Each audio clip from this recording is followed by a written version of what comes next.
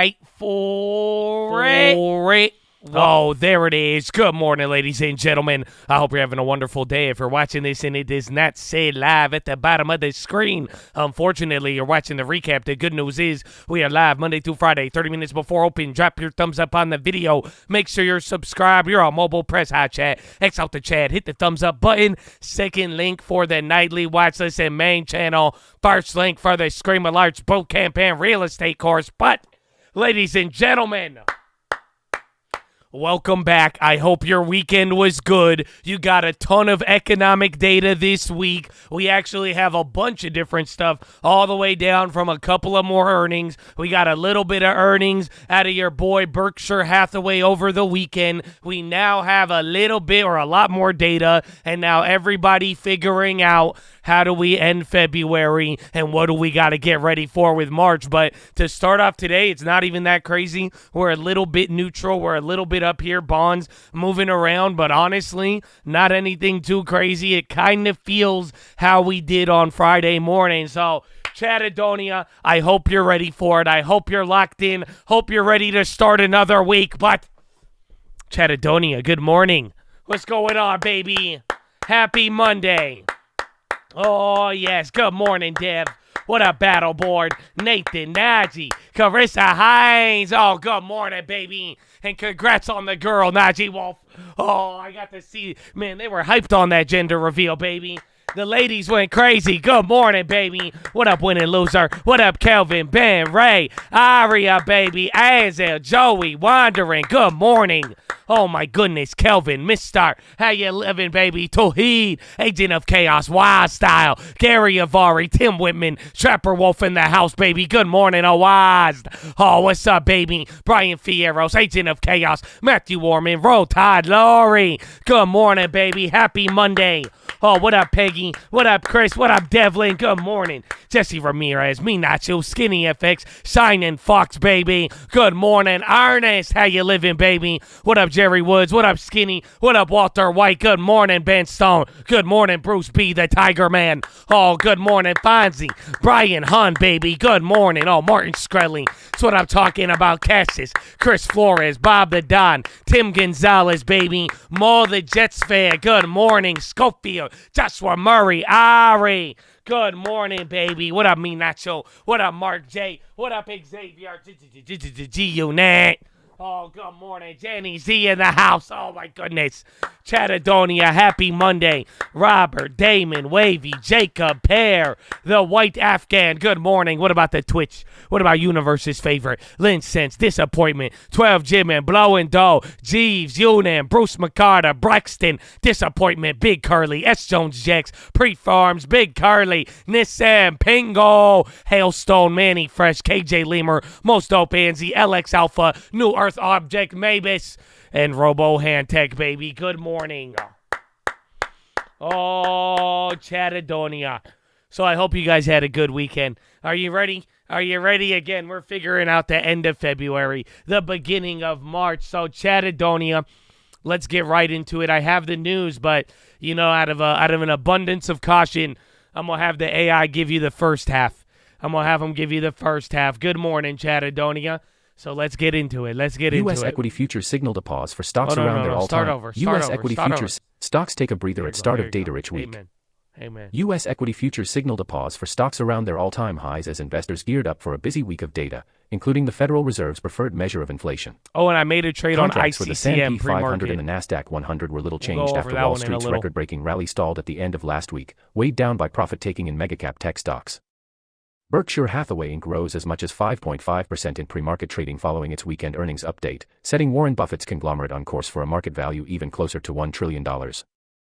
Treasury yields and the dollar ticked lower. In Europe, miners were a drag on the Stoxx 600 index as it pulled back 0.3% from Friday's record close. Rio Tinto plc and Anglo American plc led declines in basic resources amid concerns over Chinese demand. Shares in UK homebuilders dropped after Britain's top antitrust enforcer opened an investigation to probe potential information sharing between companies. Investor focus this week shifts from earnings to a slate of economic data, including Thursday's so-called Core Personal Consumption Expenditures Price Index, an indicator closely watched by the Fed. Fourth quarter U.S. GDP numbers are due Wednesday, while traders will track comments from a host of central bank officials for clues on the path for interest rates. There is a lot of economic data coming in this week, which will be more decisive for whether investors will stay in a risk-on mood, said Tatiana Puhan, Chief Investment Officer at Copernicus Wealth Management. We should factor in the possibility that if the U.S. economy remains strong for a few more months and U.S. corporate earnings as well, we should see at least in the U.S. market a further potential for positive momentum. On the outlook for equities, strategists at Goldman Sachs Grouping said stock markets have room to extend gains beyond their record highs if the economic outlook remains upbeat and investors pour money into recent laggards. The S&P 500's run to an all-time peak has left investor positioning extremely concentrated in the so-called Magnificent Seven, the team led by Cecilia Mariotti wrote in a note. While that does create the risk of a pullback, there's also space for bullish sentiment and positioning to be further supported, especially if we start seeing a more meaningful rotation out of cash and into risky assets and laggards within equities, the strategists wrote.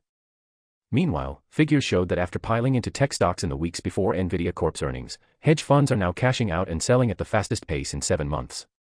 Professional managers offloaded their positions for 4 straight sessions last week, including Thursday, the day after Nvidia posted results, according to data from Goldman's prime brokerage unit. The intensity of the selling ranks in the 98th percentile of the past 5 years. The data suggests traders are booking profits on their tech wagers after a 6-week buying streak and putting that extra cash into less volatile stocks, such as consumer staples. Companies that make household products saw the most net buying in 10 weeks, according to Goldman's prime brokerage.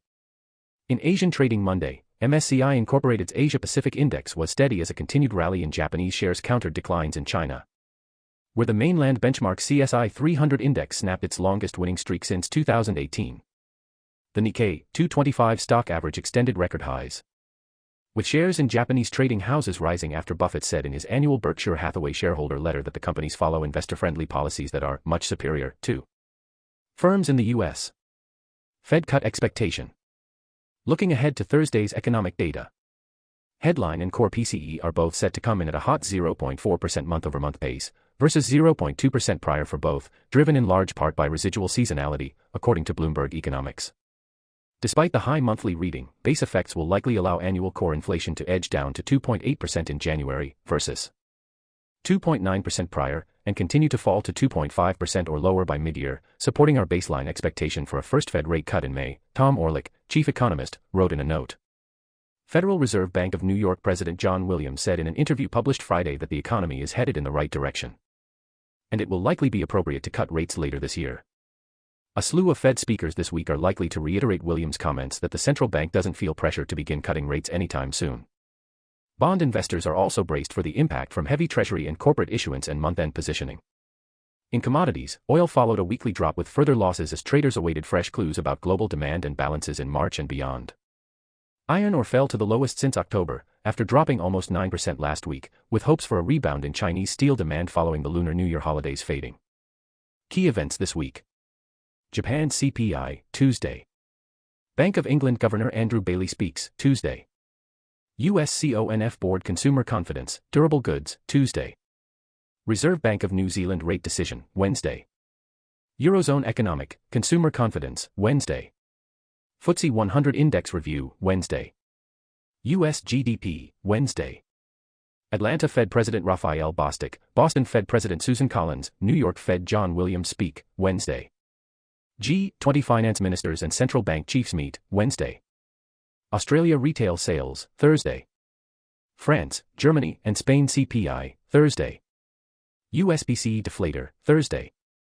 Chicago Fed President Austin Goolsbee, Atlanta Fed President Raphael Bostic, Cleveland Fed President Loretta Mester speak, Thursday. MSCI index changes, including the removal of 66 Chinese firms from the MSCI China Index, come into effect at the close, Thursday. China official PMI, Caixin Manufacturing PMI, Friday. Eurozone CPI, Friday. US ISM Manufacturing, University of Michigan Consumer Sentiment, Friday. U.S. House funding bill deadline to avert a government shutdown, Friday. Atlanta Fed President Raphael Bostic, San Francisco Fed President Mary Daly speak. Data dump. Stock futures are marginally lower heading into a data-heavy week that will help determine whether investors stick with the risk-on mood that has pervaded in recent weeks. Top of that agenda will be the PCE index, the Federal Reserve's preferred metric for inflation. It is expected to show underlying inflation rose in January by the most in a year, again underlining the long and bumpy path ahead for getting price growth back to the central bank's target. Treasury test. The raft of data will provide a test for the Treasury market too, with investors heading into the week with yields across the curve just short of year-to-date highs. In addition, the bond market will be bracing for the impact from heavy Treasury and corporate issuance as the month-end approaches. Stephen Major, global head of fixed income research at HSBC, said valuations on Treasuries look quite good at the moment, and he's taking a mildly bullish view on the market. Buffett's cash. The cash pile for Warren Buffett's Berkshire Hathaway hit a new record of $167.6 billion, and the veteran investor bemoaned a lack of meaningful deals that would provide the chance of an eye-popping performance for the group. Berkshire's profit jumped, helped by its insurance holdings, and Buffett's endorsement of Japanese trading houses sent their shares higher in Tokyo.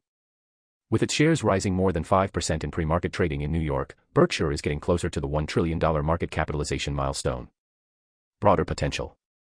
There is room for stock markets to extend gains beyond the record highs that were hit last week should the economic outlook continue to be upbeat and investors turn their attention to recent laggards. According to strategists at Goldman Sachs, investor positioning is extremely concentrated in the so-called Magnificent Seven tech stocks, which leaves space for a broadening out. Strategists at JP Morgan, meanwhile, said profit margins could be peaking and noted that all of the profit growth in the past few quarters for the S&P 500 has been driven by the Magnificent Seven. Top overnight news. Citadel Securities was outbid by Ant for Credit Suisse's investment bank venture in China.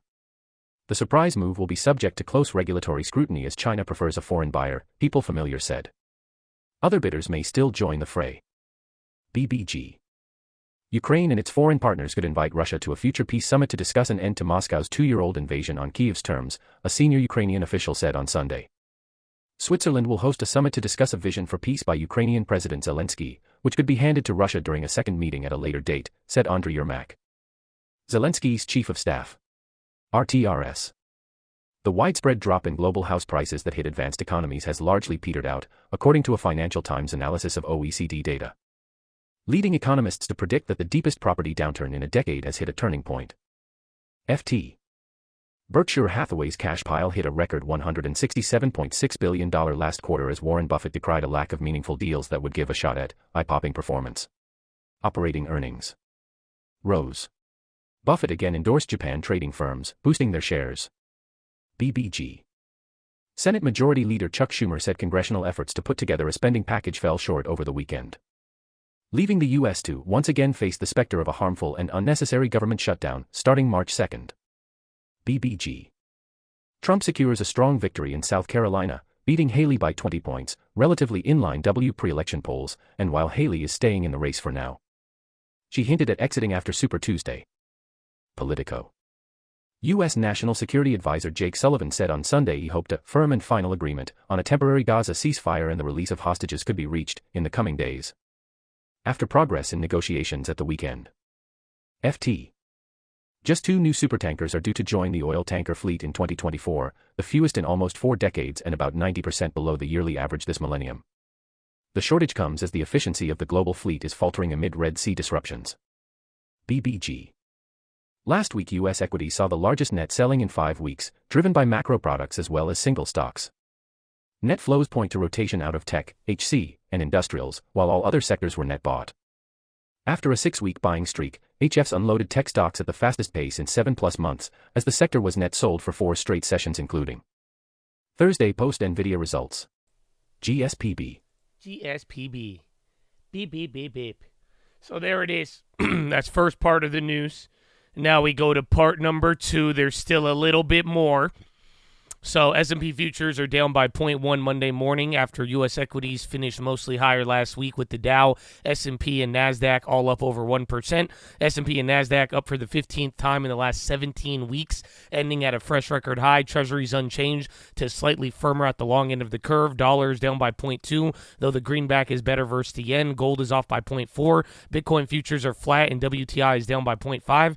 Path of least resistance has been higher as AI proliferation and secular growth theme, mega cap tech earnings, resilient macro backdrop, largely intact as broader disinflation narrative. Equity fund inflows and buybacks have tended to overshadow concerns surrounding hawkish Fed pivot repricing, bond yield back up, index concentration, and lackluster guidance for Q1 updates. Stretch positioning and geopolitical tensions. Risk sentiment expected to be even more data dependent now that the market's 24 rate cut expectations are largely in line with the 75 basis point from December dot plot. New home sales for January and February. Dallas Fed manufacturing on the economic calendar this morning. Kansas City Fed President Schmid scheduled to speak this evening. Inflation back in focus after with this week's January core PCE. Fed's preferred measure out on Thursday. The street looking for core PCE for just under 0.4 month over month, which would push both the 3 and 6 month annualized rates back over Fed's 2% target. In addition, Friday's brings February's ISM manufacturing. January readings saw new orders move back into expansion. Treasury supply, another area of scrutiny, with $169 billion in 2-year, 5-year, and 7-year sales this week following last week's disappointing 20-year bond auction. Not much corporate news. Much of the headlines have revolved around record cash pile at Berkshire and Buffett's comments about lack of meaningful deals to move the needle. Financial Times had an article on renewed scrutiny surrounding Goldman Sachs CEO Solomon. AA made $2.2 billion offer to acquire Australian JV Illumina. Multiple reports noted AVGO near deal to sell remote access unit to KKR for $3.8 billion. Stellantis in the headlines with price cuts at Jeep, extending earnings roll with more January Q reports for retail and tech this week. Higher profile reporters include Lowe's, TJX, BBY, and Macy's, alongside CRM, Workday, Dell, Baidu, and HPQ. And I think that's it. Yeah, there's no other headlines. I already went over the other ones there, or AI did. Not bad. Not bad. So, yeah, that's it. That is it. I thought there was going to be one more set of headlines. Core PCI, ISM manufacturing, retail, and tech earnings to be the theme of this week. As far as pre-market movers, actually it's a great time. You got LI, they're up 9.8 off of earnings. KEP up 5.6 off of upgrades. Teva up 4.7. FDA has approved Simlandi. Adalimumab. Injection, Domino's up 4.7 off of earnings. Micron up 4.4, commences volume production of HBM3E solution. BRKB up 2.1 off of earnings. Robinhood 2.1 off of nothing. AGTI up 29.2 to acquire THL to acquire them for $10 a share. RCM is up 15%. Holder, Koico, and Koico 2 believe the board should consider strategic alternatives. Also offers to acquire for $13.75 a share in cash. IBRRX up 14.9, KRYS up 14.4 off of earnings, FRPT up 14.1 off of earnings, ALVO accepts offer to sale for the value of $166 million at a price of $16.41 a share. HCP is up 8.0, Morgan Stanley upgrade, PPC up 6.9, earnings, FLNC 5.3, Susquehanna upgrade, AS up 5.1, various sell-side initiations, Max is up 4.9, BMO capital market upgrade, ACMR is up 4.8, nothing, AMR up 4.4 off of earnings, Verve up 4.0 off of nothing, Wisdom Tree 3.8 off of nothing, NHI is up 3.1, Wedbush Securities upgrade, Lucid up 2.8, Lee Auto Sympathy, CLDX is up 2.0 off of earnings. Holo is up 52 off of nothing. ALT is up 19%. Servoditude Phase 2 trial sympathy. MIST up 14.1. Plans to resubmit NDA for etripamil after the treatment of PSVT in Q2 2024. OCGN up 9.5. RMNI up 8.5 off nothing. CRNT 8.0 off of nothing. KALV up 5.3. Additional Phase 3 confident data. Pod or Pinduoduo trading down 3.1.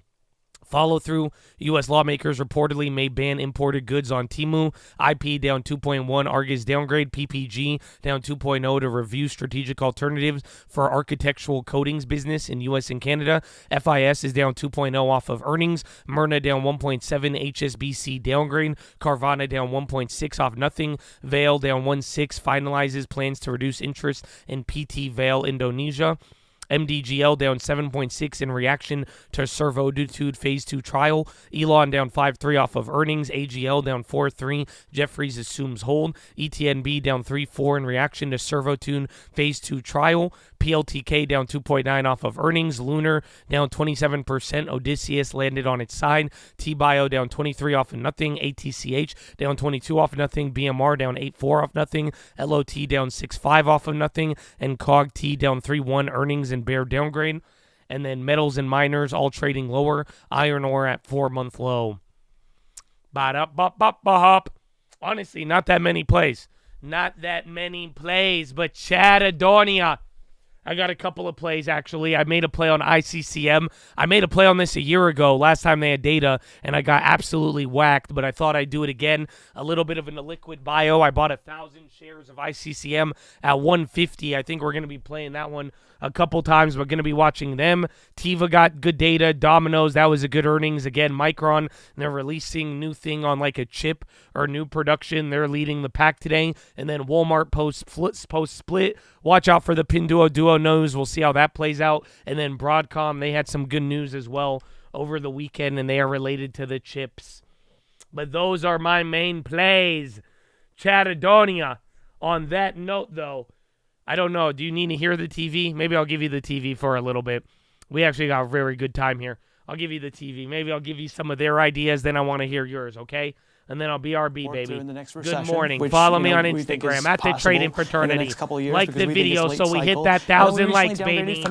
Good morning. Consumer credit, when you think about lenders, you better hit that like button. You better wake up reserves for the consumer, which is starting to feel ready for some plays. Priya, can I close off with you? You said it's too early to say with any conviction that the lower trend in inflation is gone. Now, if you see a material trade down, slowdown in retailers at the coalface in these numbers, how does that play into that narrative for you? Will that reinvigorate the potential markdown, price down, slowdown, disinflation narrative? I think it will, because to the extent pricing power for these retailers has gone down, or the fact, does that start to impact margins? Does that start to impact how much they hire? I mean, I think what's underpinned the soft landing and the low inflation narrative is that even though the labor market remains tight, wage inflation has started to come down. And as that continues to fall, I think that's going to bring that inflation narrative back closer to 2%, which then allows the Fed to cut. So we're absolutely looking at these retail earnings. I think to Sameer's point, the household sector, you have to look at the distribution. The lower end consumers and households are struggling. Those savings have come off and real incomes have not grown as much. So, which is why if you look at delinquencies, they are picking up at that lower end. Does that crack start to deepen out? And I think that if we see signs of that, I think the market is going to get nervous about the soft landing narrative, and bonds are priced for soft landing. So I think that's when treasury rates have room to come down. It's one of the reasons why we like owning these 5-year treasuries, because if you start to see signs that maybe the consumer is slowing, maybe not to recession levels, but slowing more than what's priced in, I think the Fed has a lot more room to cut at that point, and no market's really priced for that. So I think owning risk assets into these earnings, along with some treasuries, will give you cover in case we do start to see either that trading down, which is not a great sign for the consumer, given how strong the labor market is. It is the perfect entree. They just cut her off. They just cut her off. All right, Chatadonia. Got to hear a little bit about bonds, a little bit about risk assets. Carissa's saying we need at least 1,300 likes. Oh, my goodness. So, Chad, like that video so we could get some plays out there. But tell me, what is your first play of the day? Post it in the chat, baby. What do you got? I still have COG-T, yes. And then I grabbed 1,000 shares of ICCM. Old biotech. I don't know if this will hit, but they had some data. We'll find out. What do you got, baby? Post it in the chat. First play of the day.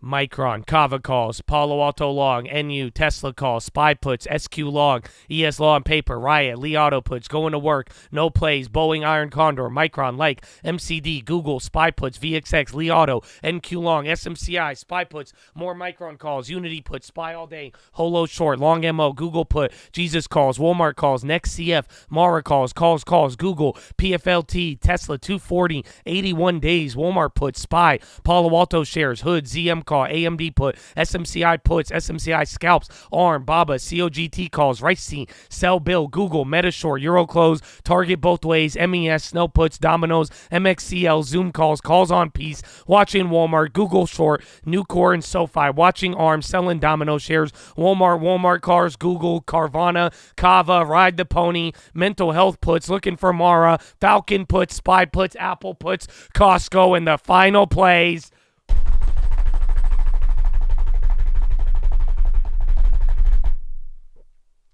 Square continuation, ICCM, Novo and Eli Lilly, Intel, AMD, and Domino's Pizza. I called them last week. You told me to leave to NVIDIA. Oh, regen, baby. Man, you still coming with that energy after Friday, bro? You were on some weird shit now, too? Good morning, baby. Good morning. Good morning, baby. Good morning. But Chatadonia, we only got 15 seconds. I already told you my place.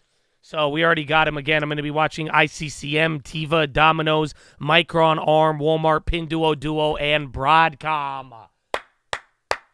But Chad, we made perfect timing. We made perfect timing. So let's see what we have. But ladies and gentlemen, boys and girls, here at the Cult, before we do anything, before we try to chase the dollar, before we try to enrich ourselves, before we try to do anything, we must pay homage to a very special group of people that has made a sacrifice that most of us never have and never will. And I am talking about the veterans of the United States of America. So on behalf of the Cult, the people here, the people not here, want to give a huge special shout out all the active servicemen, past servicemen, anybody who has served this country, even their families, for real. Thank you for making the ultimate sacrifice. Whether people appreciate it or not, I hope you know we love and appreciate you. And I want y'all to know that this is something you should all live on to the day that you die and show that love and appreciation to those vets. But Chad, God bless all of you. And big shout out to the vets. And big shout out to anybody else out there giving back to their local communities. All the doctors, nurses, teachers, firefighters, police officers, the janitors, coaches, anybody giving back to their communities. I hope you know you're blessed. I hope you know you are the ones who are making everything run. So thank you, thank you, thank you. But ladies and gentlemen, please rise. Place your right hand over your heart. Say it with me.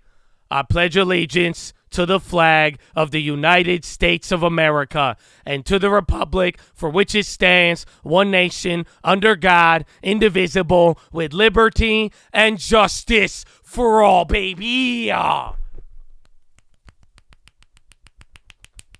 Senator Jets!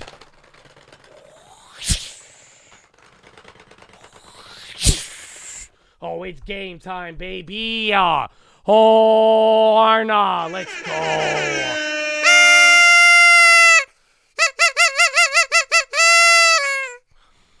Oh, Chatadonia. Chatadonia. Send in the Jets, baby.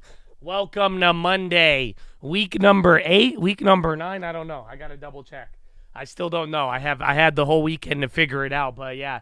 Either way, Chatadonia, we here. I hope you're ready for it. We still got to deal with a little bit of the momentum hangover from last week. Let's see what any of the Berkshire earnings and anything overseas give. But remember, there is a lot of data this week, so we are starting off a little calmer here. We'll find out if any of that feeds through, but let's have a good day. Oh, I didn't do the random play. You're right. No, I better hurry. I have a minute. Great reminder. Thank you. YouTube random comment picker. No. We better hurry. Hurry. Hurry. We're getting to the end. Quickly. 8 plus 6 is 14, I think.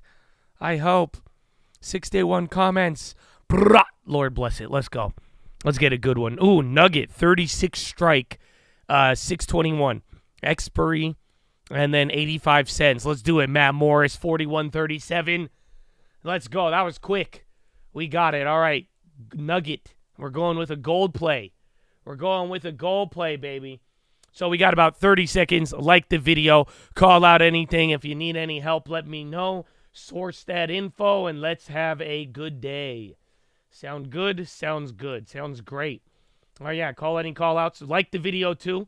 We still need 1,000 likes. We'll get there eventually. We're close. We're honestly not too bad. Some of y'all could hit that like button. You got less than 10 seconds. So let's get ready and good luck. And I will see you at the bell. At the other bell. Yeah. 2, 1. Round 1. Fight. All righty. What do we have here? Oh, Walmart? Wait, do we have a Walmart play? No, and those are just tweaking out. I forgot those NEMs are moving around. All right, a lot of contracts moving around. We have plays on Snow and Redfin for the pre-earnings. Oh, let me get the, what's it called? The random play. Nugget What did he say it was? A Nugget June? Mara calls.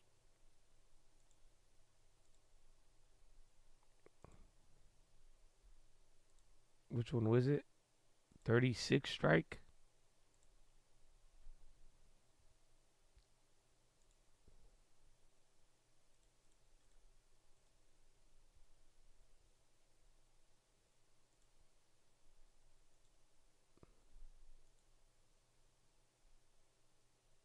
All right. I got the Nugget play. All right, random play has been secured. We're good to go. Walmart. Yeah, Walmart already split. And then ICCM, that was the bio I took in the morning. See if those snowflakes end up running. Carts moving around. And then AMAT, I forgot about those. The ARMs came back up to green. So if you had those shares from last week. Yeah, Micron had this like new chip thing. And they announced something, but they're the ones leading. Like out of any of the chip makers today, I do think Micron is the one that's like killing it. So we'll see how that one plays out. That could come down. Coin ripping, Rivian dying, HD. HD's up. You have Lowe's earnings this week as well. TJ Maxx and a couple of others. NVIDIA is moving on the high. NVIDIA is above 800, up 1.8 right now. Where's COG-T? That's the other bio. That one's still down. Elon on the high. Amazon 52-week high, 176. And again, bonds are going up. SPY at 0.16. Where's Domino's? That was post-earnings. They did good. Domino's is up 8. That might continue. It's either going to pull back real quick or it's going to be able to go above 9, 10%. ARM and BABA, SHLS. BABA is still red. SHLS, $14 stock just popped. Mara moving. ICCM falling now. Roblo, Kava running. CPNG. Roblo's up by 0.2. Zoitis on the high. Kava, Airbus, or ABUS. Airbnb is down. AMD rejecting 180. What about Intel? And then ARM is still going. So, again, those shares, I think I'm still down on booking shares. Yeah, booking shares are clobbered. And then, oh, damn. We have $400 on ARM? The fuck? So you almost have $10 a share on, or not ARC, on ARM. So ARM is actually moving up quite a bit.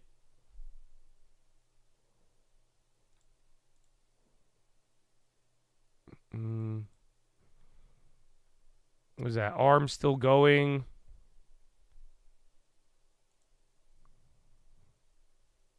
Oh, Ruckus was from last week.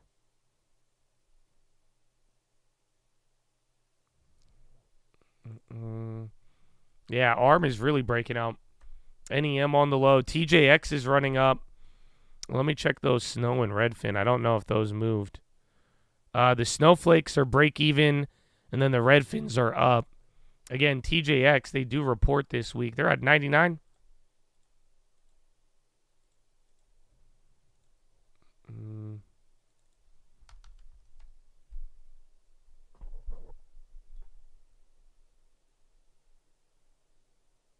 What the hell's wrong with those?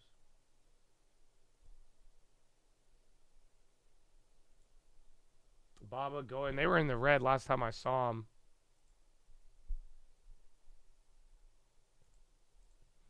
Tesla broke 195. There's TJ Maxx. And then SPY still holding up. And then again, ARM is killing it.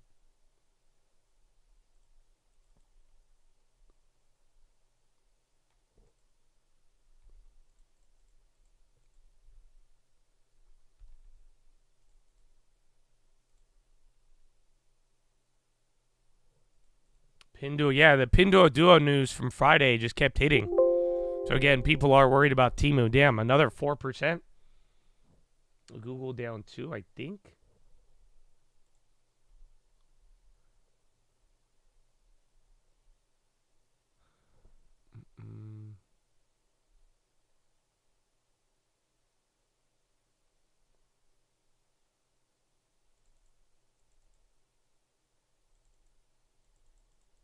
Coin looks good. Pinduoduo still going down. Robinhood on the high. Watch any of the other chip makers. NASDAQ's up 0.15. Everything's green except the Russell, and everything's moving by like 0.15 here. Yeah, Pinduoduo is about to hit another low right there. Again, you have Baidu earnings this week. Keep that in mind. PBF on the high. And then Baba's actually right at break even. Lyft is going up. Apple in the red.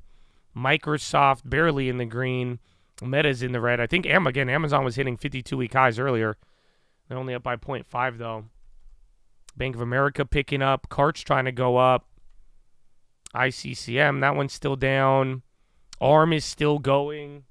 So again, you have a good gain on those ARM shares. That's actually crazy. PayPal picking up. Oh, I forgot about Square. I forgot Square from last week. Did it finally give up a little bit from those gains? You're like still holding those highs. That's crazy. So I totally forgot about that. ARM's still going up though.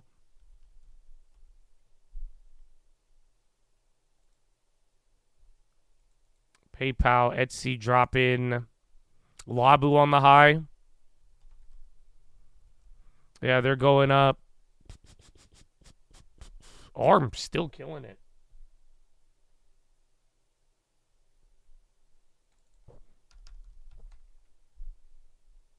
Where's Melly? Target getting wrecked. Don't they have earnings coming up, though? So, again, Target's down 1. Walmart's up 1 after the split. And there's NVIDIA. ARM is still running. Disney trying.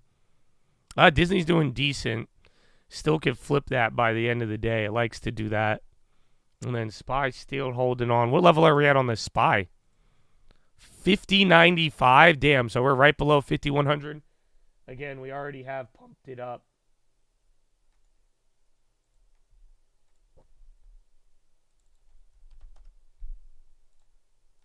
Bro, has ARM ever been this high? I guess ARM did hit 160.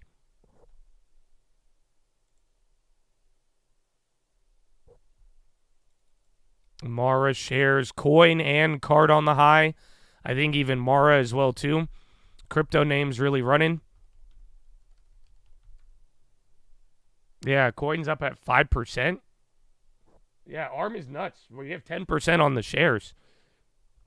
So ARM is either going to go for the 150, 160 breakout or it's going to stop here. We'll find out. Palo Alto. Yeah, MU was another good one in Chipland. MU's up literally another 2% from open. There's ICCM. That one hasn't moved. Tesla's even going up. Palo Alto, you guys are calling that. Palo Alto up 3. ZSA. Pfizer flush in. Wasn't healthcare was good on Friday. Interesting. XLV's barely up. Again, Russell's right at break even. SPY, Dow, and VIX all green.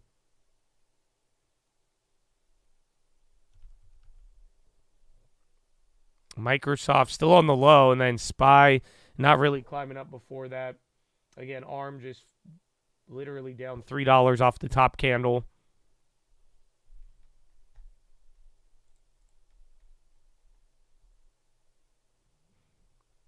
Let's see. Those Celsiuses are up. I forgot they have earnings this week too, I think.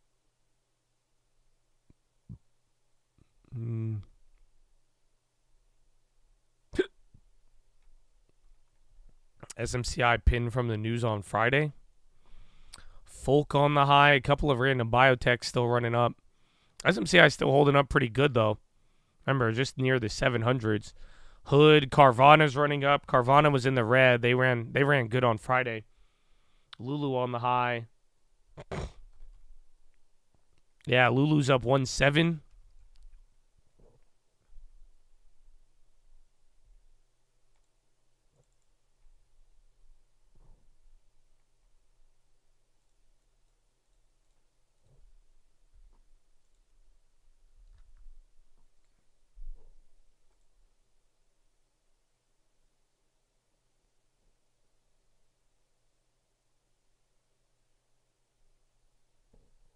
So JP Morgan went red.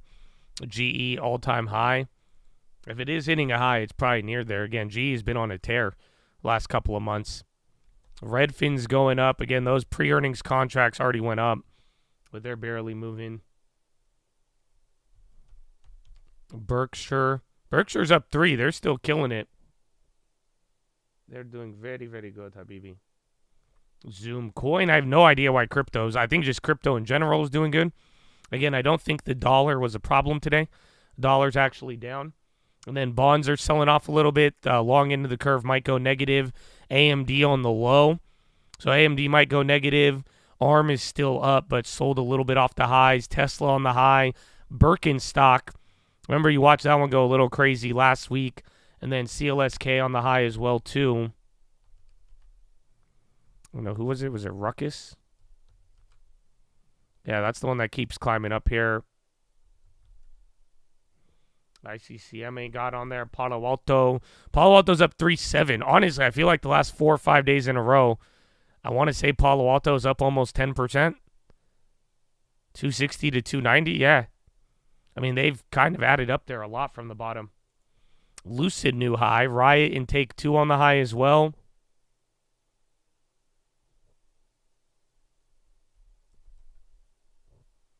And then Tesla's still holding up very good. Wolf on the high. Maravai, Life Sciences on the low. And then Micron, they had a candle red off the top, but they're still outperforming. Mara's going up there too. Again, we just had Coinbase up. Even Redfin and SPY holding. VWAP, again, now the Russell has gone green. They were red, and then we're still right below 5,100. Implied move on Redfin is a lot. I'd have to double check, but I remember when I priced it in, it was on Friday. It was a lot. It was not small, my friend.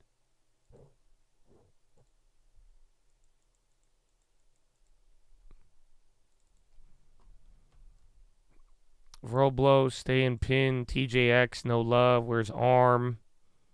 ARM was fun for a little bit. And then GM 1.3.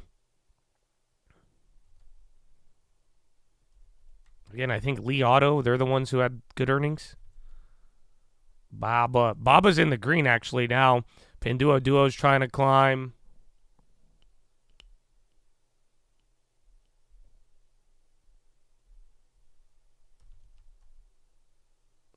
SMCI. GoTo.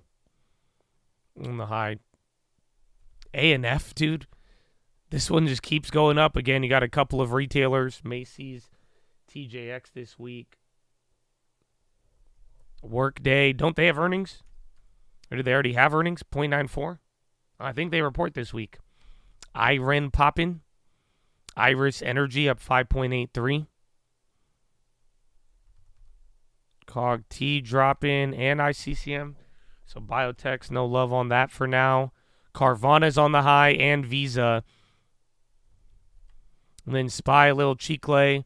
Carvana's up 3.82. IRM on the high. And then NASDAQ barely up. NASDAQ's actually the weakest. So now Russell and Dow kind of took off. And then SPY and NASDAQ are the weakest. And then you still got your boy, the VIX, in the green. Ironically enough.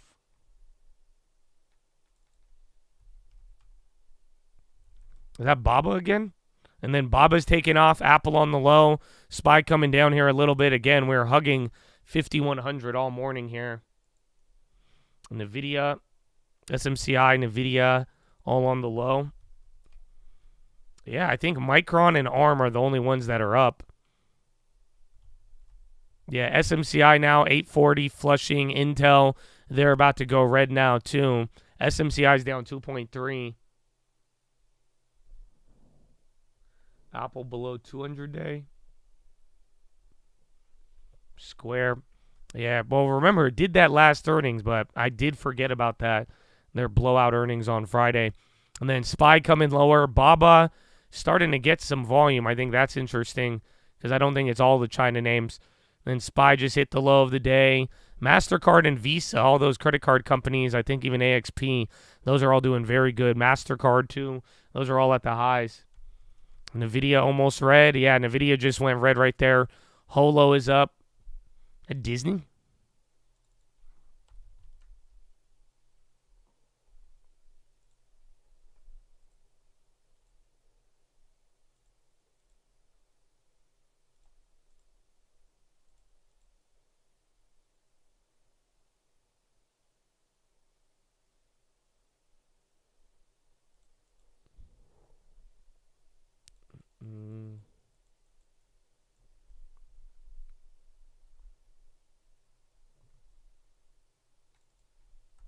Tesla's on the high. They're running. And then AI as well.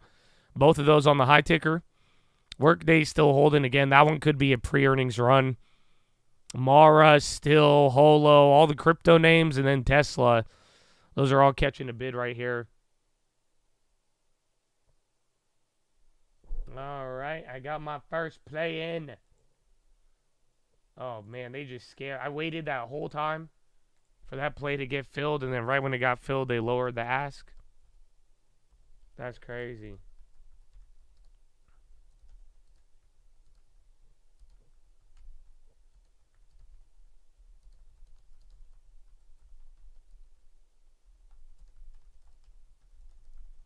All right, I made my first play. I don't think y'all made your first 1,000 likes. So now we have to get, now we need 1,200. So this just got a little bit more awkward. But yeah, I made my first play of the day. Good morning. I guess technically ICCM was in the morning. But yeah, I made an option play right now.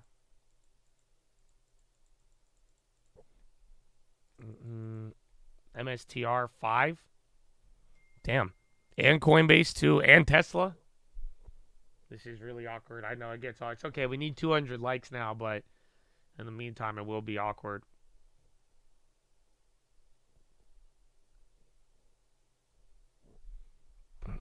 Urban on the high. Dude, that's another Urban Outfitters 52-week high.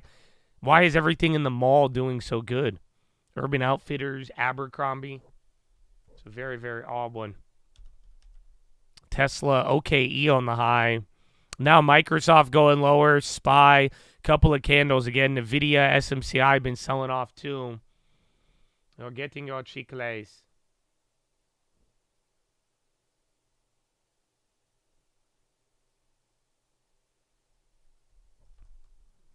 And then Tessie's still up. Honestly, the push and pull today, quite wild. It's only been like 18 minutes too.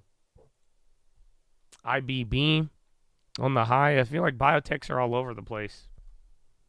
But yeah, iShares Biotech up by 0.5. I guess even XLV barely. But they've been going back and forth from last week.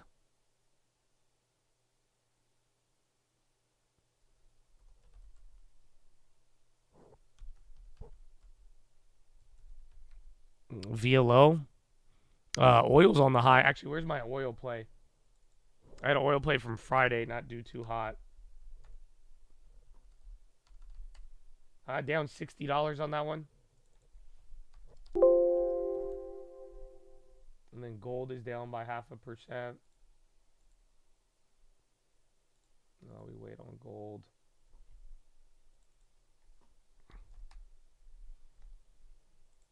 Walmart moving down as well. They were doing very good in the morning. Again, a lot of, but then again, random like retailers, like big box stores are up. Some are down right now. It's kind of hit or miss. There's like a little bit of that earnings effect still lingering. Again, VLO on the high. Walmart is trying to come down here. ARM still holding a solid 9%, which is kind of amazing. And then NVIDIA, Hut, Mara, more crypto names are still running up. Those are not stopping. AMD did fall down. Micron came down like 2%.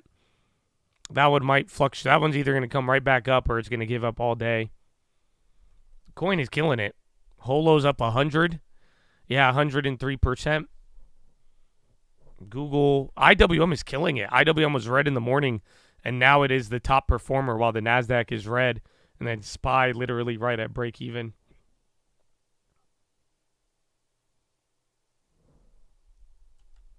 iBit, NVIDIA back to green. Energy is on the high here, so again, I'm still down on my energy play. Oil is barely up by 1/4, but you're starting to get some moves in oil. Where are banks? Banks are green. Remember on Friday, a lot of them were doing good. VTLE looks a liquid. Vital Energy up 0.8.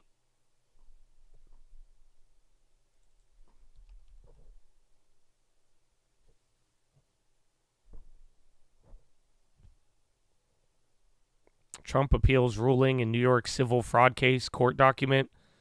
Again, VTLE, Candle. Carvana's back on the high. Walmart now going into the low. Walmart might go red. Carvana's up 5.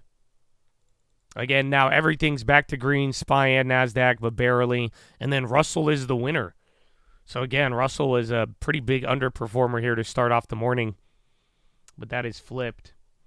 Yeah, Russell is gassing. FIS on the high. Pinduoduo still down. Baidu right at break even. And Baba still keeps coming up. Amazon hit 52-week high in the morning. Now red. Apple in the red. Meta's in the red. And then I think all the big tech, even NVIDIA. Very interesting.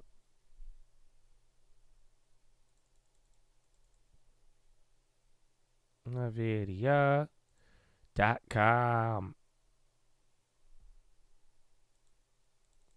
Is ARC on the high? ARC's up 2.0. Beyond. Beyond running a little bit. 4% at the high. GM, bro, I feel like GM, Ford, Tesla, all the automakers after young Li Auto did good today. Again, Li Auto's up 16. HD, again, Lowe's has earnings. All right, oil starting to break out a little bit here at the high. Oil candles on oil futures getting up. Lagarde says ECB not yet there on inflation. Thanks for another week. Thank you, my friend. Good to see you, Regal. Bright and early. Good morning. 10 on the high. Solar plays going up. And then again, bonds just hugging break even. Dollar did come up a little bit. Amazon and Google, they are going into the low right now. So NASDAQ is back to red. ICCM just got a volume candle. Oh, then it came down. Maybe my thing is tripping out. Twilio up again. I am going long on Redfin earnings. I'm already long on that one. You got to watch the watch list, but we did that on Friday, and I'm going to sell out before. So most of the earnings plays I'm in right now, I do not plan on holding them longer than the pre-earnings, a.k.a. I don't want to play them for their reports. Oxy Energy's coming up. Google. All right. Chattadonia. I need to go to the bathroom if they'll let me. Follow me on Instagram at The Trading Fraternity. Good morning, good evening, good night. Like that video. We still need 1,200. Oh, yeah. But I will BRB. Follow me on Instagram. All right. I'll see you in a little bit. I haven't seen a piece of pizza in about 20 years. Abby, thank you very much. Carbohydrates. Anyway, there you go. Coming up, market moving events for the rest of your week. The Trading Diary. We'll set your agenda right here. This is Bloomberg. Never mind. I thought Jim Cramer usually on this side. Jim Cramer on her own. Can he go pee? Guess not. Iova going. Oh, that was from Friday. I think all the biotechs are starting to get some volume here in the morning. So we'll see. You're going to have to give me a little for my bathroom break. I was waiting. 50.92 off the bottom. A pizza. ARM climbing back up. Why did ARM and Redfin got the same chart today? I'm like, again, we have 10% on our shares, which is crazy.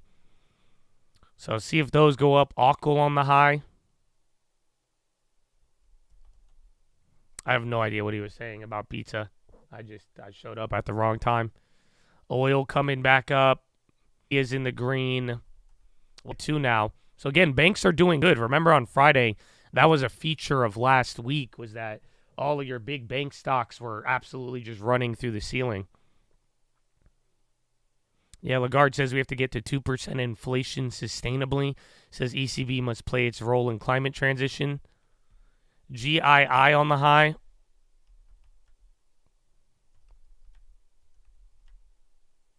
COG-T still down. Citi's on the high now, too. Again, Wells Fargo is running. Oh, Citi.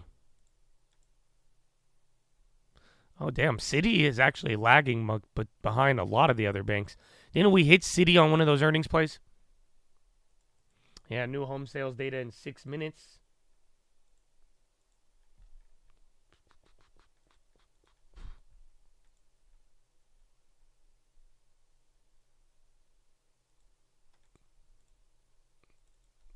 Yeah, Citi. JP Morgan starting to run up here too. Palo Alto. Yeah, Palo Alto's up 10% from the low. It's actually kind of insane. And then Domino's is up 9% off of earnings still. And then Berkshire Hathaway They're up 1.4, and then ARM is just 8% for no reason. Uber lows, no way. Pinduoduo pumping, still down a lot. Remember, we were trading in the 130s on Friday. So that's still a pretty big follow-through considering what happened. Snow just moved up to break even, then came back down a little bit. G-Gall on the high. All right, now they're talking new home sales. Tuesday, we roll into the retail earnings Macy's and Lowe's. Thursday, Fed's preferred inflation gauge, PCE, looking for a little bit of a pip higher there. Friday, potential government shutdown deadline. Keep an eye on that. That was countdown to the open right here on Bloomberg. Monday morning, set in your agenda. Green on the screen for equities. Can that endure? Are you brave or do you feel the NVIDIA frenzy? Good morning from New York.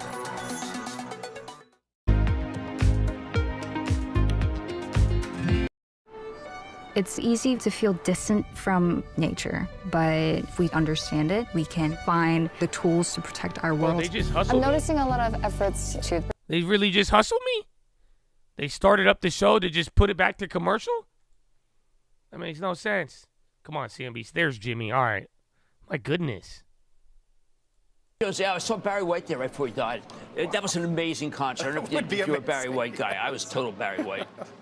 It was fabulous. Jim, what's on tonight? Okay, I've got Elanco, which is pet, and it looks like a clear miss this morning, ELAN. And then Huntington Bank, which is a commercial real estate. Again, get a little sense on from Steve Steinauer about whether Barry Sternlicht is, the big black hole everyone's so worried about is commercial real estate. He's not alone.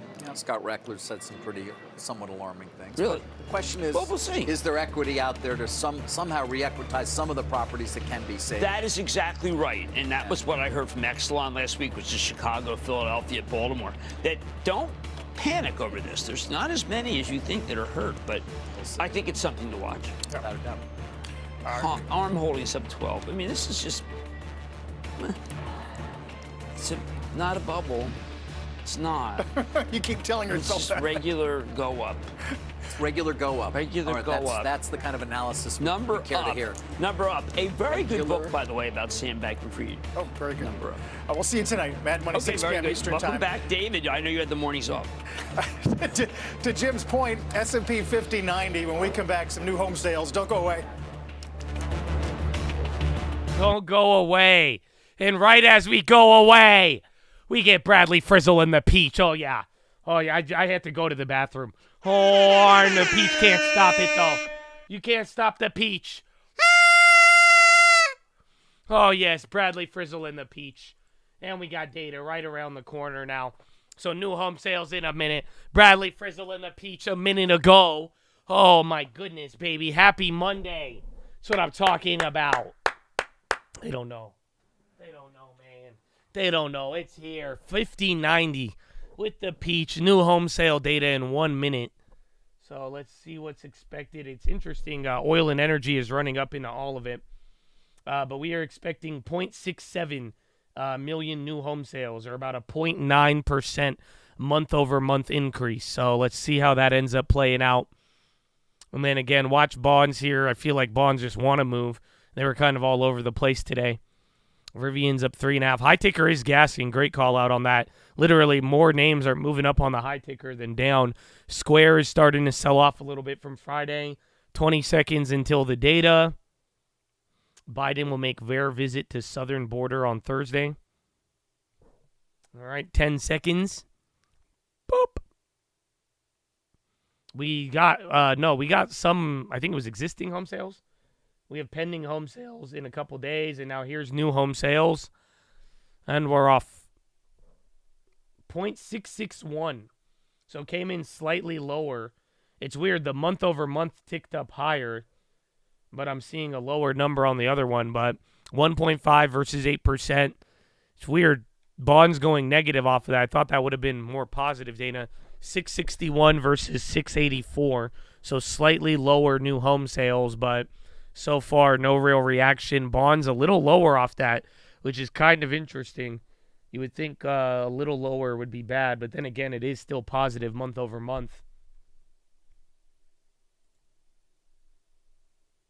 So that's 2 months in a row of increasing new home sales.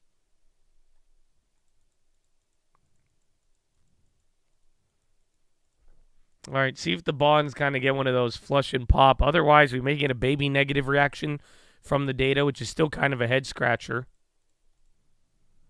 Again, data was slightly lower than expected, but still overall strong. It's way lower than last month, but it's still positive. So last month increased 7%, and then it went up another 1% right now. But then the number was slightly lower than where it could have came in at. 661 instead of 67 or 68. I think Redfin is on the 27th, so tomorrow. I don't know if they're pre-market or post-market. And then Snowflake is on the 28th. And then TJX is on the 28th as well.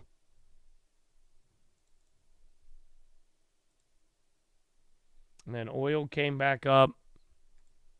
Still red from where we got it the other day. Again, bonds near the low. So is the SPY.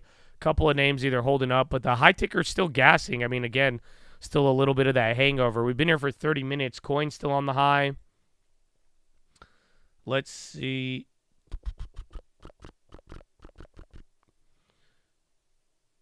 See the breakdown. So Dow Jones, 14 names red, 15 in the green. So almost 50-50 on the Dow. They're green. NASDAQ 100, 45 red, 56 in the green. So more names are green on the NASDAQ. And then S&P 500, 212 red, 289 green. So more names green, but we are still like 50-50 on every single one. Palo Alto, that's another high. That one keeps going. Tesla, little pop. Lyft is up. Meta on the low, 480 flat.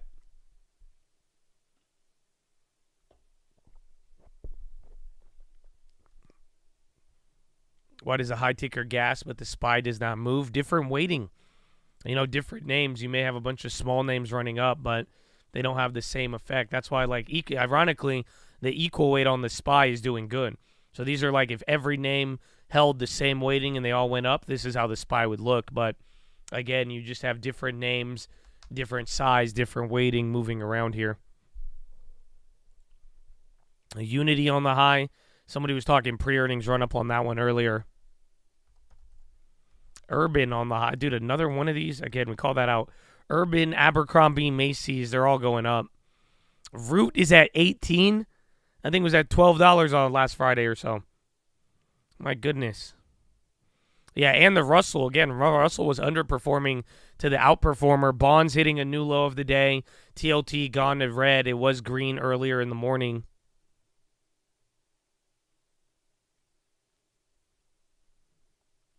CTXR, what's that? Citius Pharma, looks like a small cap. Beyond Meat breaking out in the month. They're moving up earlier. Charter Communications, CHTR up 1.5. Car, a lot of people were trading that one last week. Citi again, another high. Citi looks like a late bank earnings just runner now. Because, again, they ran, but they're still kind of lagging, I think, behind all the other banks. Snap on the high. They're about to go green. Airbnb still in the red. Booking, they're up today from what they did on Friday. Why are bonds stupid? Bonds are just kind of holding a little bit of that relief from Friday. Again, they were up for no reason today, but I think they're just in their world, but a lot of their own little world. But a lot of people are talking about bonds looking attractive all of a sudden. So we'll see.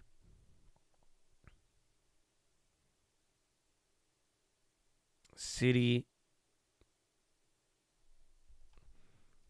I think Citi maybe with shares, but options will be good just in case it does have one of those turnarounds. You don't get trapped on it.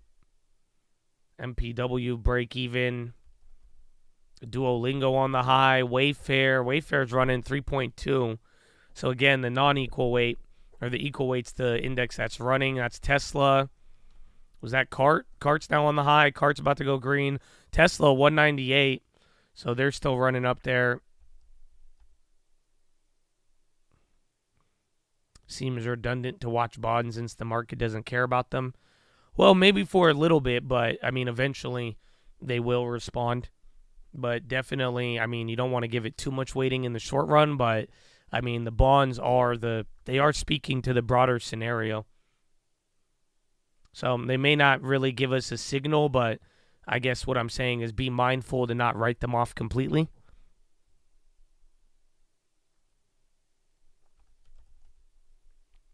Four stocks make up 26% of the NASDAQ. I think on the S&P, 20 stocks could be responsible. Like the 20 biggest stocks are responsible for like 85% of the gains, I believe.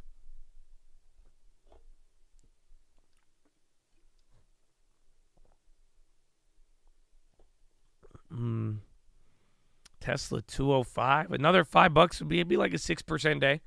I mean, it's possible, but that would be a pretty outsized day for him.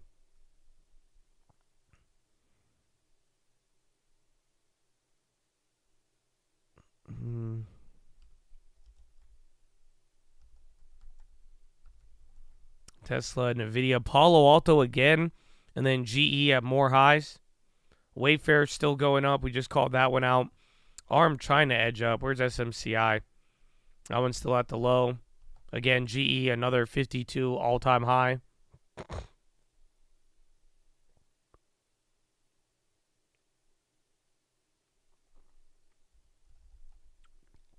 Yeah, Tesla's still doing great. OBRDA.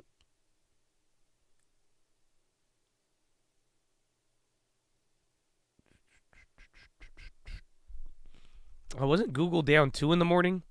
Yeah, Google's still down 2.6. Out of all of them, it's the worst. I think Meta now 0.4. Palo Alto again now, even PayPal, but Palo Alto, I think that's one of the bigger winners, especially off the bottom from a couple days ago. Dollar is creeping up. Probably was just closer to negative not too long ago. But then dollar's coming down again. Real estate data brought the bonds down, surprisingly.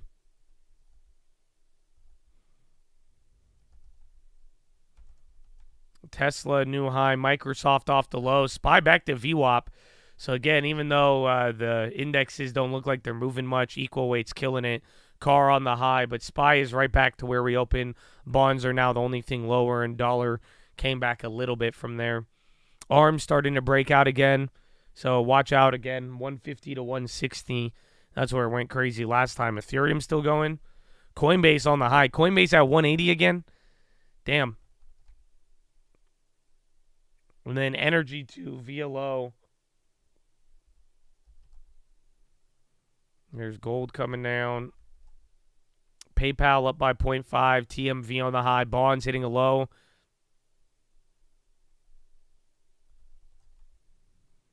NVIDIA is like barely in the green. That's been a wild one. Booking's still going. I'm still murked on those shares, but it's coming up at least.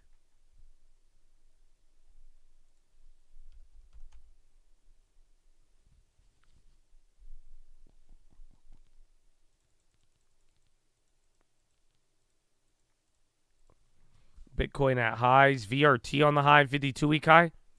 Oh, Veritiv. Didn't we have a play on that one? I think I only went with puts on that one. Oh, no, we have a call, but it's not going up. It's moving too slow.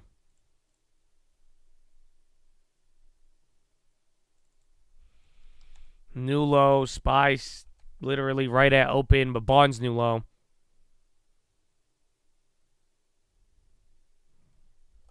SMCI. Maybe they kind of look like NVIDIA, and then Micron and ARM kind of in their own little world. ARM looks a little better now. Mara's on the high, another crypto name. Crypto's been like pretty unreal to start off the morning. Crypto has gone very crazy. The comments not going through. I see it. I don't remember seeing Sky T. Up 17. Palo Alto up at 300. Palo Alto just recovered. That's it. Palo Alto, very, very big move. Bullish on Redfin for the pre-earnings, but again, Redfin is either going to be one that surprises and does very good and moves 30%, or they have a disappointing earnings and then they probably drop another 30. It's kind of like a Snapchat. But I think before I'm down to sell the premium. I think we already have premium that's up.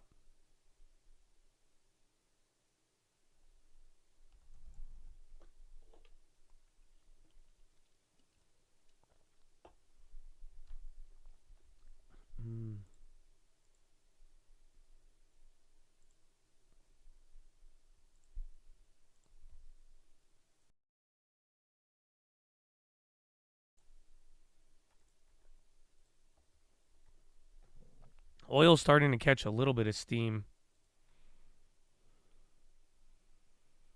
Doug, Disney. Let's see if ARM breaks out. That could be good. I could get behind that. Disney 108. COG-T still down. Boeing on the high. And then SPY back down. Bonds from the low. Root, man. That one's nuts.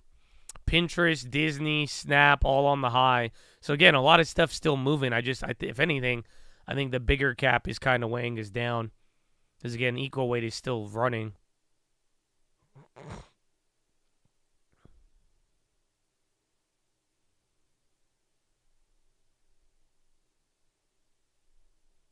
Tesla 199, yeah. And climbing. Tesla's 3.8. Again, Li Auto did good. I think literally all of them, some more than others. Even Rivian, they're up 4.5. RPT on the high. Yeah, Tessie about to hit 200. I got that in the bottom right. PLNT. And again, crypto, that's been going nonstop. Tesla 199.70. I don't have the micro gold. No, I sold that out like for a couple $100, I think a week or two ago. I'm in a micro CL, and I'm down $40. That one's from Friday.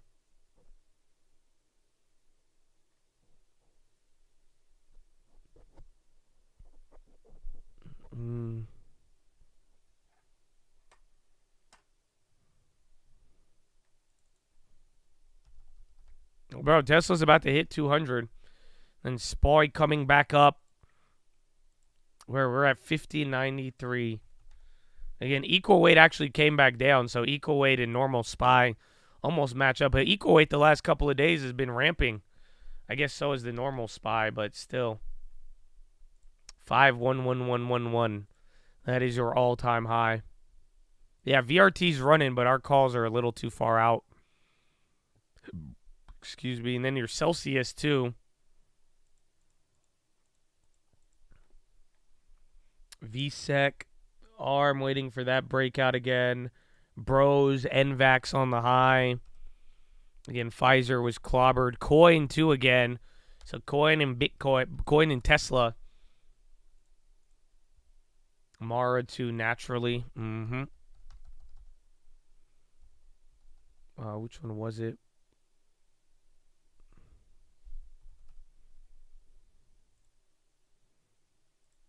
Why is ON? I'm not too sure.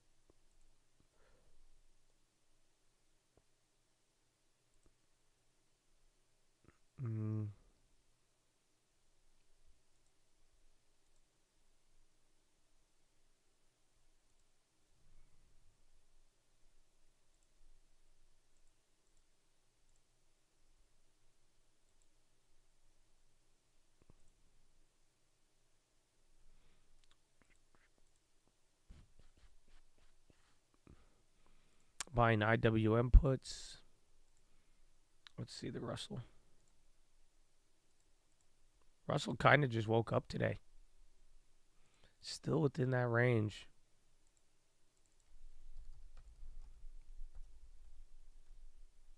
A SPY coming down here. One little red candle. We had low tickers kind of picking back up. Pinduoduo, Baba. China plays might come down right now.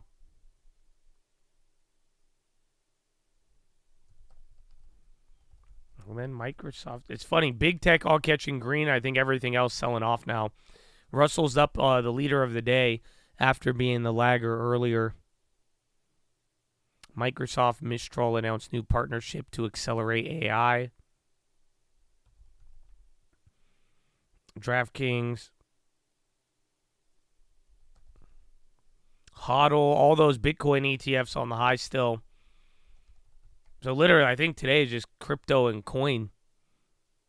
All the crypto names are just running up here. When BTFP, I think it's going to be interesting, if anything, like with funding and all of that. I'm more interested in quantitative tightening by March, whether or not we run out of reserves and whether or not we actually end QT. But we are going to watch a slow of the BTFP program. Again, no new loans.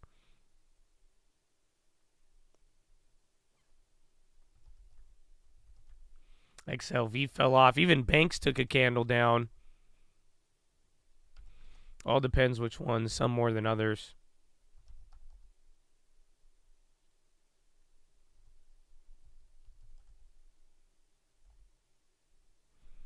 Mara, coin.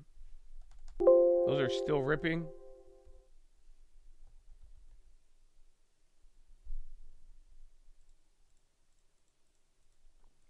I did not buy Walmart. No, they split though.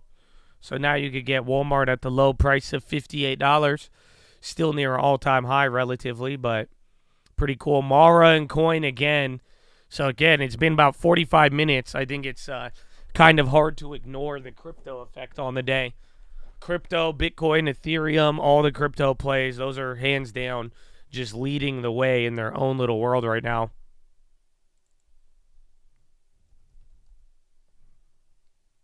ARM.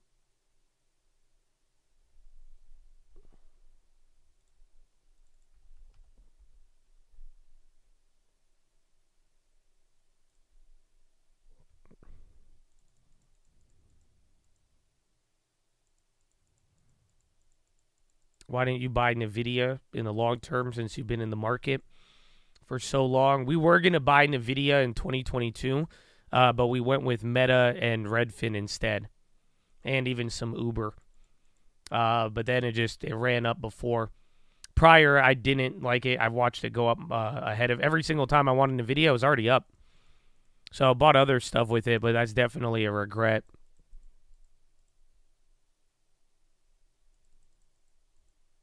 I don't know if Kathy bought back in. There was something on her selling NVIDIA this morning, I think.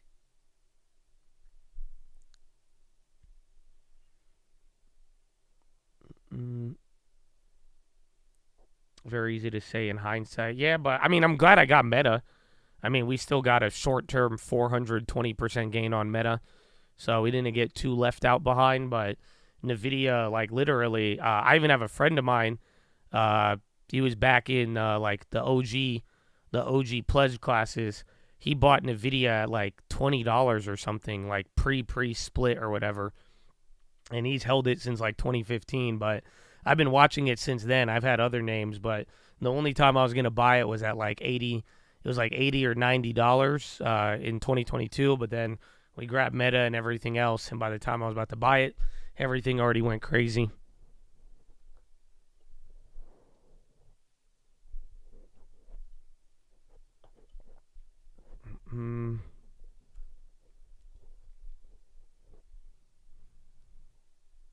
CLSK still going. Mara, more crypto on the high.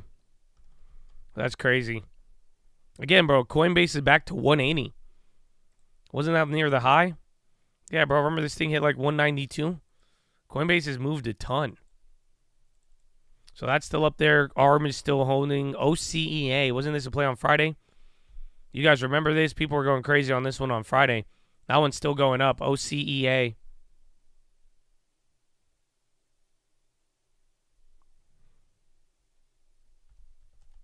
NVIDIA, they're starting to hold up a little better. Now more Mara. Netflix even coming back up. Netflix in the green while all the other big tech is kind of in the red. I guess Amazon went back to green. Meta is now getting a candle. All the big tech starting to play along here. It's funny. Everything's green. So, like, literally, NASDAQ, SPY, Russell, then even the VIX. Everything is literally in the green right now. Lucid getting a candle. More crypto plays. And then Meta, a nice green shoot off the bottom. And then Netflix into the high, 588.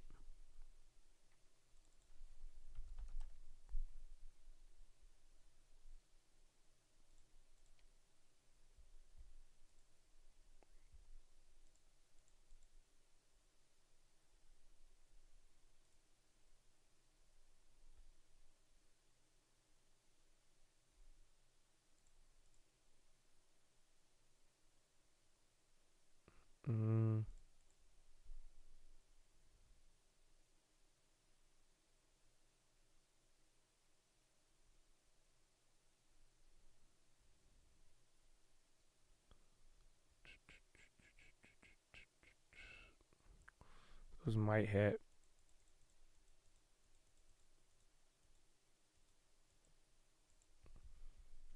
We'll come back. I have a play idea. I'm going to come back to it.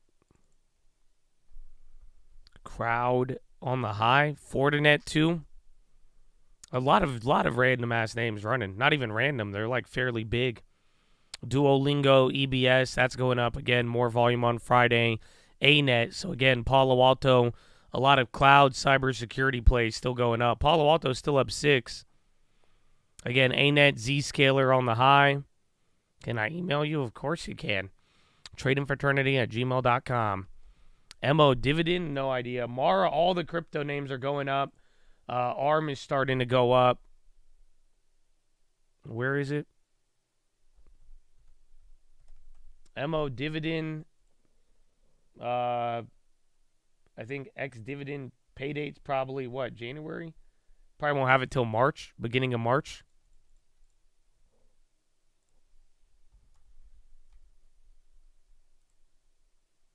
You're about to hit a new high on ARM. So that one's going up.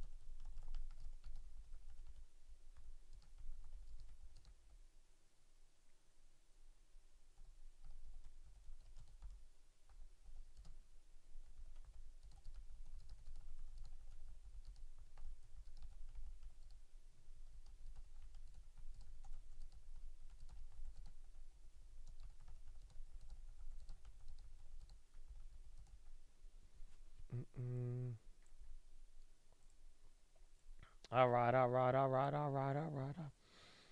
right. Okay, I made another play, but y'all are lacking again on the likes. So this is getting awkward again. This is getting real awkward. A big pin duo pop. I'm still in the booking shares. I'm down a ton on them. I'm down $1,000 on those.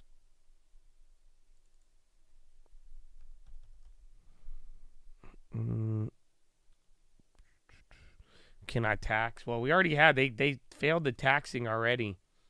You know, we're starting off slow here on Monday. You know, the like button has been neglected, but it's good though. You guys, so far 2 plays.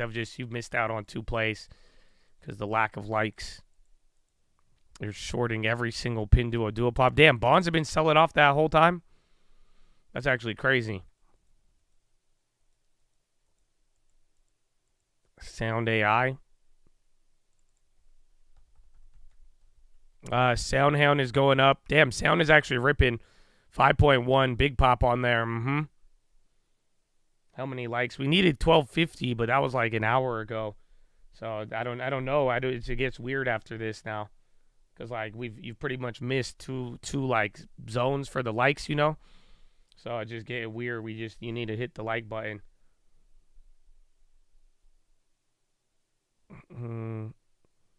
Sound up at 420.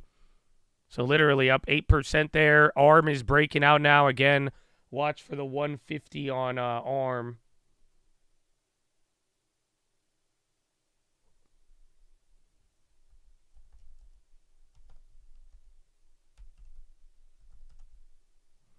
NVIDIA, yeah, 1.3. Yeah, but like it was supposed to be 1, and then if you fall behind, you know.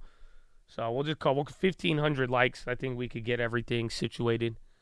Other than that, though, it's going to be awkward. It's going to be awkward. NQ stronger. VRNS on the high. Expedia going up and Unity. Again, people were talking about that as pre-earnings, new high of the day on ARM. So watch if that goes up there. Check MU. MU trying to climb up a little bit as well. Again, new highs on ARM.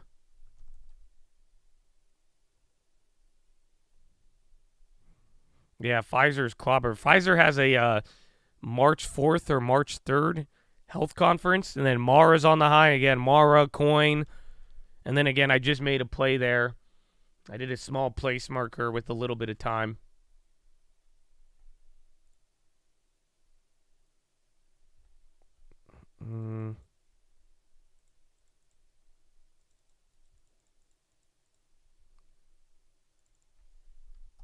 Sound is still going up. You guys called that one out there.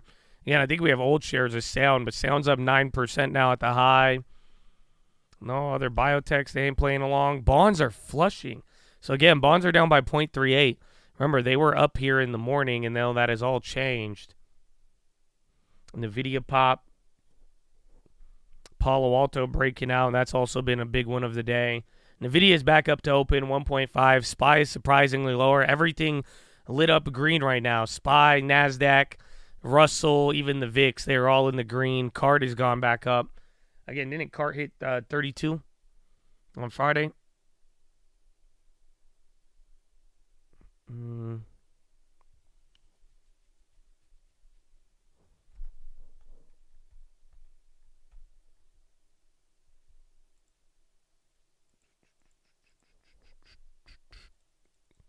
Celsius, those plays went up. Cart's back in the green. Again, we had those old Celsius pre-runners. Those are doing, I think, 181%. Yeah, the Celsius are hold. Again, we sold the first one out at 180.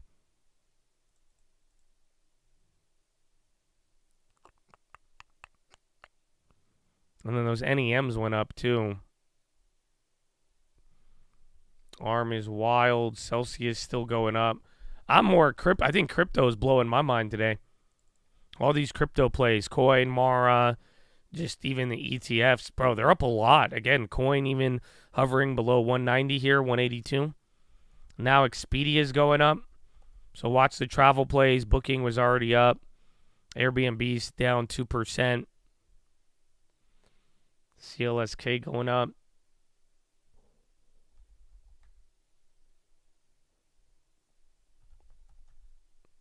Meli even came up, 1.5. PayPal.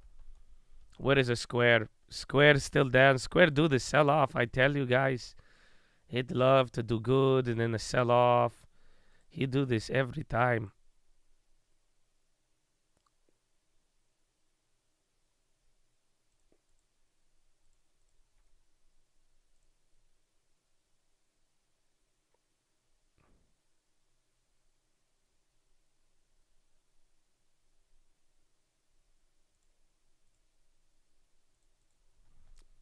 Let me see. New home sales, month over month, expected 0.9, came in at 0.6. Yeah, and the bonds started dumping from there, which was kind of surprising. Very surprising. Don't move to Texas. What a name.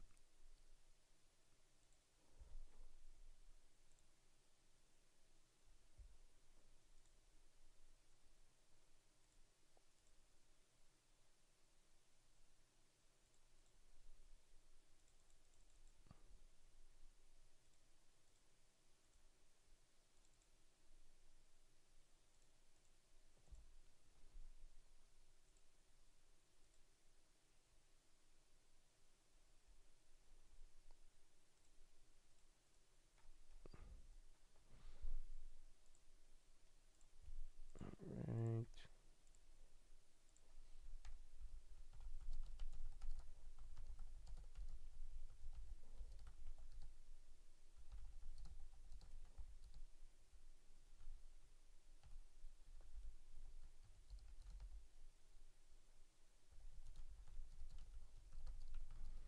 Sound still going. SPY still dumping. Ironically enough.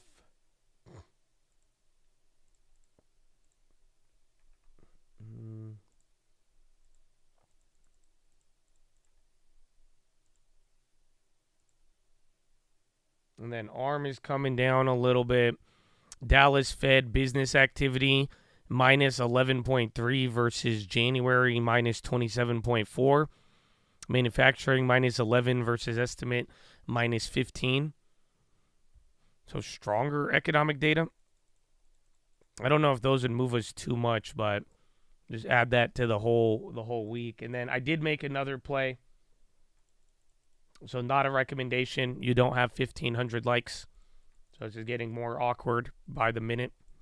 So I love you. Thank you. Palo Alto. Yeah, from the morning, Palo Alto's gone crazy.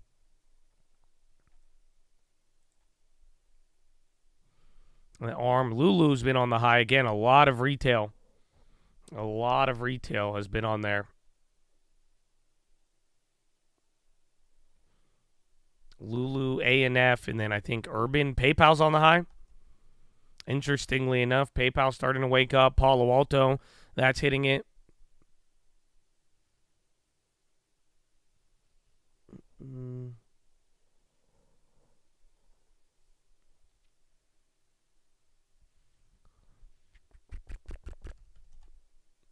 then the video, ALT, DLR, coin again. My goodness. So Russell's the one leading. SPY's barely at break even. NASDAQ 0.18. Coin still ripping. Dow 0.16. And then Russell at 0.60. They're all going crazy. On Viori. That sounds very familiar. Otherwise, I don't know about it, though. Viori, what do they do? Yeah, I think Palo Alto and Coinbase are the number one winners on the day. Not to mention ARM, but still. And then again, data just came in a lot better on manufacturing, but very minimal reaction. Again, that is limited to the regionals. Yeah, the Celsius plays up a lot. Again, that one we already made free, but it's a question of do you want to hold that one for earnings or do you just want to take the profits on that? Call it a day. Because where is it? Celsius, we have 85 calls. Damn, so you're still mad out of the money. MSTR, we have no idea what it is. All I know is that they were the first ghetto Bitcoin ETF before Bitcoin ETFs existed. Bro, more Coinbase, Fortinet on the high. Again, Palo Alto. Now Pinduoduo is running up. Check out those China plays. Again, Baba, Baidu, Pinduoduo. They all woke up. Again, Fortinet, remember, they were up a lot, and then they sold off. They were down a lot. Yeah, Celsius, more volume. Again, the spreads on those contracts are widening. Card is coming up as well. No love on ICCM. Celsius, again, that's another one. I'm not too worried about Pfizer, no. Again, we bought it lower on one of the purchases this year. Remember, we had like a low $26 pickup on there. So I would like it at the lower prices. And then we get a deposit here in the end of the week, I think. End of the week, we could put our deposit Friday. Woohoo! Any play? I made a couple of small plays today, cheaper, but again, y'all been lacking on the likes. We have the likes now, so then I'm sure the next one we could go over. But it's been a slow start here in Chattadonia. But I had 3 different plays today. I think the most expensive was $60. But I did try to keep them cheap. Long-term play for next month, no idea. Again, we talked about it. Pfizer, Altria, or Baba. Those are names on the list.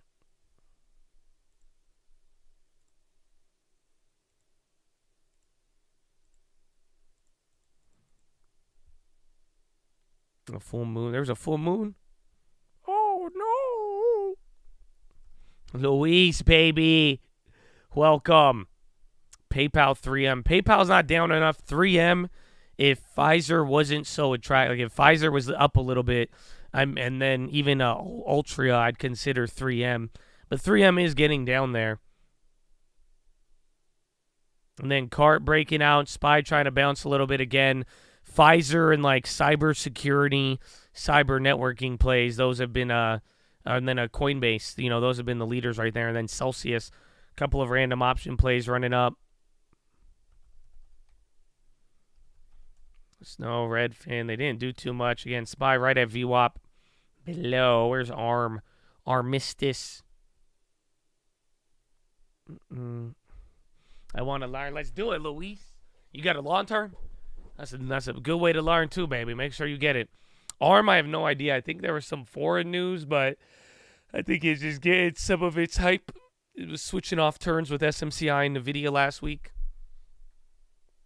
All right, I need to go to the bathroom. I hope this commercial stays. Follow me on Instagram at The Trading Fraternity. I will be right back. We have been here for about an hour, and God bless you. I'll see you in a little bit. Like the video, man. Like the video. We got to get up on them likes, man. We finally got them, so now the next play, we could go over them all. Amen, amen. Amen. All right, I'll be RB. Market in the future.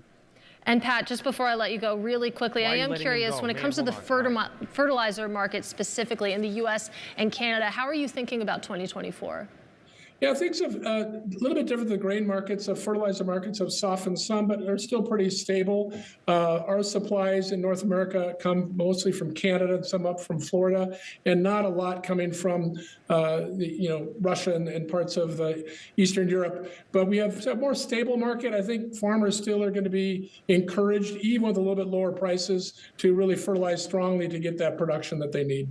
All right, really enjoyed this conversation. Got to leave it there. That, of course, is Patrick Bowe. He is the Andersons president and CEO, talking to us just about 2 years after Russia invaded Ukraine. And, of course, we're still looking at the fallout from the grain markets there. But let's get a check on the equity markets. And we're going to do that now with Abigail Doolittle. Well, stocks today barely moving, Katie. So let's take a look at what's been happening over the last week, set the stage for some sort of move that may come this week. Over the last week, we have the S&P 500 up 1.7%. The consumer discretionary index outperforming into many of these retail earnings that we've been talking about, up 3.2%. The dollar breaking a 7-week winning streak last week, falling not by a large amount, but still a little bit of a trend shift there. And then the 2-year yield, well, it's popping higher. Look at that at a 4.72. As for our next board, if we switch up the boards, we are going to see here that the S&P 500, it's not all about technology, because if we take a look at this terminal chart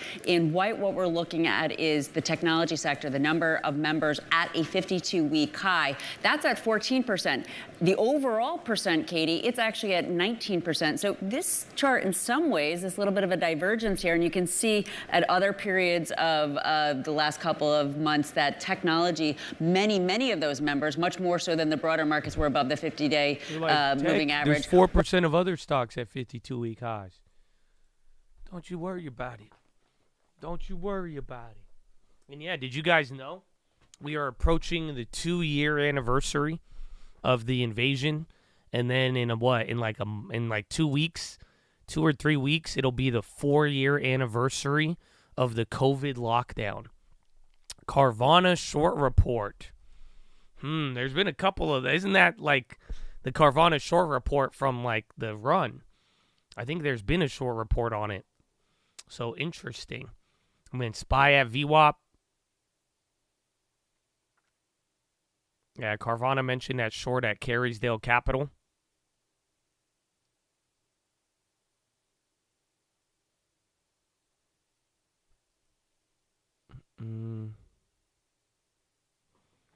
AVTR.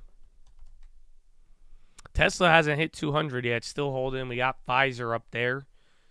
Nancy bought Palo Alto. No surprise there. It's killing it.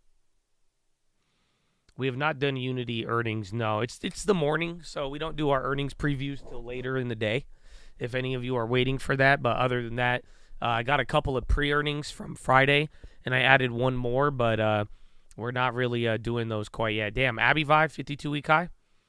About to hit the 180s.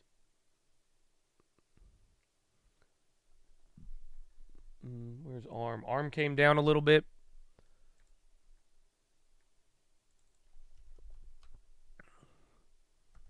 Square. Square's an interesting one with PayPal, but I think Square's just earnings are a little bit tough. Google started off lower today. I don't remember. There was drama with Google and their AI stuff on Friday, but I don't know if that was it. But a lot of big tech got off to a slower start today. It was a lot of the names that either got murked or had like other exposure that kind of got a lift here today, and then obviously crypto. Yeah, Kathy sold TSM. That was out this morning. I think it was her first time selling it in 2 years. Sound. Yeah, Sound is still at the high. That one's still going up. PHILO, more energy. I don't know where my oil play is at. Booking came down. I'm down $20 on my MCL, so the oil's actually kind of coming up.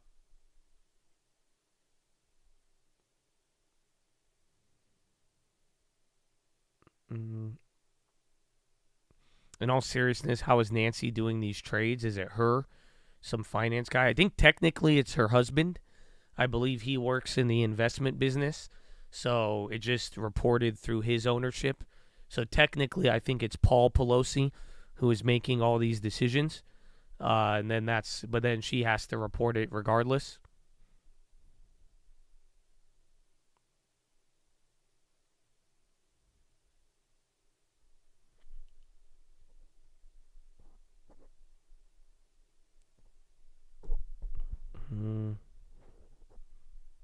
ODFL is a $400 stock.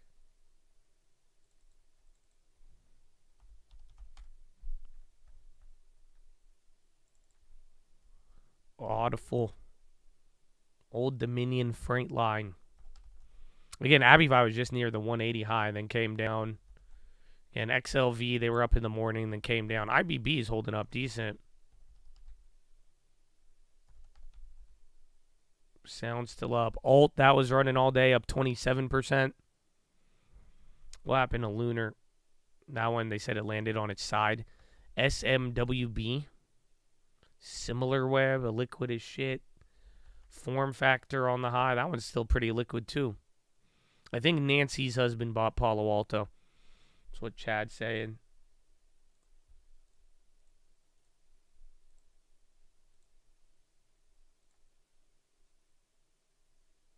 Where is it?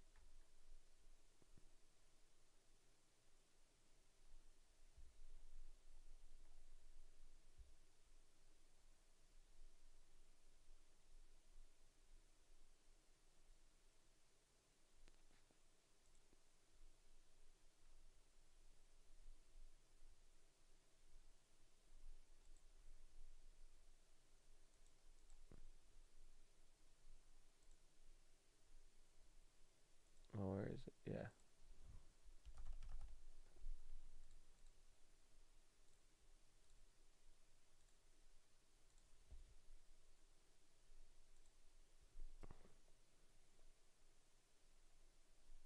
Yeah, this is recent.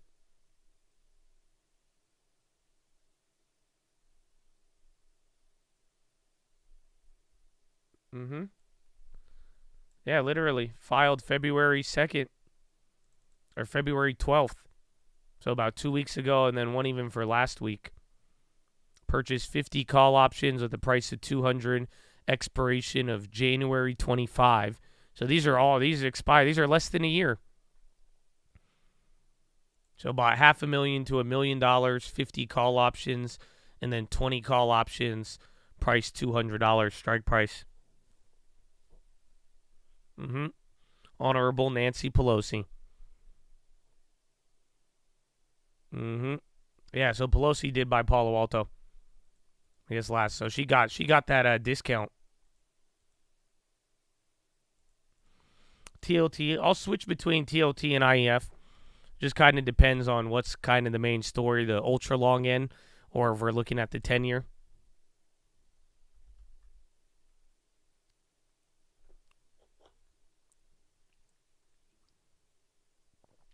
Did she buy before earnings?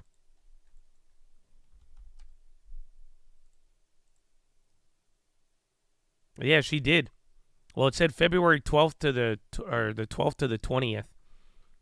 So she maybe bought some before and after. But yeah, Nancy's definitely in poly.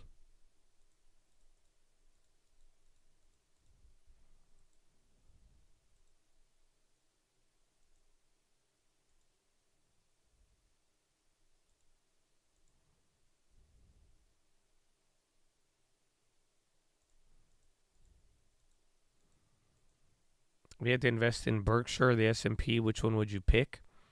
Either or. I mean, if I had to pick between those two, they're both at high levels. So it's not like they both have a discount, but they both give you a pretty good exposure of everything.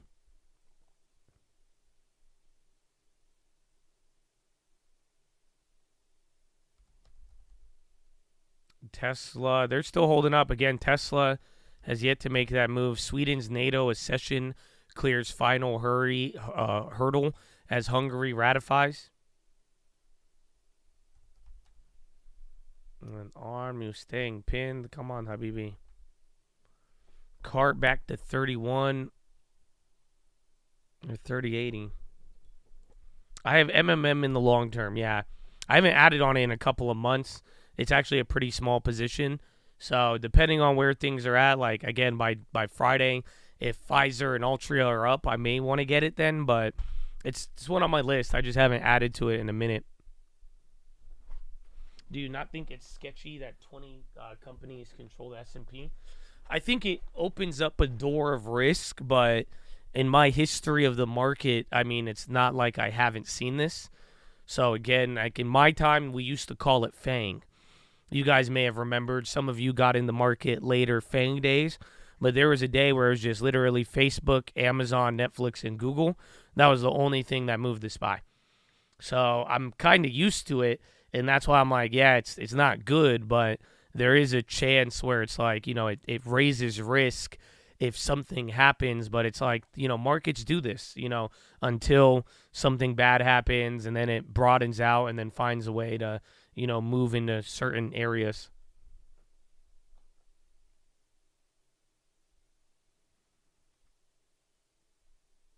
Yeah, back in my days, we called it FANG. Yeah, they didn't have, what do you mean, magnificent shares? There's only 5 stocks. 4 or 5 stocks. You FANG with 2 A's, Amazon and Apple. And that's all you're doing, in one stock every day. That's why Josh bought Amazon. You know, Josh had Amazon, Netflix, and Meta, all of them. He just fucking sat there. He made money. Everyone's like, wow, you can't have one stock go up. And it did. And that's how the market went up for fucking 5 years. You know, and then it calmed down. And it trickled down. Bottom out, middle upwards. Yeah.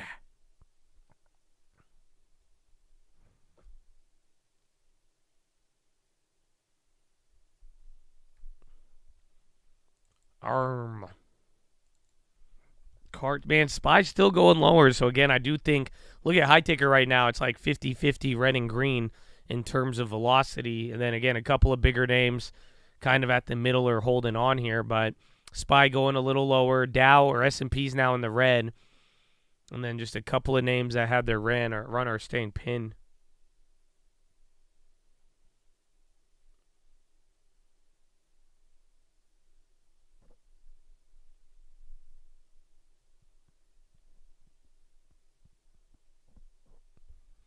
ALT still going up. That one was 30% all day today. No biotech love for now, except Ruckus. CCJ on the high, up 2. Check any of the uranium plays. Tesla trying to make another attempt at 200 while the SPY is going lower. Interestingly enough, Nvidia's coming down. Palo Alto still ripping, man, 7.8. Yeah, they're killing it. That one, I think that's the big winner of the day. Because, again, good intraday move, and then even all throughout. I mean, to start off here, hour, almost 2 hours in. I'm more surprised by the lack of FUD for months. Now you're talking. Bro, I was talking to my girlfriend about this. We were like, has anything happened? Like, think about it. Like, nothing has happened this year. Nothing, like, super bad. There has, like, usually we start off the year with something, but, like, bro, it's been mad calm. I'm surprised. Like, I don't know if it's election year and everything going up, but, like, we have not had anything bad to start off the year. There has not been one bad thing. Well, you could say the Gaza stuff, but that's from October. That's the crazy part. It's almost been like, what, 4 or 5 months? Yeah, the wars, again, we're about to celebrate, not celebrate, but I guess it would be the turning of the 2-year anniversary of it. Thanks, Josh. Now you jinxed it. You shouldn't say stuff like that. Well, I don't know. I think it's just my awareness of stuff. Like, I don't want to, turn it into a tempting fate, but it's just like, nah, I mean, I think it's just a observation that we have gotten, but usually we start off the quarter with some sort of something, but you haven't really had that this time around.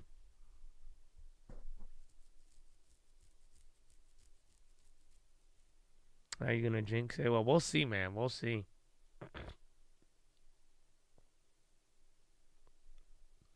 We are about to have a government shutdown. I think that's end of this weekend.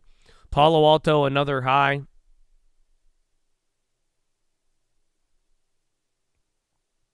Mm.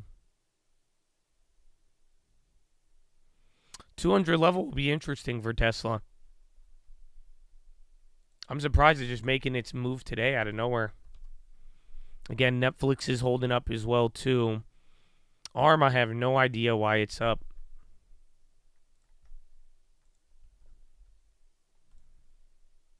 We'll take it, though. And then oil, we're about to go green on our oil.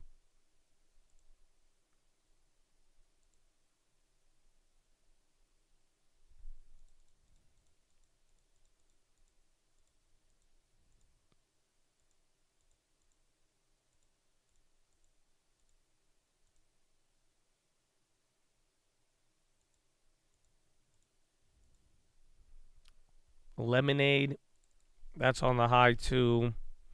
And then they're literally priced the same as Root. Google on the low. Google's down almost 3. Bonds haven't hit a new low in about 30 minutes.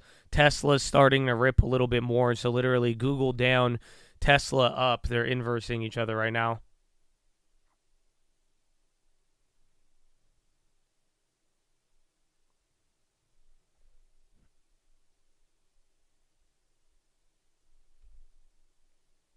Is that NSCC? Tesla's still going. Is coin and crypto, they calmed down for a little bit. But my goodness, CART right below 31. CLSK on the high.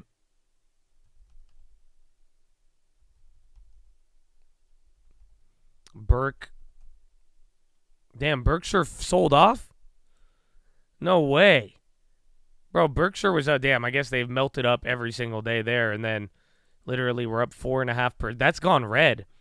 That's crazy. I don't have ARM to the long term, but I'm down to flip it. I'm in flip shares right now that we're up on.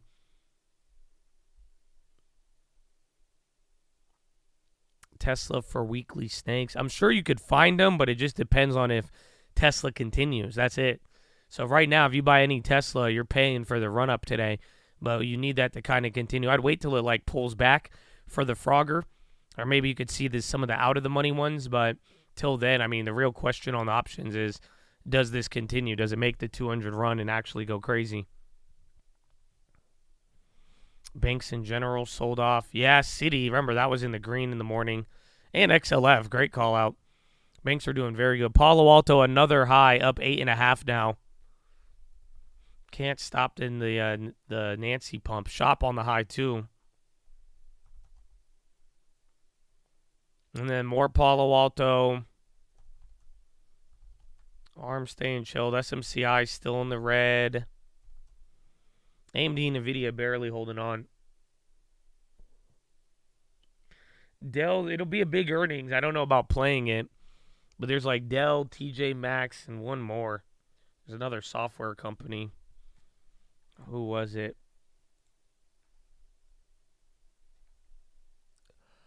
What are Lowe's, Dell's, BBY? CRM. CRM, Workday, Dell, and Baidu. Yeah, we have a ton of data. So there's just the economic calendar is just packed. Everything from Fed speakers all the way down to data, from manufacturing to real estate to PCE to GDP to personal spending to ISM to consumer sentiment. This whole week is just an absolute data dump. And then even then, there's still a couple of earnings there on the table. Sprouts on the high. Remember, they were running on Friday. Oh, I didn't mean to type that in the chat. Palo Alto, bigger candles. Sprouts starting to run up here. Domino's gave up 3 from their earnings. NEM's still up on that. Sprouts is running. Again, on Friday, I think it outperformed. Adobe on the high, too. Some of you guys were talking, again, they have earnings in, I think, in a couple weeks.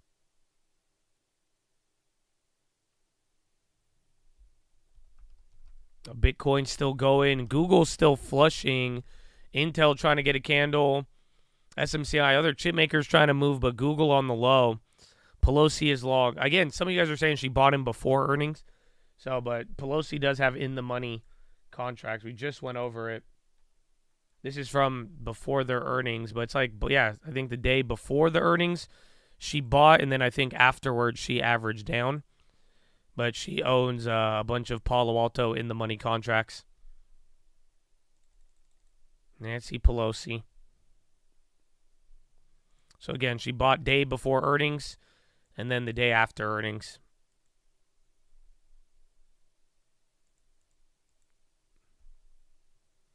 Adobe on the high. Yeah, Adobe's up 3. Damn.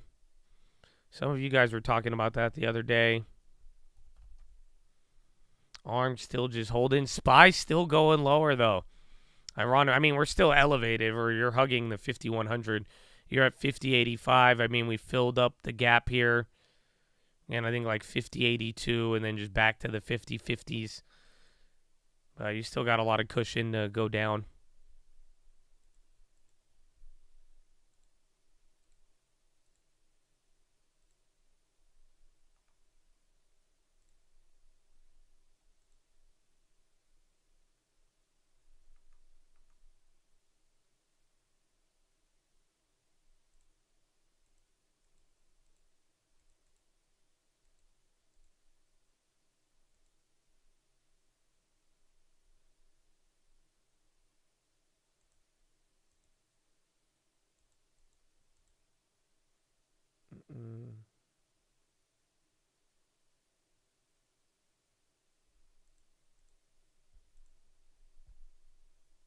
ON?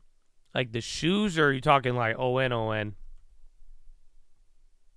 Because we made a play. The chip one, I don't like as much, but the shoes one, I mean, I think they're decent lately. I feel like apparel has done very well. Oh, yeah, where's Cody? Yeah, even that one's on the high. SPY just hit a new low. Still a couple of names. High ticker is still very active. You still got a lot of different things moving. Plab on the high. What the hell is that? Photronics, SEMR. A liquid, but into the high. NATO, Stoltenberg welcomes Hungary's parliamentary ratification into Sweden. Talk. Sound. We have old shares of Sound, which I think we're green on, which is crazy. Yeah, we have $100 on Sound.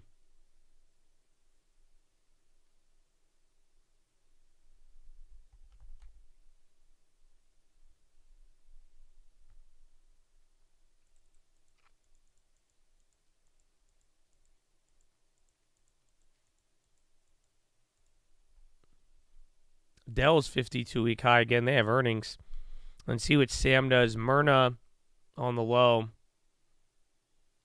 All the Bitcoin names still going. Then Clean Spark up 23. I'm surprised Coinbase not going up. But again, all the Bitcoin ETF, spot Bitcoin is going up. Yeah, Dell has earnings. They're getting ready for that again. Baidu and then CRM. So again, CRM's another earnings. They're already above 300. But these are ones to keep in mind.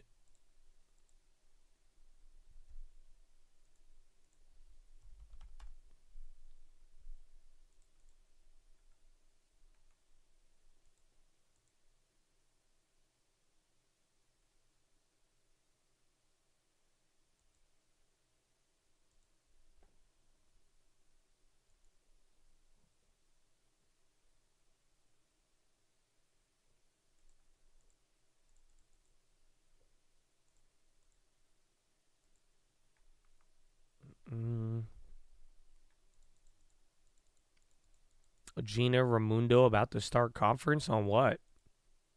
She's the trade secretary, right? Capital One, DFS, Warren Ocasio urge FCC, Federal Reserve to block deal. Oh, is that for, wasn't that for MasterCard? Was it MasterCard and Discover? Or was it Capital One? The CHIPS Act. Well, see, again, remember Global Foundries and Intel, they got money from that the other day that made them go crazy. Head of, what was it? Secretary of Commerce? Miss Ramunde.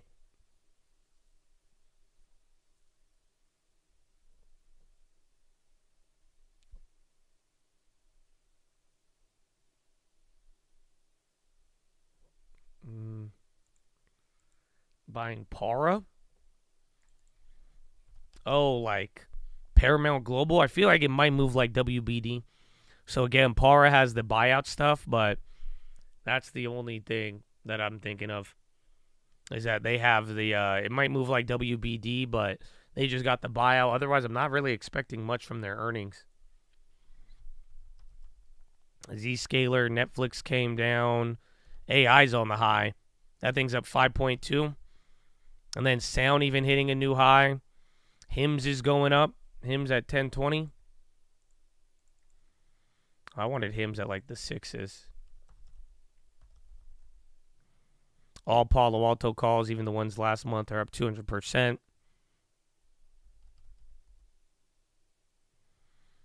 Google down 3-1. Honestly, I think it is the AI stuff from last week. Again, and their little AI. Remember, anytime they kind of have a bad AI showing, I mean, it sends the stock for a rout. But, I mean, they are just selling off out of nowhere, and that was their latest news. And then Palo Alto just keeps going up. Tesla has not hit 200, still below there.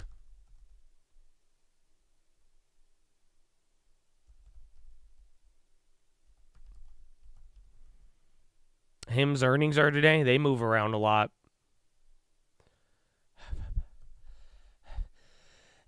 Excuse me. Yeah, ARM is trying. Again, I think ARM is just going to go crazy after 150. That's why I'm still holding on. Because, again, last time it hit 150, it instantly went up to 160. But that thing is holding up a ton. Again, there's no real news on it. People are bringing up other stuff overseas, but when I look at ARM this morning, I don't really see any real news. And then low ticker is actually taking over a little bit more than the high ticker. Dow is about to go break even. Russell is the number one on the day.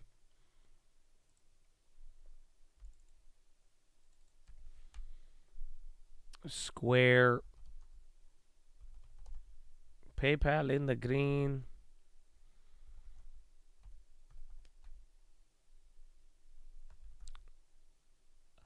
Apple selling off.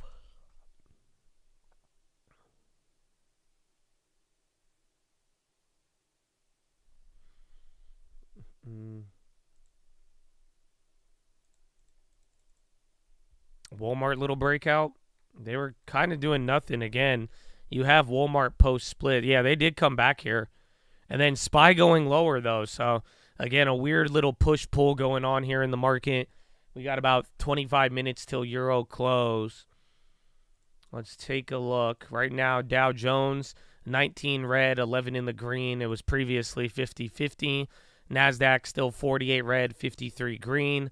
S&P 500. You got 304 red, 197 in the green. So S&P started turning down a little bit. You my boy, Matt. Good morning. Hope you're feeling good. Apple on the low. Call, C-O-L-L. Collegium Pharmaceuticals selling off one.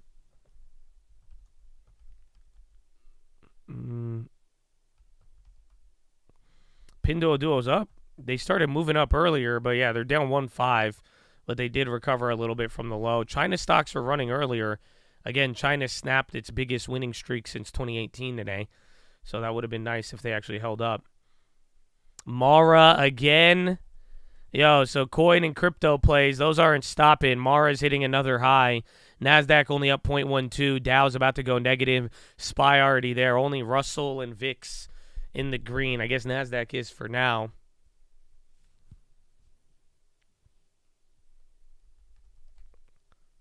Truth going public. I think Truth Social's already public. It's just in that weird SPAC state. NEM, those plays are up 115, but you only get 20 bucks because it's cheap. Palantir going up. Oh, yeah, they're getting a bid. Again, a lot of just names. If it's holding a bid today, it's doing good. Seems like a lot of big tech is coming into the low, and then crypto is killing it. And then just give or take, whether it's an industrial or healthcare kind of holding up. I think Reddit IPO might have hype, but I don't know how it's going to hold up.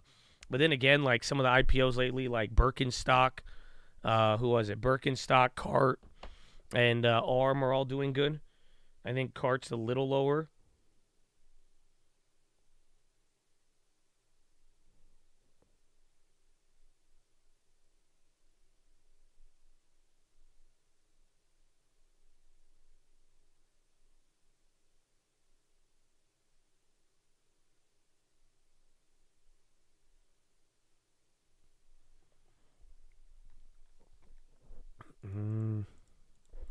Look at Trip.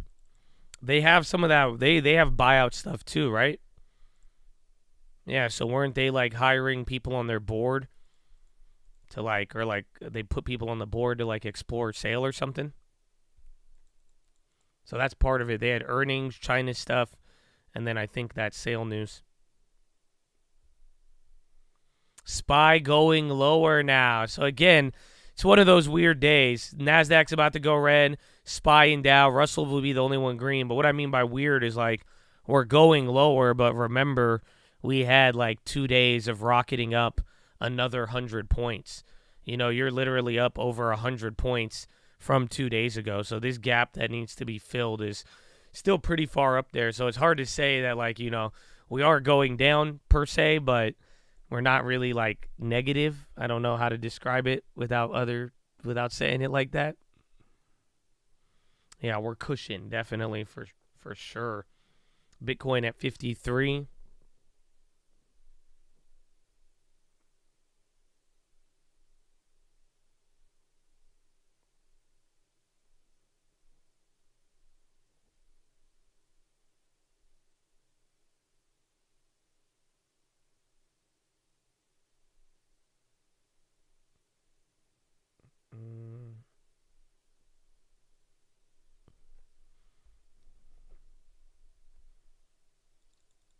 Look at this Spelunk chain. For what? What do we got? Spelunk. They're moving kind of crazy right now. Bitcoin rises to the highest since December 2021. What? So Bitcoin's still going again. I think that's the main story.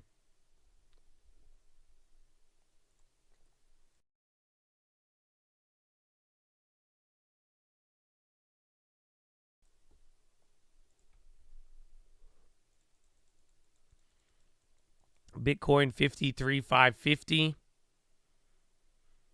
Tesla does Tesla still own Bitcoin?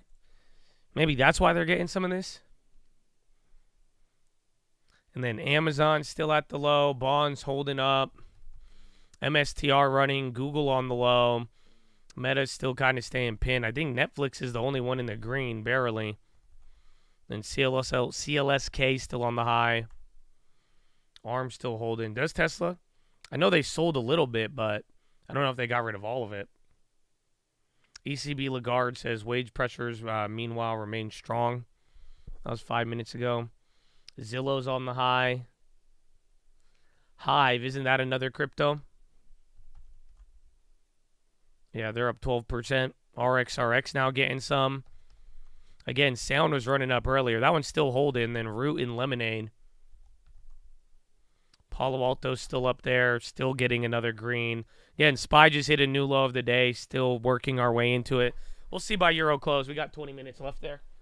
And then we'll see if this downside keeps continuing. Even XRP getting love. I think all of crypto, man, getting back to 2022 levels is huge.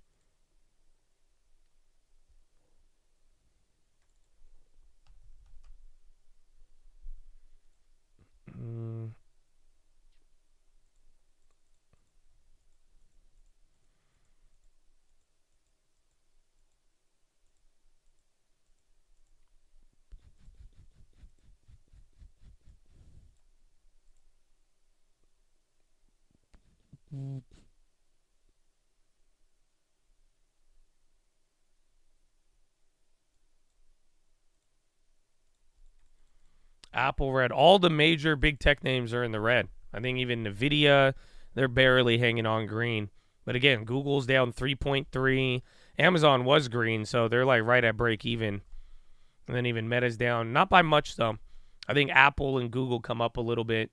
That'll do a lot. But again, more than half of this SPY is in the red. NASDAQ's holding on a little better. NASDAQ's more 50-50. That is the only one that's green right now besides the Russell. I still have Snapchat. It's in our long term. So I probably won't be doing anything with that for like another 7 to 6 years. RXRX on the high again. Kremlin on video showing U.S. Abrams tank destroyed in Ukraine. Abrams tank will burn like the others. TASS. Okay.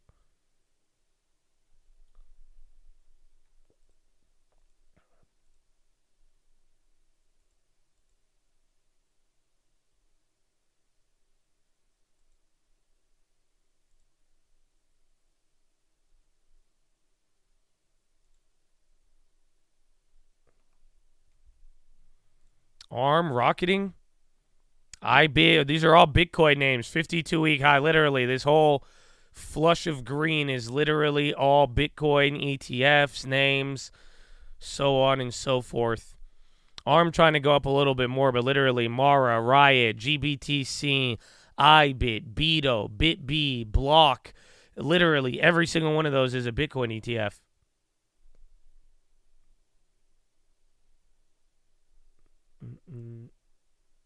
I think people are selling stocks to go to crypto. Maybe a little bit, but I mean, the inflows I think last week were negative, believe it or not. But then again, we're not going to know. But what I've noticed so far, are they selling bonds to buy this? Are they selling stocks to buy crypto? It's like we don't really know per se. But there is a lot of money both being invested right now, and then a lot of money on the sidelines. So it's hard to say. I mean, I would pretty much argue you don't need to sell crypto, or you don't need to sell stocks to buy crypto if you really wanted to. It just all depends. But there is a lot of these little rotations going on, more so. But it's hard to say what's a real rotation.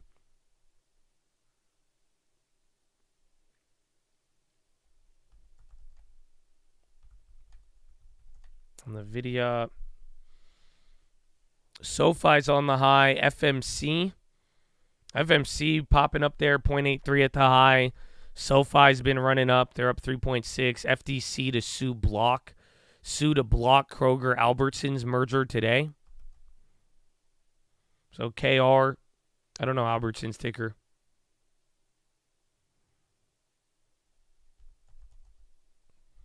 Coin back to the highs. 186. RDNT Radnet. I feel like we've seen that. It looks illiquid though. KSS on the highs. Walmart going up. And then again, Coinbase, crypto. They've been making their run there. Even while the S&P is going down. Walmart had a new high of the day. ACI, that's Albertsons. Yeah.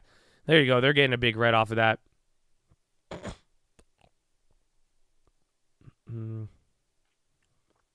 Next cat every day pretty much.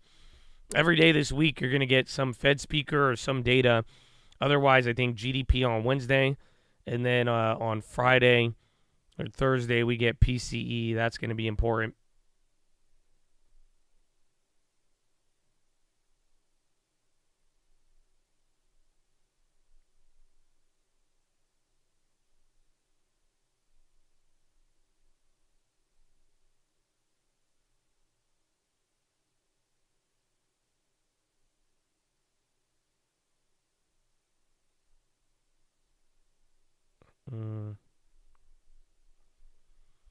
Two-year note, 6-month auction in 15 minutes.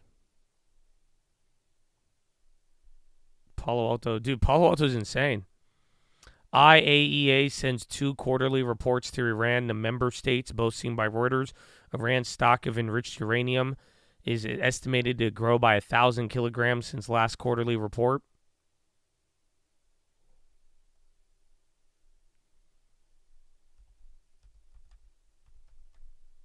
Micron. PayPal still going up. Splunk. Chad just told me to look at that. I don't know if they have a catalyst. Somebody just said look at the option chain. IEA says Iran's stock of uranium enriched And uranium enrichment increased. Walmart already reported.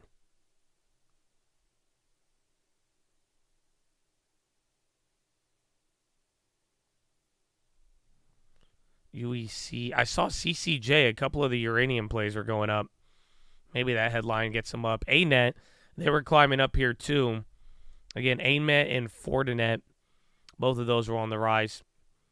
Kroger in the long term. I like Kohl's at a low value, but Kroger, the grocery stores, I think that's going to be a personal decision, depending on how much you use them, and then I'd make sure you get them at the lower price. I did consider Kohl's at the long term once just for their buyout in real estate, but even then that moves a little crazy. Figured I'd stick to some other bigger names.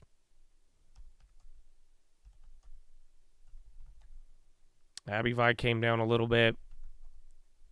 Airbnb just staying pinned but down. Bookings up.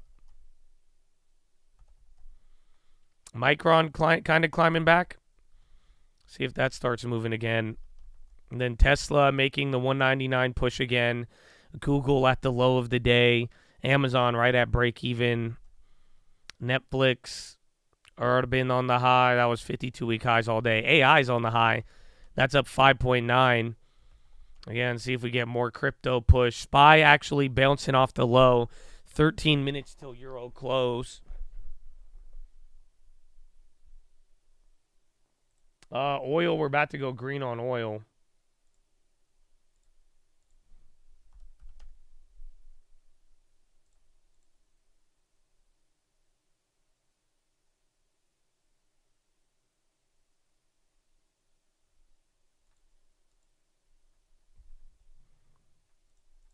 Yeah, SPY's almost green. NASDAQ's holding green. Dow went back to green after going red.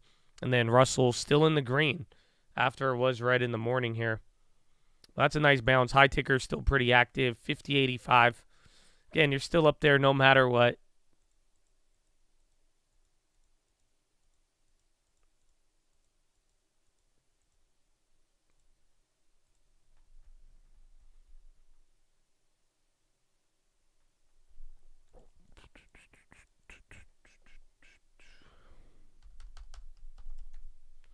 Tesla 199.50. We'll see if that actually hits. Made sound free. Amen. We got old sound shares that came back up, so you could do whatever you need. You got $100, 12% on those. Do as you need, my friend. Do as you need.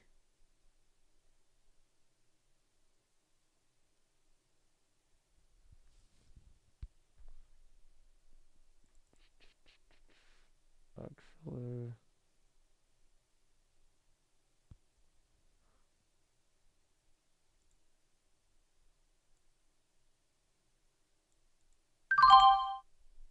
All right.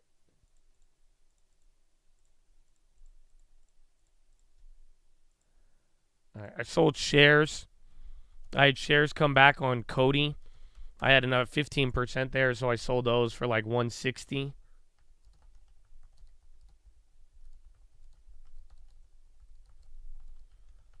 And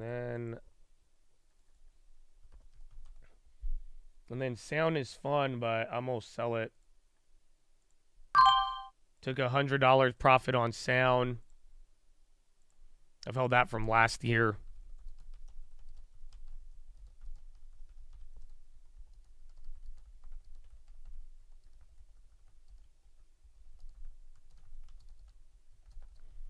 And then we're going back to green on the oil play from Friday.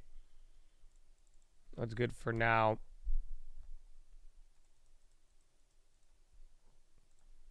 Chevron, I mean, energy plays are just moving all over, but I don't have any exposure to those.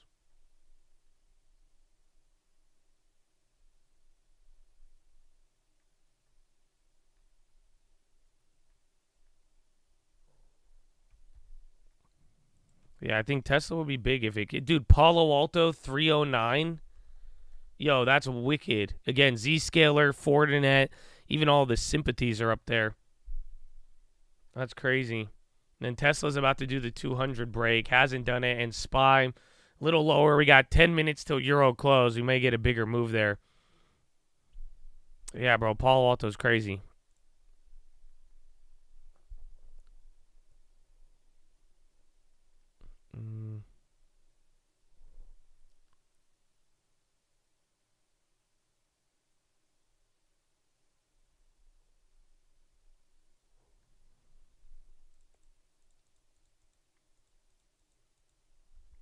Yeah, Palo Alto's about to go 310. Tesla 5 cents away from 200 now. So see what that does. Netflix still up. AI's on the high. Walmart's even going up again post-split. Sky T Premium just popped.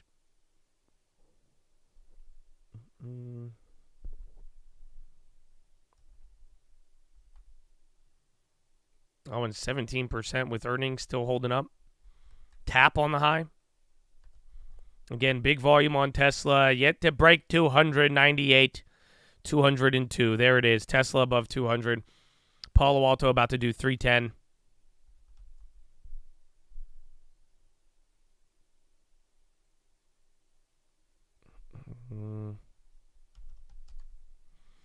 Zscaler, do they have earnings? I thought they already reported. If they have earnings coming up, they could move a lot. Yeah, they already reported, and then they came back up. I think that's just kind of doing the Palo Alto with a couple of the other names. Berkshire, they had good earnings. I'm surprised they sold off. And then CRM, that is going to be a big earnings this week, but unfortunately, they've just moved a lot. That's if CRM wasn't at like all-time highs and then even up 2%, I'd want to play it, but it's up a lot.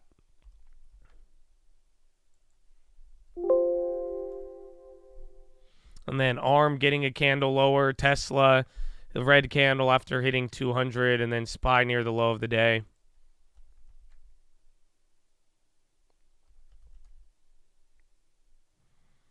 Sold Palo Alto's. Good work on those, though. If you picked those post-earnings, those would have been fire. Yeah, Apple at 181, 180. Again, I think Amazon barely holding up there, and then Google and Apple, those are the worst as far as big tech. Again, NASDAQ still 50-50. SPY has more names down. Dow is 50-50 as well. Slippery slope on SPY. It is, but we have so much downside. You have so much downside where it's still green. Again, even if we drop 100 points, you know, we go back to this level on Friday. I mean, even if you drop 50 points, this at one point would have been a new all-time high, you know, by last week or 2 weeks ago. End of Fab. We'll see how it plays out. Definitely going to be fireworks. Today is it's a huge data week.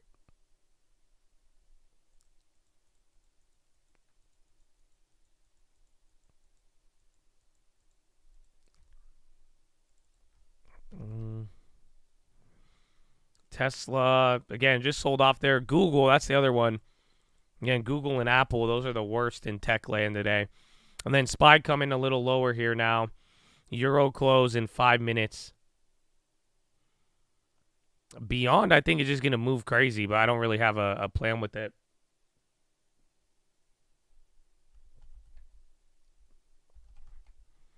COG-T finally on the high. I think we're back to break even on that.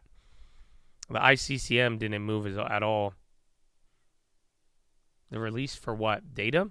Every single day.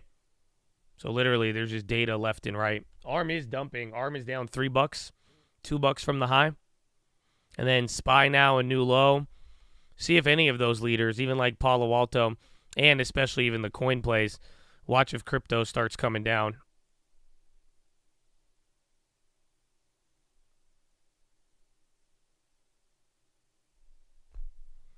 I'm not going to lie to you. I kind of want to short Coinbase. But I remember those problems. They released the mysterious stock Buffett bought? No. They said Buffett just held a lot of cash. They said Buffett didn't see anything that would have moved the market meaningfully. So he chose not to make any purchases. They're sitting on record $165 billion of cash.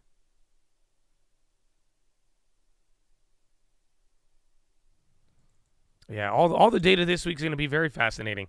There's just a lot of opportunities to move, And then, some data is more important than other ones. So we'll see. Add that to the end of the month, start of a new one. We are going to have our work cut out for us, my brethren.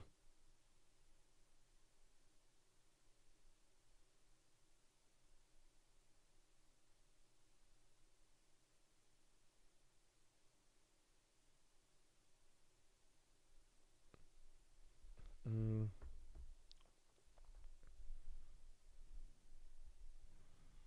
507, good support. We'll see. I think today it's a weird broadening out. I mean, the Russell still needs to broaden out. But, again, the push and pull, what's up, what's not today. Very, very weird one. And then, again, not to mention your big tech is not playing along. But I do think the equal weight should be green still. Yeah, oh, no, equal weight flipped red, but had a nice couple days. Walmart, again, another 52-week high. Or another new high. Yeah, ARM broke down 156. Oil's breaking out now. So I'm back to green now on the oil play. Oil's up 1% on the day.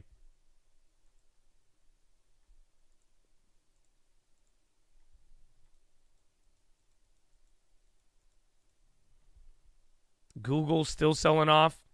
Tesla trying to make the 200 push again.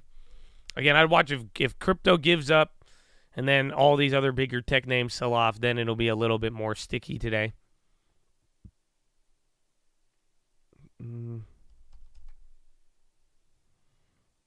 Walmart, I still have them, but, I mean, Liv, you're expected to follow up with everything. You know what I'm saying? Don't expect me to be your personal play checker. So figure it out. Hit up the watch list as well. But I still have one. We did small post-earnings plays. But don't spam to get, you know what I'm saying? Hit up the watch list or figure it out. Again, I'll pass the ball, but what you do with them after that, that's up to you. Pump it down. 5,100. I can't believe we pumped it up even on Friday. That coin short looks good. Yeah, but if coin goes crazy, then there you go. I've shorted coin before. One, it costs a lot, so you have to pay double or triple because of hard to borrow, and then it moves a ton. But you can make a lot of dollars. I mean, on Coinbase, that's $17 on the day. It's either going to run up another $6 more, or it'll sell off maybe half of that. I like it, but it's hard.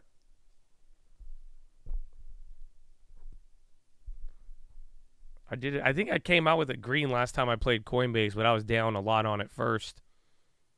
I think it was on the earnings play.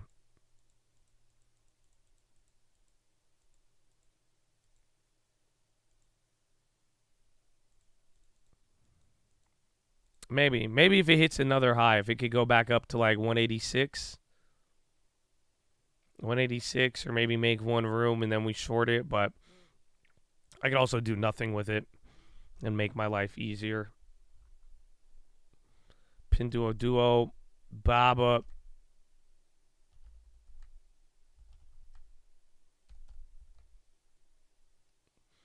Greedy put.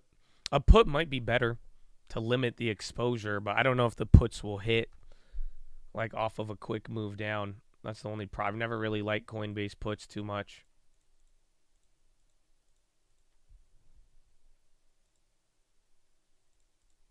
There's some puts you might be able to grab a gain. You still got to spend a decent amount. Tesla, I think a lot of the names that were outperformers underperformed today, and the underperformers were able to go up. That'd be my only answer to you. Otherwise, I don't think Tesla had any news. There was Li Auto and other China EV names that did good. So you kind of finally had a little bit of good news. Other than that, though, I couldn't tell you.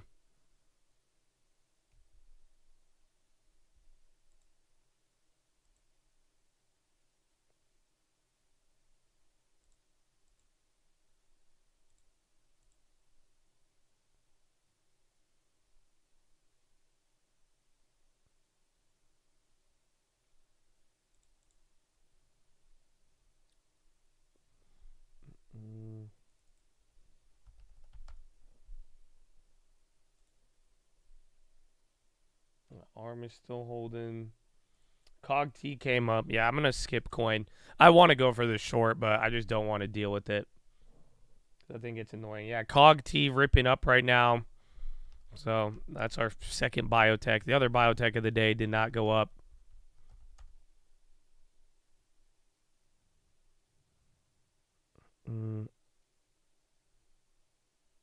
ANET on the high too.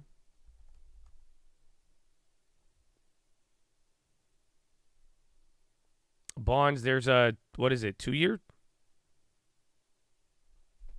I think you might be getting a 2-year bond auction now. Yeah, 2-year auction, 11:30. So literally right now. Yeah, 2 years, 4 point. You get this 6-month too, but 5-year auction at 1 p.m.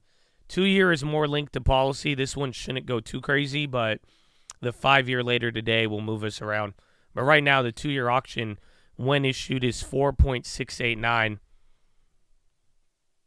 What did it come in at? 4.691. So 2-year bond yields went up higher. So a little bit of a poor auction on the short end. Watch if bonds die off of that. And then again, in about an hour and a half, we have a 5-year auction. But 4.625. Oh, no, that's the actual note. 4.691 versus 4.689, so slightly higher. Again, the bond auctions last week were a lot worse, but we'll just see the vibe. Z-scaler price target raise. That could be what drove it up here early in the morning. Rhythm on the high, RYTM. Looks liquid as hell. Tesla still holding 200, which is good. ARM came back up. What's the other one? Palo Alto. They're still holding up great. And then is Googly still bad? Yes, they are. Again, bonds hit a new low after the 2-year bond auction. U.S. to make 20% of leading-edge chips by end of decade. Raimundo.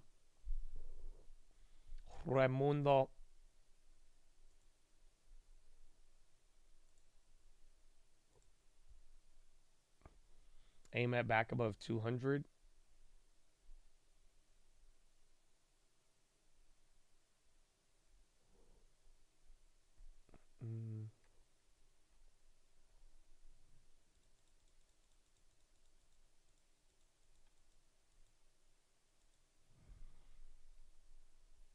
Yen low. Bonds too.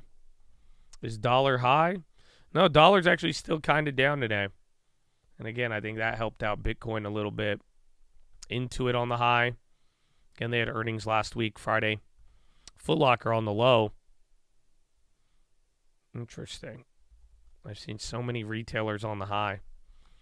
So yeah, 2-year bond sale, 4.691. Previous 4.36. Bid to cover 2.49, previous 2.57. Directs accepted 20.1, previous 19.9. Indirect 65.2, previous 65.3. When issued 4.689.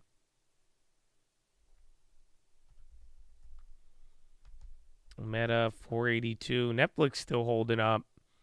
Again, COG-T, we're back to green on that one.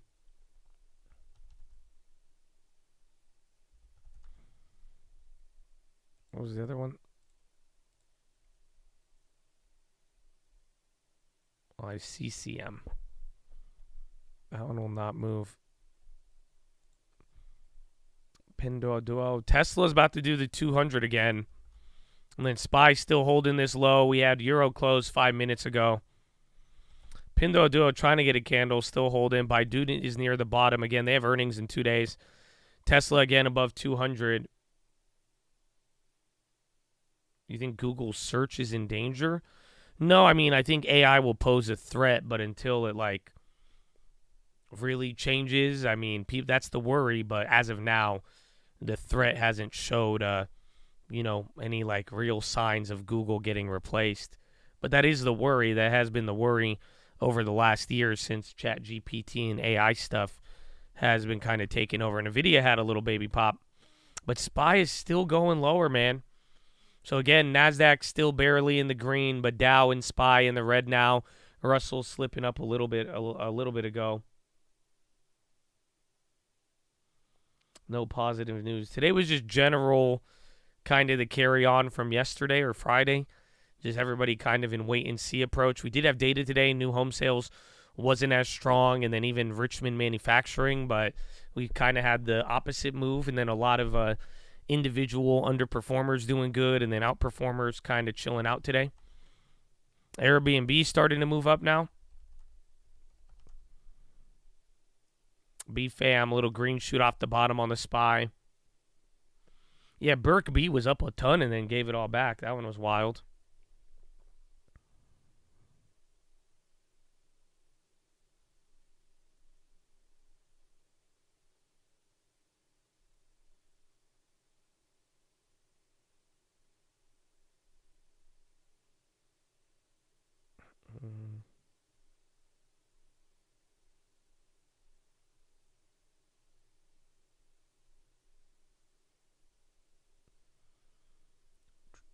You use Perplexity or Llama. You use, what is it called? Long language. What's it? LLM language model? Llama. I don't know what it is. I've never used Llama.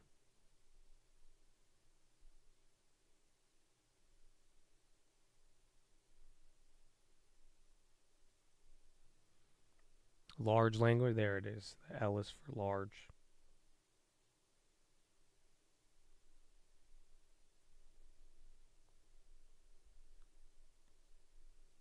Zillow, well, I think Redfin earnings in the next day or two is going to move it, but interesting. There's Tesla now. I didn't know I had two Teslas. I thought one of them was Palo Alto.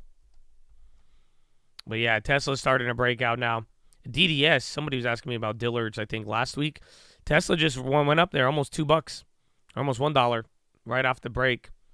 Yeah, Google puts, I'm sure, are paying out. Google's really bad today.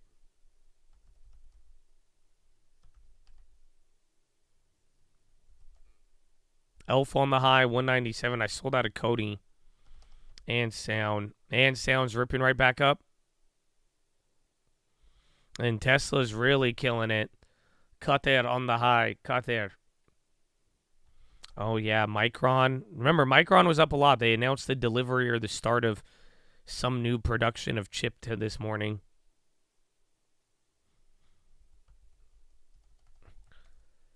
Amazon, hold it.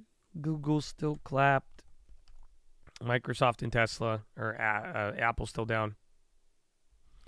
Put on Pfizer, added to the long term. Good luck, my friend. Welcome. We're going to be keeping our eyes out for this one. Again, I have 1 week until my deposit. End of the week, Friday.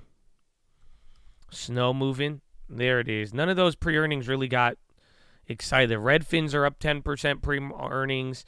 Snowflakes are literally just holding break even. And then I did the two other ones today.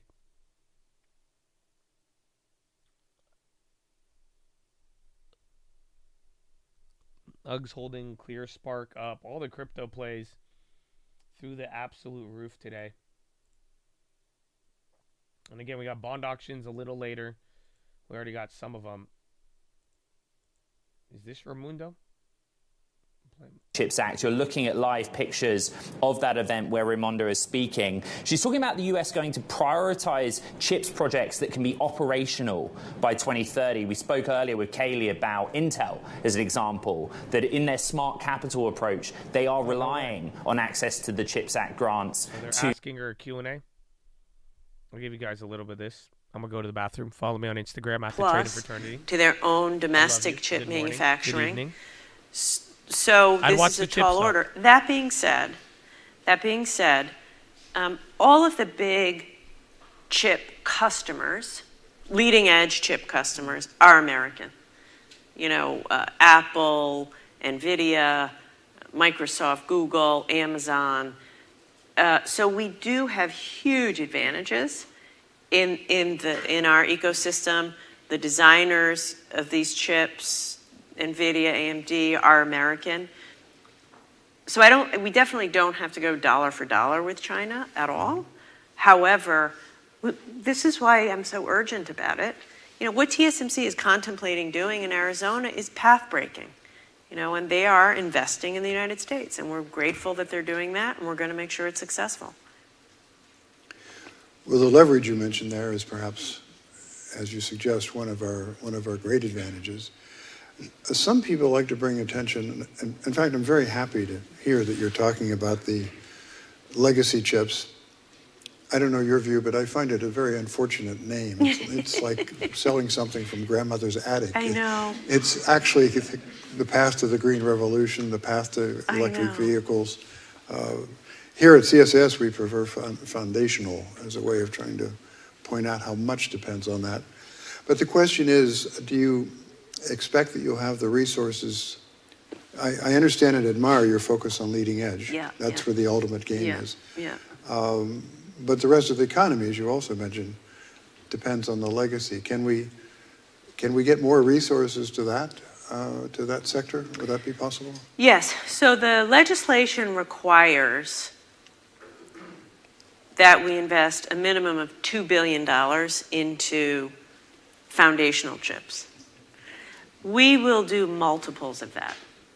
Great. Yeah, we will do. In fact, just a week ago, I was in Malta, New York, with Global Foundries, doing the foundational chips, and that alone, that one announcement was $1.5 billion, 1.5 billion. So we'll certainly exceed the $2 billion in statute. We think of that as a floor. And look, if we had more, we would do more. No doubt about it. Like I said, we're going to have to say no to excellent companies with excellent proposals. It's so tough. We could easily invest quite a bit more in excellent companies. But I do feel we can do both. We can do both. We can do leading edge logic, leading edge memory, and current and mature, and still have some for the supply chain. But that's why I'm not on the Christmas card list of a lot of these CEOs of these chip companies, because we're squeezing every dollar, because every dollar, I don't have to incentivize them, it's a dollar to invest in the rest of the ecosystem. You know, one of the things that sometimes goes under the horizon when we're talking about chips, we mentioned the $52 billion in the direct grants. What is your view on the importance of the tax incentives and the tax credits? Oh, thank you. Hugely important. And I want to thank Congress for that. I was involved in negotiating the bill, and there were different views at the time. Should we keep the tax credit? Should a company be allowed to get a grant and a tax credit? The tax credits, when this is all said and done, the tax credits will be shown to have been an unbelievably powerful part of the incentive to stretch the capital. And actually, that is why we're able to do so much with relatively limited grant money. Well, that's fair. That's very encouraging to hear. We often mention training, but will you be able to apply much of these resources, particularly through the NSTC, to strengthening the talent pipeline? Is that a priority? Yes, we envision the NSTC, as we were talking about, to be some part just pure research and development, you know, working with industry and universities to have facilities, to have R&D. But also we envision launching a workforce center of excellence. So the NatCast, NSTC, would have and run a workforce center of excellence, which would be the national hub of all semiconductor workforce and training, which is, I think, so exciting. I did a lot of workforce development when I was the governor. So you could imagine having, for example, a standardized curriculum that every semiconductor company would approve of. So, for example, every cyber technician would have to, for the chip industry, would have to pass this curriculum. Every technician for chip industry would have to pass this curriculum. Every material scientist, for example. So our hope is that this Workforce Center of Excellence can set standards and best practices to unify the industry, which is to the benefit of every company.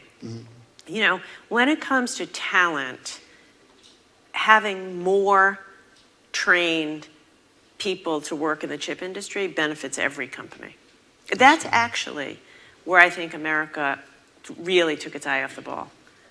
You know, when you talk to, like for example, when I've talked to the CEO of, say, TSMC, a company you mentioned, they want to be here. They're investing, as you said, huge amounts of money. They want to make sure the talent supply is here. Every one of these companies says, I need to be able to hire thousands upon thousands of PhD engineers, college graduate engineers, high school graduate technicians. So anyway, I think that could prove to be the most important piece of work of the NSTC.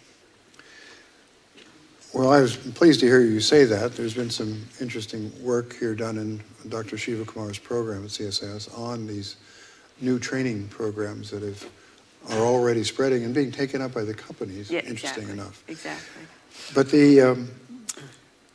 you stress the importance of meeting this moment with leading edge semiconductors, especially with the AI revolution. And one question might be, what happens if we don't do that? And do we have the talent to do it?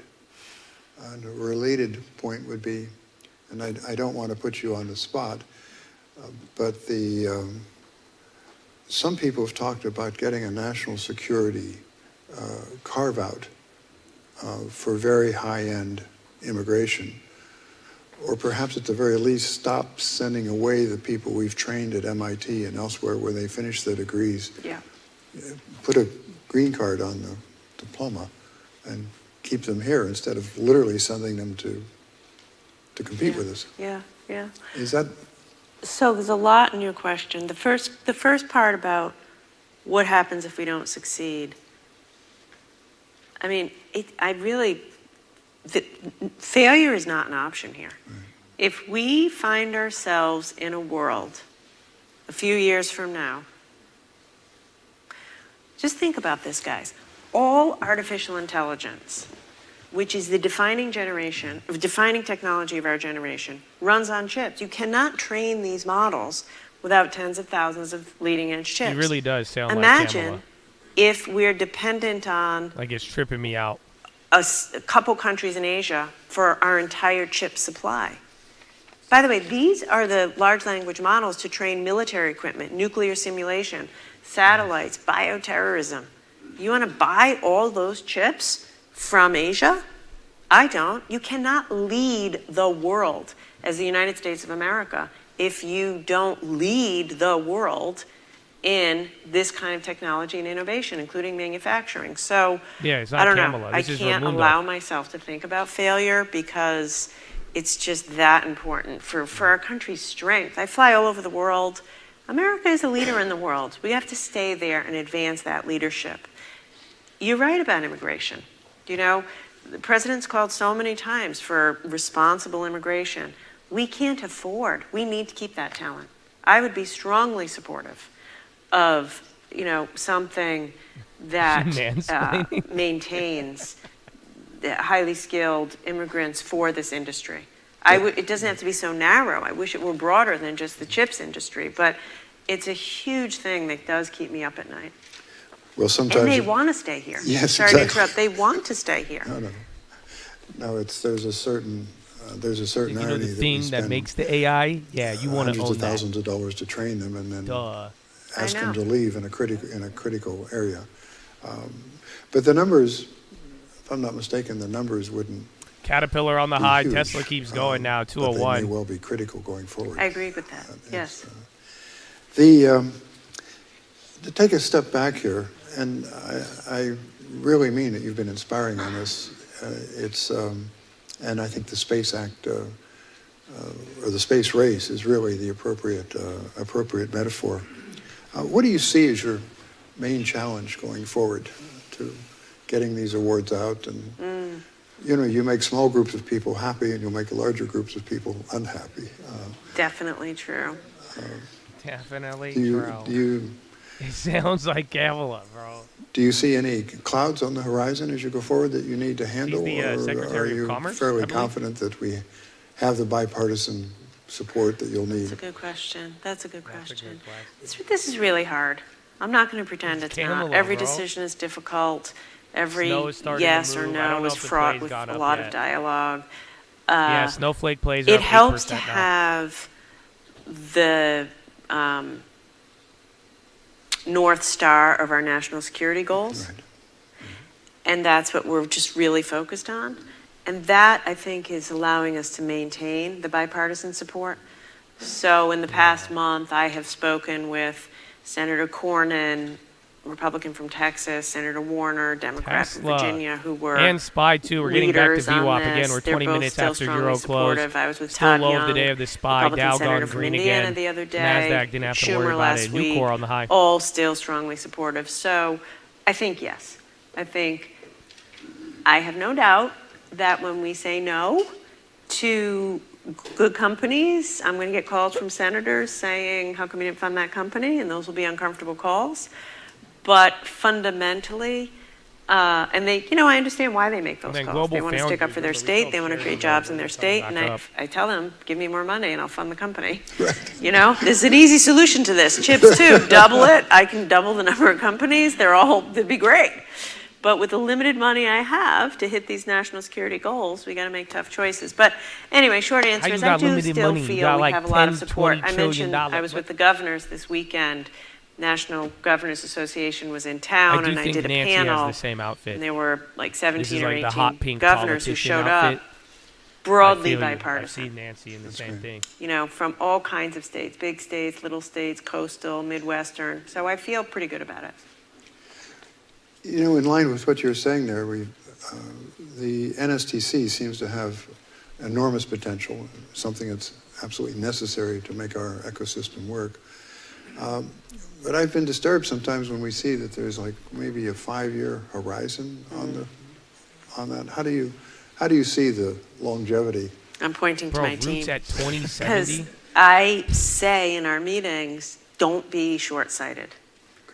This thing has to be built for the decades to come. We have to have short-term goals. Like we announced just at the end of last year, we announced the board of rock stars. We just announced the woman who's going to run it. This year we want to launch this Workforce Center of Excellence. So we need short-term milestones. But really, these are 10, 15, 20-year long-term goals. A lot of the pre-earnings are running now, so every pre-earnings play has gone up. It's hard Except in TJX. politics. Right. It's really hard in politics. Crypto's still at the high. SPY is going now. We're right at the VWAP line. But if we are short-sighted, this is our one chance to get it right, I think. So we have to maximize it. Well, I'm pleased to hear that. I think the idea that we're one and done on this is perhaps and then literally SPY right at break even right now. Maybe right. I agree with that. The long term. Just a last question. We've talked about big companies. We've talked about the logic. What about the smaller companies? Will you be able to help those companies prototype their ideas? Is that part of your plan? Yes. I'm smiling because it is. We just had a meeting about this. So 2 points. We're determined to give Micron now, 9170, small grants to small companies. There are some unbelievably innovative companies in the semiconductor supply chain. Sometimes, they're not building big fabs. Obviously, that requires scale. But they might have materials that are innovative or somehow inputs to the fabs. So we have a whole initiative internally to look at small companies to give them small grants. Once again, the majority will be told no, but many small companies are going to get funded. But the thing you said is even more exciting in some ways. The NSTC will set up infrastructure, whether it's labs or testing facilities or prototyping facilities, digital twin facilities, for little companies to use, to have access to equipment and talent that they otherwise couldn't afford. And that's why we're building this NSTC for the long term. If we do our job right, I don't know what the next wave of innovation is as these chips get smaller and such. But small companies should have access to these labs and facilities so they can develop their new technology even though they're capital constrained. We're extremely conscious of that. as someone who's worked on programs for small companies in the past, I'm very, very pleased to hear you say that. That's often the source of the new ideas that drive our economy and help drive the larger companies as well. We could obviously talk about this all afternoon, but I imagine you have a few other engagements. I gotta get to work. Thank you so much for coming. Thank you so much. Thank you.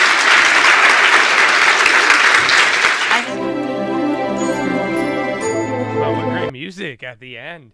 Production team. I got credits too. And the subscribe button. Yeah, son. Oh, hit the like. I need that. I need that little animation. Oh, you see the little subscribe and the like thing? That looked nice. I don't Hogwarts? I don't know.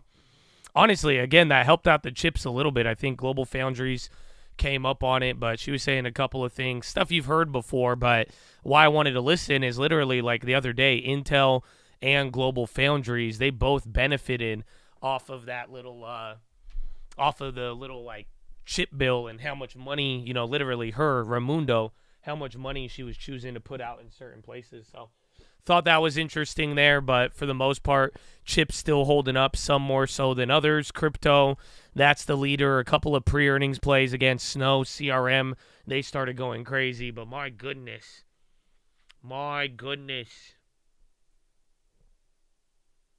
Sold 17 to GE. Nice. GE's been crazy. Spa Music. SNBR. Again, Global. I sold out a Sound, but that one keeps going up. And then GFS, that play we were down on. I think ARM gave up a little bit, so other stuff started moving. And then again, Tesla still holding up 201, 200. Does Workday not show options on my E-Trade? Let's see. I have options. No, and a lot of people trading them. Surprisingly, March 15th, there's a lot of volume. But yeah, you may have to reset, but I see them. IonQ earnings on Thursday. I sold Sound before. Yeah, I've held Sound for a while, but then I have like 20% on it. So I was like, you know what? Let's take that. Same thing with Cody. Took some profits there. IDF told Egypt that Israeli Rafah operation won't push Palestinians into Sinai. COG-T on the high. Palo Alto 311 now. So that's another one all day today that's been going crazy.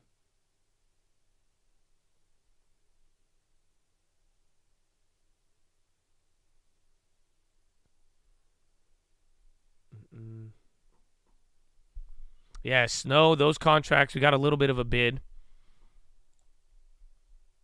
So again, I think Redfin, that held. Redfin are up 10, same price.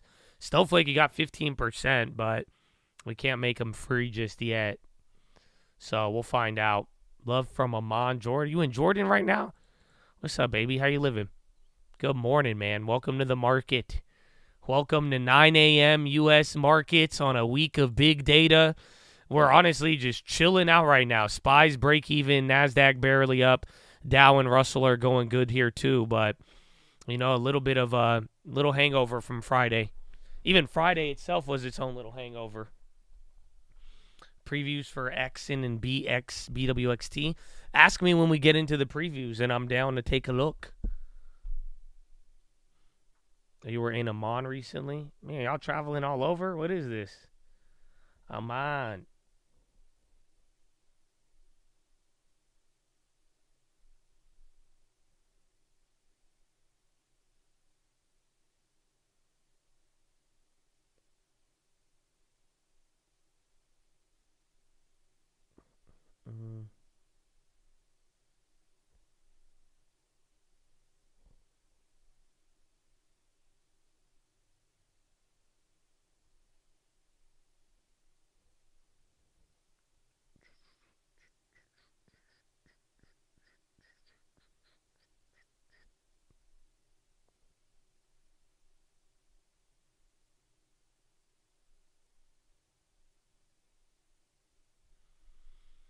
Brandon V, baby. Welcome. Welcome back, I should say. How you doing? How you doing?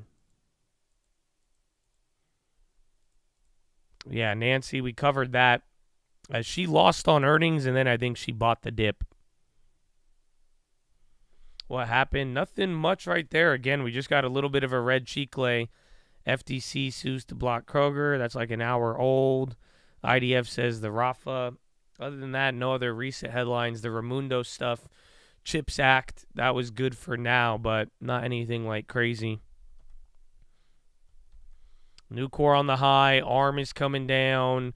NVIDIA is coming down. Tesla, Micron too. Micron's near the high, though.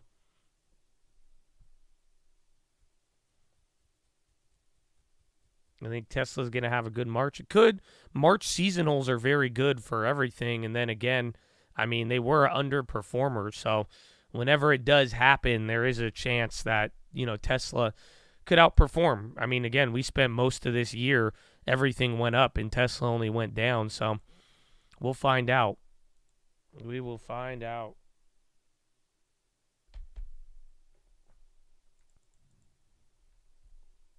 Sound still going up. Yeah, sound at 468. Up another 5%. That looks great. Why the drop right now? No idea. Again, we've been kind of edging down all day today. It's like you have a distinct set of names that are up and in the green. Then a lot of the big tech names aren't doing too good, but I think we're just kind of slowly coming down, but the momentum, it's not fast. It's not large. So until we get like real big moves and something decisive, then I'd freak out. But for now, I think we're just kind of doing this whole, sell off a little bit from the highs, but still borderline maintaining, the last couple days of highs. Working our way into a big week of data. DTSS, didn't we see this? Data C up 30. Tesla, snow came down from the high. Jamie on CNBC. Jamie went bank. Jamie make first sale ever. Change. I do think there are things out there which are kind of concerning. We've got an eye on, and why are we doing so well? A lot of it's fiscal spending, and fiscal spending has a multiplier too. So I just think it may not come down that quick, and people may be surprised. So when people talk about, the market is kind of pricing a soft landing, that may very well happen, but, the odds at 70 or 80%, I would give them half of that, that's all. 7 or 8 rate cuts? No, 70 or 80% chance we'll have a soft landing. I give it half that. We may very well have one, but I think there was also a higher chance in the market thinks of rates being a little bit higher. The other thing I think it's always a mistake to do is look at just the year. All these factors we talk about, QT, fiscal spending, deficits, the geopolitics, those things may play out over multiple years. But they will play out and they will have an effect, and we just don't know what they are. So I'm just, in my mind, I'm kind of cautious about everything. You're hedging. Yeah. I want to ask you about commercial real estate. We've got nearly $1 trillion of commercial multifamily real estate debt that will mature this year. About half of that, about $1 trillion, $929 billion worth. Yeah. Half of that is owned by banks, mostly regional banks there. The rest is either securitized or due to non-bank lenders. We've seen higher levels of defaults in certain pockets of the market and a slump in property prices recently. Do you think that stress in commercial real estate will ultimately be the source of the next credit event? First of all, put commercial in perspective with consumer. The consumer markets are far bigger. So what happened in 07 or 08, this isn't that kind of thing. And a lot of these owners of this can handle what you call stress. So in the banking system, I'm just going to focus this on office for a second because there's warehouse, there's data centers, there's hospitals, and some of that stuff is actually well done. But if you take just offices, first of all, they're worth less because of interest rates. When interest rates go up 300 basis points, whatever you own with their cash flow is worth 30% less. And so people, that's not a crisis, that's kind of a known thing. And then there's if you have a recession, yes, it'll get worse. If we don't have a recession, I think most people will be able to muddle through this, refinance, put more equity in. And of course, when you talk about defaults being higher, part of that's just a normalization process.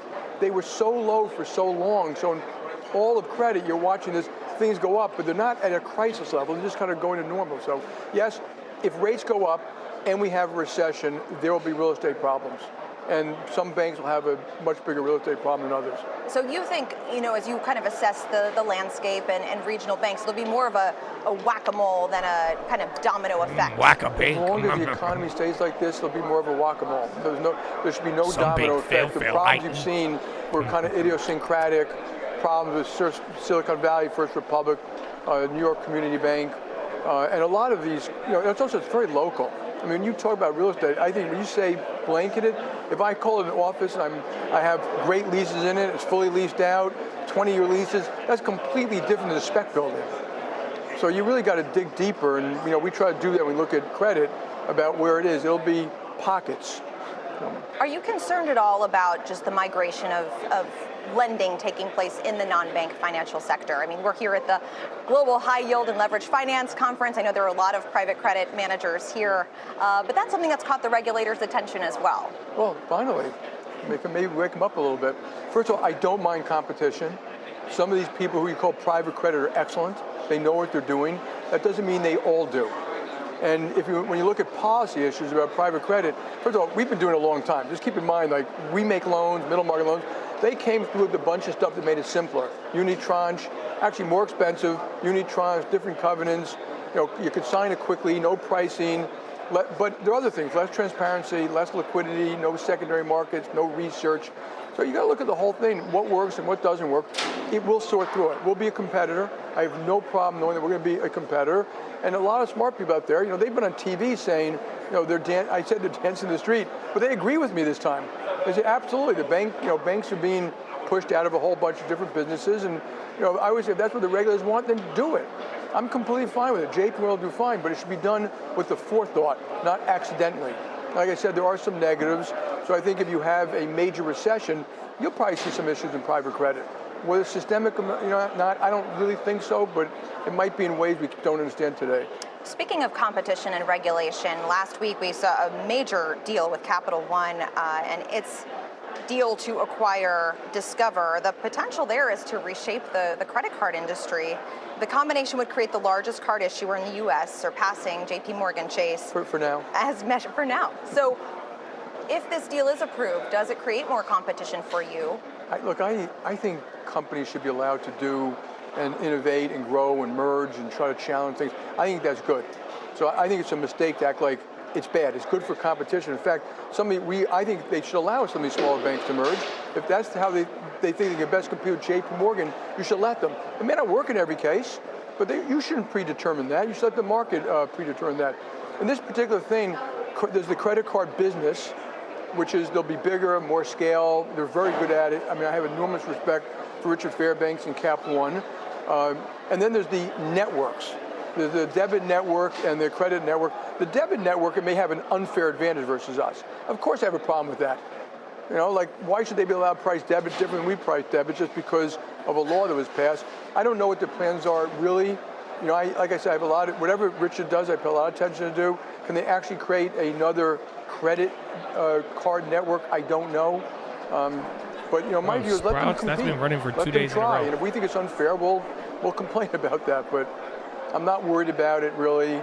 But we do track everything he does. And on that regulatory bucket, I always make a joke with Richard that the reason I have my job is because of him. Because Cap One is the one that kind of dissected the credit card business. Cap One started to beat the hell out of First USA. First USA, which had been bought by Bank One, collapsed, and it called into credibility of the management, and they hired me. So Richard is why I'm here. It all goes full circle. Yeah. So speaking of regulation that also affects you, Basel III. I know you've been very vocal about this, and there's a lot of talk that these higher capital requirements could be watered down, they could be thrown out entirely. Have regulators really come around to the industry view that this will be more expensive without much benefit for the economy? When you say that, there are a lot of regulators, and some are over here and some are over here. I don't know. I don't think the work was done to answer that question. So I don't think I should be guessing. I think that's why you have this process. I don't think that process was open, transparent. Asking a question, what will that do to small business loans? What do the mortgage loans? But what it'll do to market making? Why we have a thing called operational risk capital and how that, you sit there and it's a 1 in 1,000 year loss. Really? Who invents these kind of things? And so I question, I think at one point, and the worst thing is we don't have conversations with regulators anymore. We can actually talk about the world. The biggest risks are cyber. Okay, they're a major recession. There are certain these accounting issues that CECL, they combine to create an issue. But we should be worried about real risk. And in some ways, all of this stuff detracts from having real conversation about that risk. Had that taken place at Silicon Valley Bank and First Republic, maybe they never would have failed. But no, they're doing models for the Fed. And I think people have to take a little deep thought. And one day, I think the whole thing should be revamped. I think we can make the system safer, simpler. We could probably eliminate bank runs, create much more liquidity in the system. But that's what we should be talking about.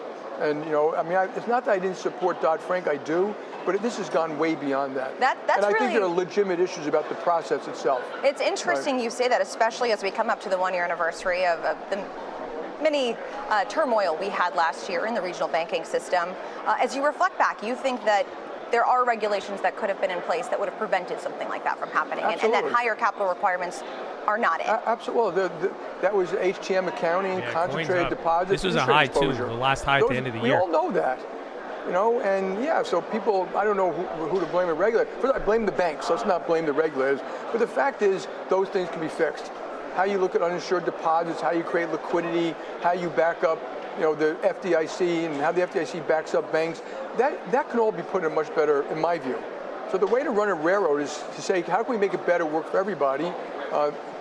And then with the forethought, decide, do you want these things out of banks? Do you want mortgages out of banks? Does that create additional risk or less risk? Do you want private credit out of banks? Does it create more risk or less risk? How important is market making? So market making is a critical function, and somehow the way the regulators treat us sometimes like a hedge fund. It's not. We buy and sell $2 trillion a day. We almost never lose money. It creates very narrow bid-ask spreads. With transparency, risk, controls, it creates the primary market so that people can go raise equity and debt, and you can't have one without the other. So it's a wonderful thing, and America's the best in the world.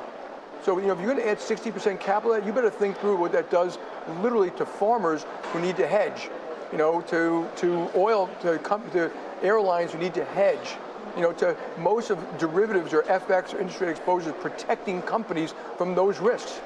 Do you want it to be more expensive or less expensive? So these conversations never took place. And it's an election year. Does a change in leadership at the White House change anything for the banking system? Look, my job is to run JP Morgan Chase. So, I will, whoever's president, we're going to run JP Morgan Chase, we'll be fine, and we're going to try to help our country. That's my view about that. So. I want to ask you about your plan to open more branches because you announced a pretty ambitious plan to open 500 more branches over the course of the next 3 years. We have those puts too. Those are getting in the money. Different than conventional wisdom lately, which has been to shutter branches in lieu of digital banking. Is brick and mortar really a competitive edge in the banking system right now? When I got to Bank One, they were closing branches because you might not need them in the future. When I got to JP Morgan Chase, they were closing branches because you might not need them in the future. Every day, 900,000 people go to those branches. They are much more advice centers than processing operational centers. So instead of having 6 tellers, you have mortgage loan officers, small business consultants, wealth managers, et cetera. I mean, obviously we've thought this through. And obviously it enhances our business in many different ways. But we also offer digital. So you can be digital only, and that's fine too. You can do both with us. And some people want to have the backup for the branch. Some small businesses need it.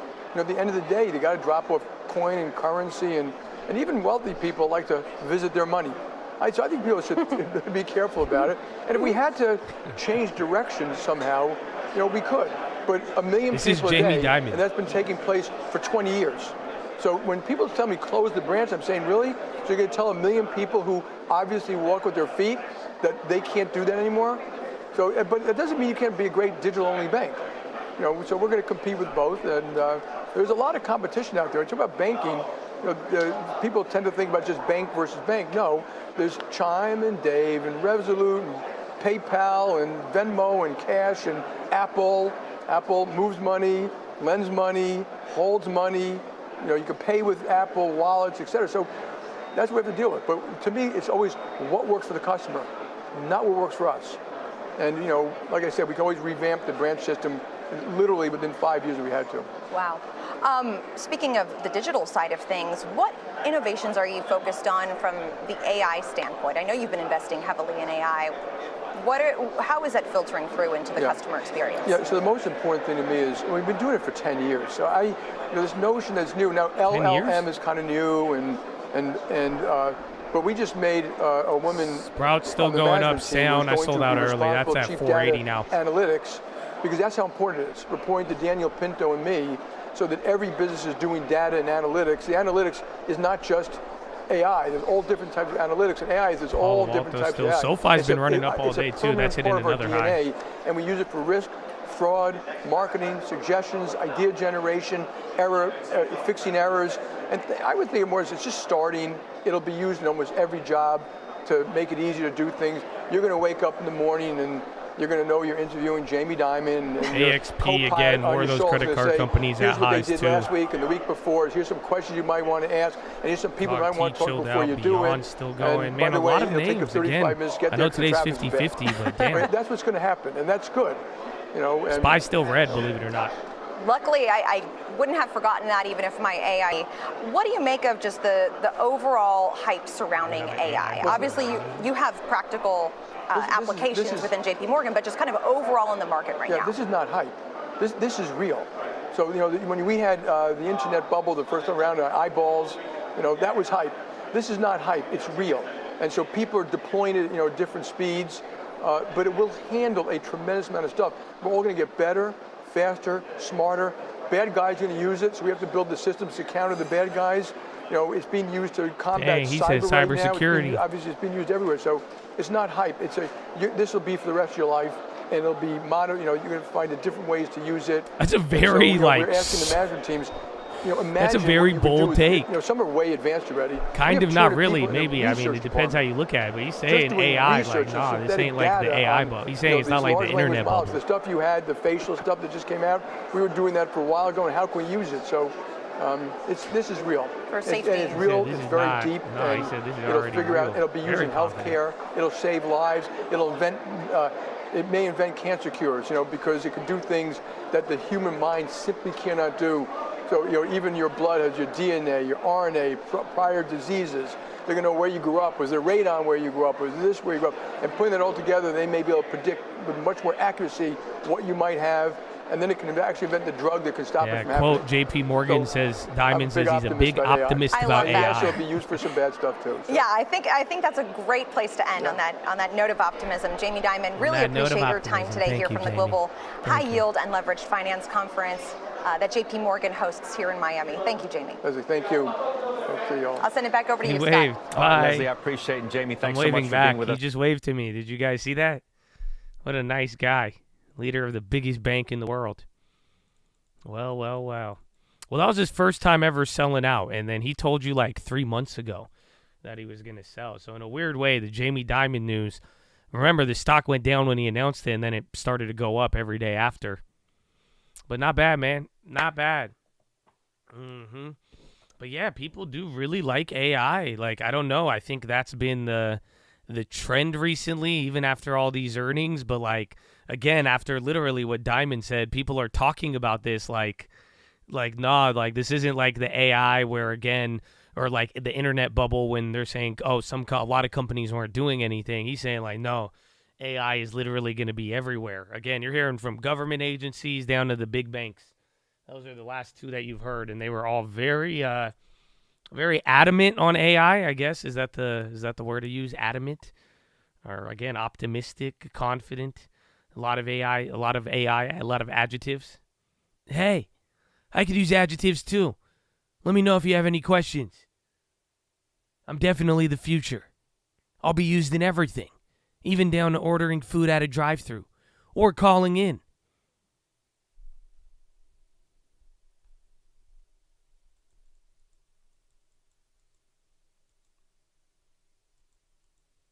AI is not a new concept, though, like the internet was at the time. Yeah, internet was, like, completely brand new. This is, like, I guess you wouldn't have AI without the internet. Maybe that's what kind of makes it a little less crazy.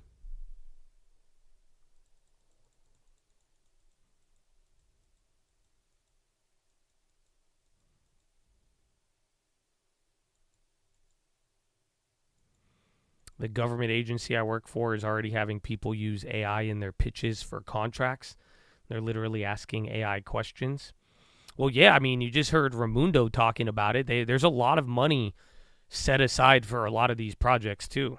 So I can only imagine. I don't know. Can you talk about more? What are you guys working on? What you got? AXP, again, that's another one. Walmart's hitting the high. Again, Dell, too. They have earnings.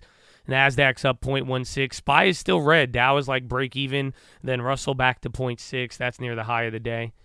Teslonian might have sold sound too early after that, Jamie, right? Maybe. I am green on the oil, yeah. I got like 0.4%, so like $30, $40. But yeah, I am green on oil again. I went with this small contract, so it doesn't move too crazy. Like I said, I like oil here, but it is dangerous at these levels. I was looking at gold too, but gold's a little higher up. But we'll see. Google seems like a good play. Google.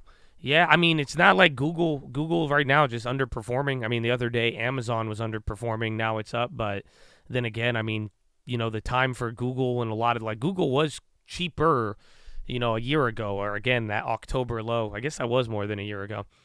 So it just depends on what you're looking at it for, what time frame. But in the short term, I mean, Google has been going down here since earnings. It's not like it went up. Amazon had better earnings, Nvidia. But in terms of like long term in Google, I mean, it's the same discussion we would have had at 2022 and I guess even towards end of December. TTD's on the high.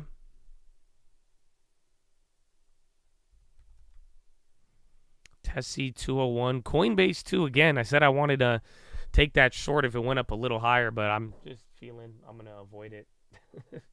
Save me some trouble, but that looks very appetizing. Who's the other one? Snowflake. They started going up. Those plays are up on the pre-earnings. Redfin pre-earnings are up even though the stock's down. TJX ain't doing nothing. Netflix came up a little bit too. Yeah, Sound is 480. So I sold out at like what, 430? So got another 50 cents. I would have had another $100, $200. A lot.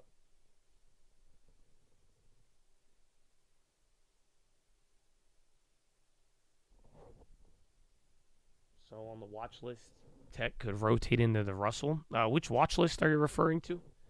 I don't think we said that on any of the recent ones. I mean, if anything, right now, I'm just waiting for the momentum to see if the momentum from last week carries into this week and then letting the data kind of take over. But if anything, I'd watch for the like broader divergences. 2 weeks back, I don't think we're getting that. That was when last time the Russell was up, but after this point, I think Russell is going to get destroyed more with rates. And then until we finally get a shift there through data or policy, then maybe it comes back up. But yeah, that was a while ago. I think it was longer than 2 weeks ago where we said that. Ever since then, though, rates have been getting destroyed. So again, I tie the Russell to the rates, which is fortunate, unfortunate, depending on how you want to look at it. Yeah, Palo Alto's just insane. And Sound's about to hit 5. Palo Alto, 311.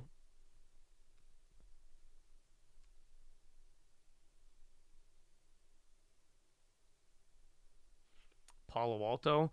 If you're sitting, I mean, I'd ghetto spread them if you're on those because you either ride more of the run up or you've already caught 20% in 2 days, 3 days. So it's up to you on that. But if you got Palo Alto off the buy, that's amazing. Again, even some of y'all killed it off of the put plays.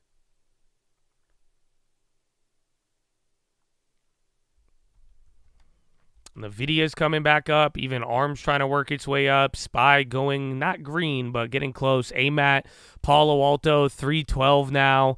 Coin still at the high. A bigger green shoe on both bonds and the S&P. Walmart, well, it's expensive valuation-wise, but you get it at 1/3 of the price, Habibi, huh? No? Okay. Stock split. We were excited, Habibi. We were just excited.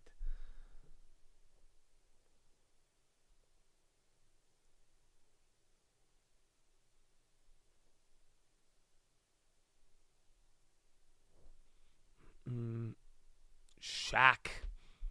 CRM too. I think that's one that we missed for the pre-earnings, but that's been up every single day.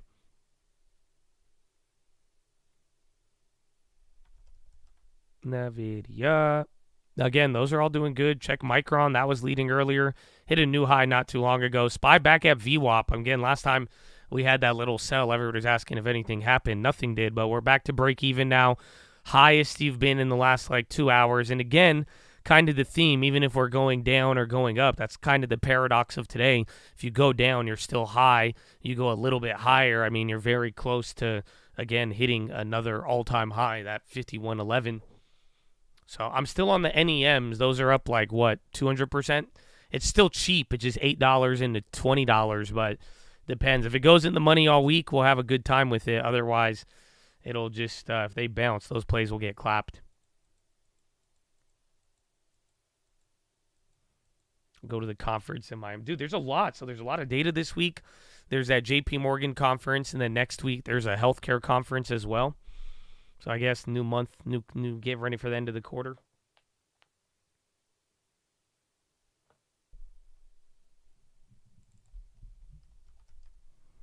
Tesla.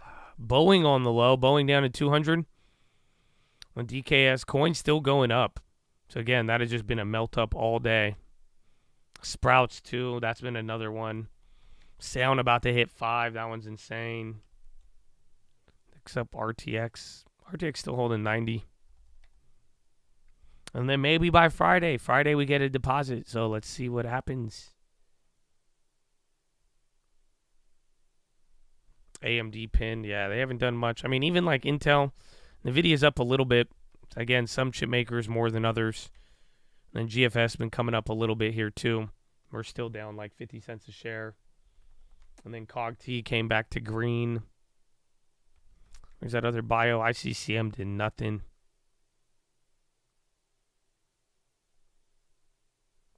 Where's Pinduo?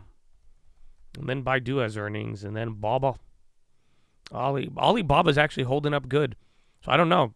Today it's stopped, but China had its best rally since 2018. ADRs didn't go as the same, but very interesting to think about.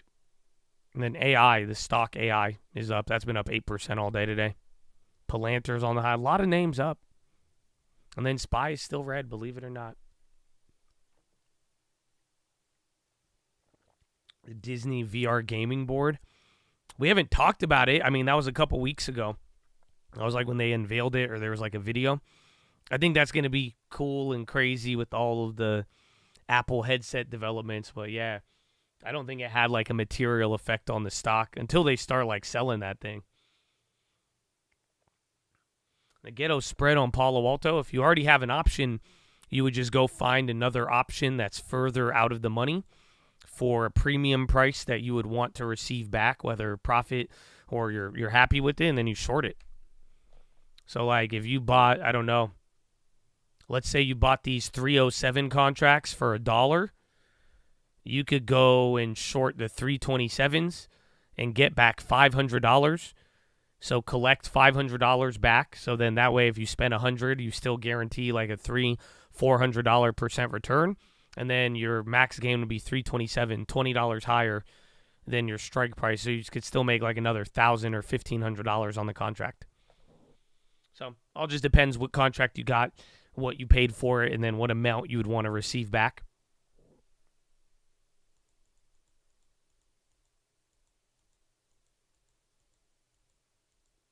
I'm doing the payment. No worries. Eagle Eye.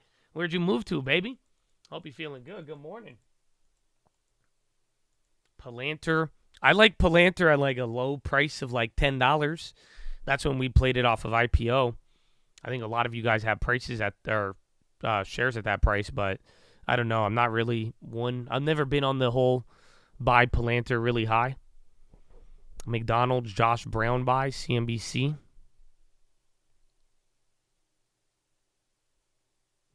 Loveland, Colorado, next to Fort Collins. So still in the CO, baby. There you go. You get snow. Loveland.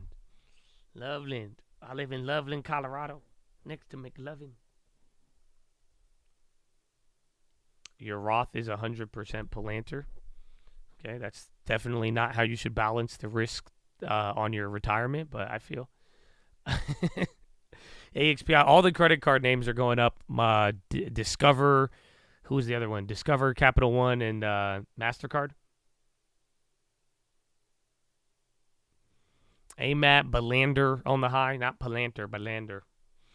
Not buying Google dip, but, I mean, wait, eventually, anytime it has dropped off of like a AI snuff, it has found a way to make a pretty big bounce up. So keep that in mind, but I'm not really looking like at that immediately. Still in my ARM plays. Broadcom, again, they had some good news. So I got a couple chip plays. I got 2 bio plays. We made a couple of pre and post earnings still. And that's pretty much about it. And then I'm still in an oil play, up $27. Not anything too crazy. Seasonality. I think February seasonality might get thrown out the window. So that's what I've been saying since this last week here, is that we avoided all the events. We'll see what this week's data dump brings. But, you know, if we get around everything and no real bad news, no reaction, bonds continue to diverge from the market without any real reaction, then I think we're going to end February positive, no downside, which has happened, I think, last year or 2 years ago. And then March seasonality is usually green on the S&P. So I think last year was red in March, but other than that, why is it so laggy? But yeah, so March average return 0.96. So March was down in 2020, but we had a green March in 23, 22, 21, and 2019. So literally up until 2020, 4 of the last 5 years have been green in March. Isn't early March? Well, maybe different times of it, but the overall month, like I'm saying, I mean, you haven't had a negative March since last year, and then the only other time before that was 2018. So we'll see how it plays out. But again, even like the last half of February was supposed to be bearish, but we didn't really quite see that. McDonald's, again, McDonald's is going off of Josh Brown, CNBC. He said he's buying. Stocks moving up there. Do you only ghetto spread on plans in the money? No, I ghetto spread on anything where I think it could come down and I made a good gain and I want to secure my profit and still have upside. So something where I think I've made good enough money to where I should take profits, but also there's still a chance it could run more. So I use it as a risk to reward. Sound at 5 now, $4.99. It's because I sold out. I did it for y'all, man. I did it for y'all. I'm still in the snow contracts. Yeah, they went up a little bit. Not too crazy unless they started to ramp up here. Snow 15%, not bad.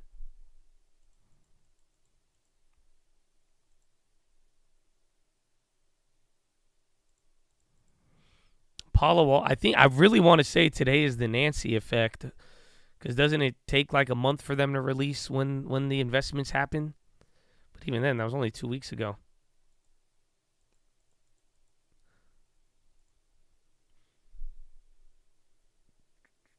Would you consider a 401k long-term? Yeah. I mean, like we've said, just 401ks, the long-term IRAs, they just have different like liquidity. So you have different tax incentives, benefits, disadvantages, and then access to the money, how you plan to use it. So as long as you're saving 10% minimum off top of every dollar you touch, I think however you want to invest it is up to you.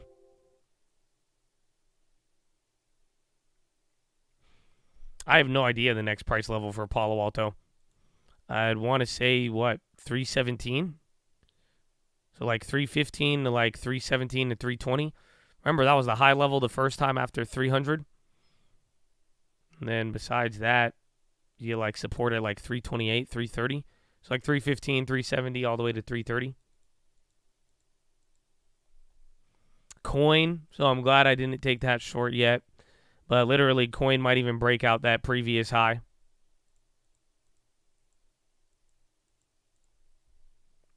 Got literally coin all over. MSTR. They're not moving as much. So coin is literally breaking out of all of them. Apple's still low. They're coming down. So SPY hit. VWAP came down. Amazon staying pinned there. Google is still literally near the low, down 3.9. Intel trying to come up a little bit. And then ARM is still rocketing back up. They're holding good.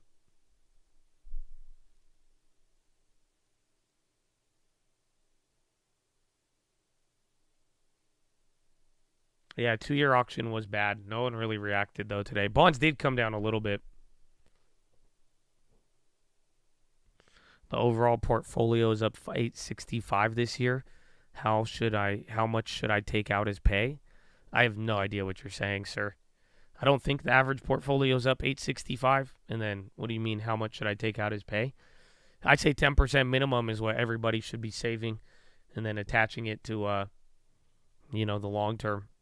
And then whatever else from there, the more you save, the faster you will be able to generate what you're saving, or if not more, without having to work.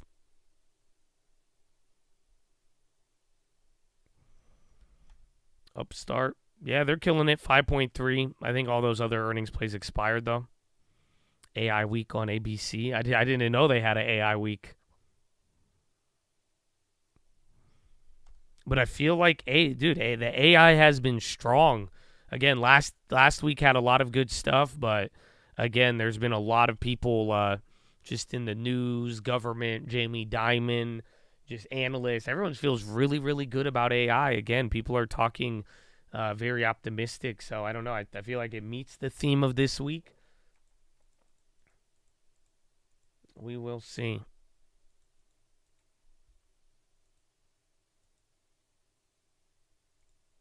Yeah, coin is still under the earnings high, yeah. It's under that high from a couple days ago, even just like where it was at the end of January. But like, don't forget, this thing was like, what, 190, 200? So that's a very, very big level for coin.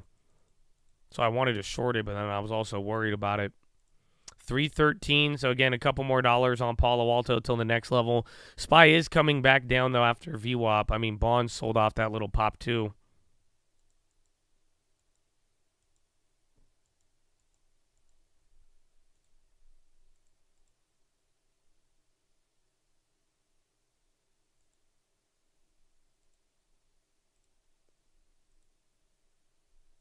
My goodness.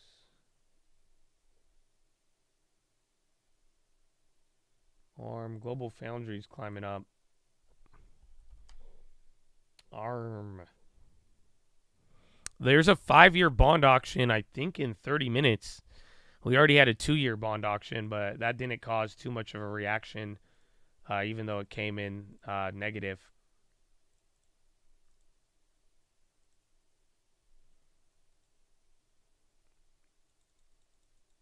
But yeah, you do have another bond auction, 20 minutes. Bro, Coinbase about to hit 190. That's insane. Yeah, crude. It's up, but it's barely up from Friday. That's the irony. So crude is going up here. It's up 1.5 on the day. But I guess it closed a lot lower on Friday. Then Palo Alto, a red candle. See if everything else goes down. Google's selling off. Again, I think Google is down 4% now, 3.95. TTD on the high, AI on the high, Mara, Riot. So more of the crypto names still going, even IBKR. And then again, some of the big tech that's selling off, Apple, Google, those are still on the low.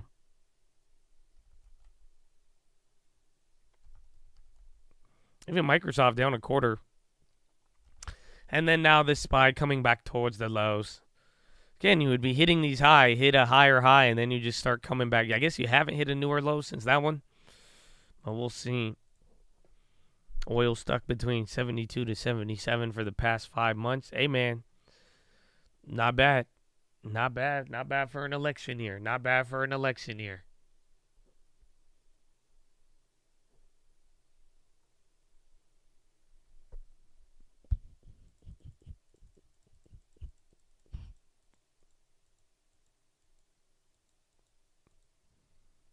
APP.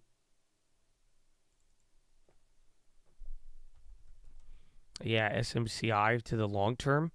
I wouldn't really want it to the long term unless it came down like $900 or something. I'm not the one on those. Again, if you do want to top tick anything, just have money ready to buy it over the next couple of months so you could average into a good price, and then whatever you want to top tick, just make sure you don't make it a big portion of your portfolio. but I'm probably not a buyer of SMCI at any of these recent prices.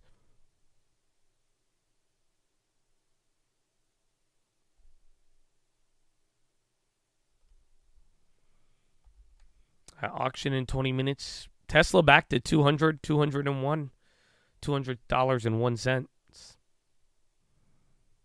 CP, is that Copart? Yeah, they're hitting a 52-week high. Interesting. Snow still up. Where's Citi go? Citi's lower after being green.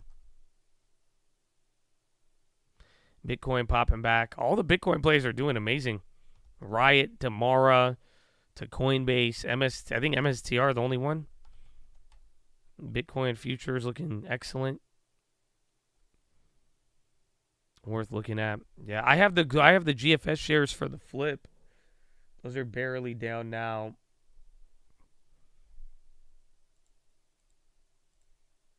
Well, I don't know. Long term, where are they? I guess they haven't moved in a couple years, but I didn't know they're relatively new. This is how ARM IPO should have been.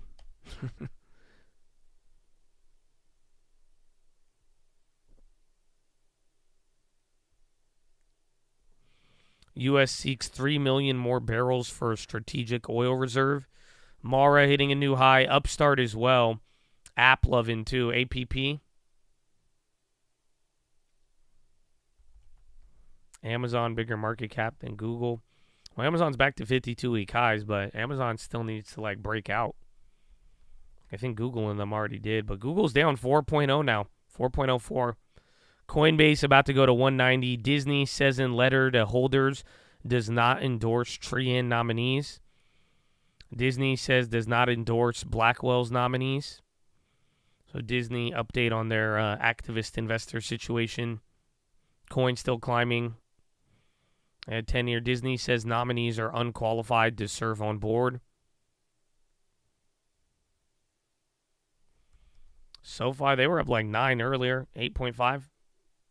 Oh, no, they were at 850. They're up 6.0 right now. Yeah, dude, it's kind of been long and drawn out. The thing is, there is a white paper coming out. So Nelson Peltz is going to come out with some plan. They're going to explain what they want to happen with the company. I think that comes out in a week or two, maybe this week or next week, but I do think that's going to be the bigger mover on Disney. And then make sure you guys vote on your Disney thing. If you go check your shareholder actions, if you hold Disney, you could go in there and vote with your shares and vote against Disney.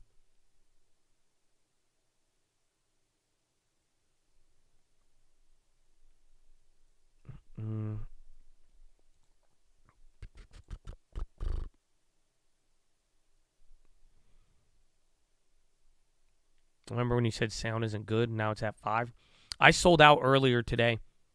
So, yeah, I wouldn't put sound in a long term, but we were holding that for a while there as a flip play, but I got out of it. But I still feel I wouldn't add sound into your long term. You can if you want to buy a small portion. Again, I think that's what I've been answering to everybody here. Any of these plays, whether I don't like the play or not, or if it has a high premium, if you want to buy it, just make sure it is not your top position and you could balance it out. That's going to be a personal decision.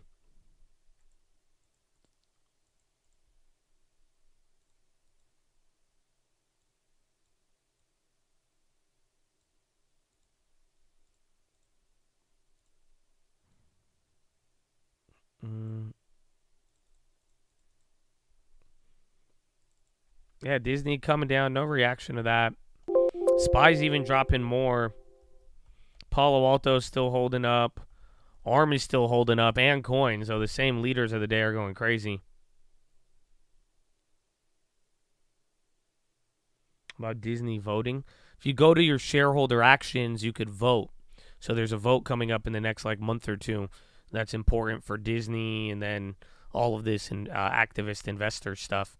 So if you go to your shareholder action, you could vote on it.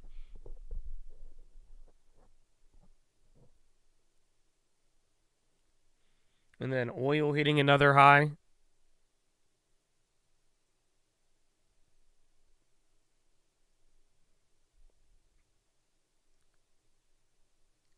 Did Did you learn to pick long-term investments from The Intelligent Investor?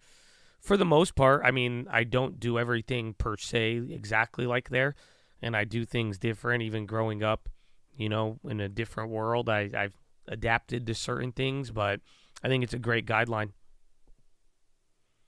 A sound framework, an intellectual framework for making financial decisions. All right, oil's ripping up. You found the proxy vote? Yeah. So vote for it. I voted against anything Disney was for. I voted against just to make things interesting.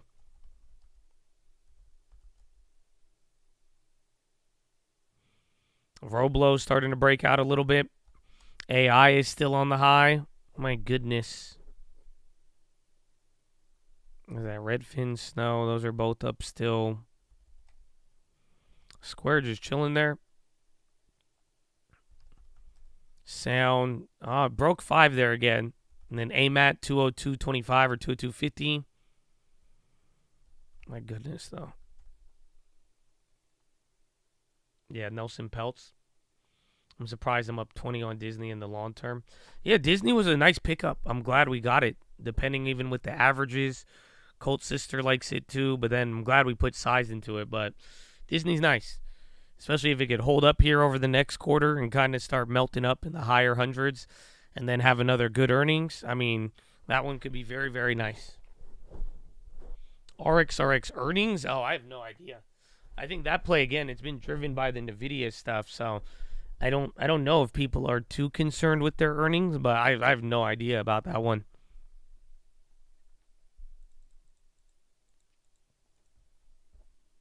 And SPY still edging a little lower. This is near the low of Friday's low. And then Disney Board of Directors sends letter to shareholders highlighting clear progress made and promises kept as it executes strategic transformation. Snow's still going up.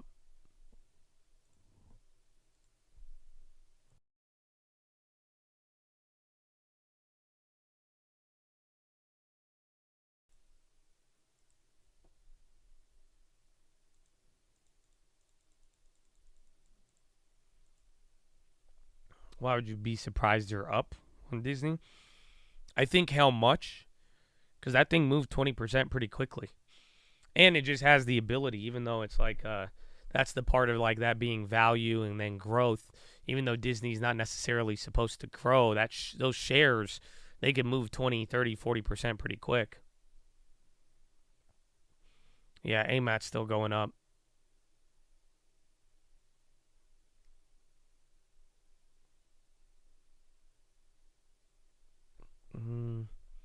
DTSS, Rider on the high. R.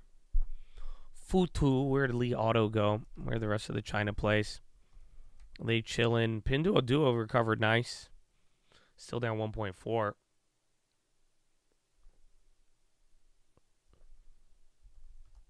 Biotech still kind of holding.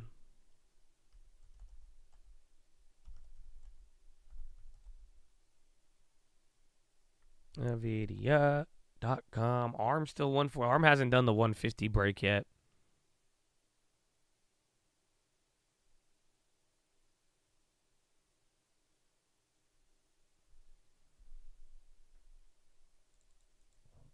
And then oil keeps ripping. Oil's at 77.81. But this has been the same price for the last couple of days.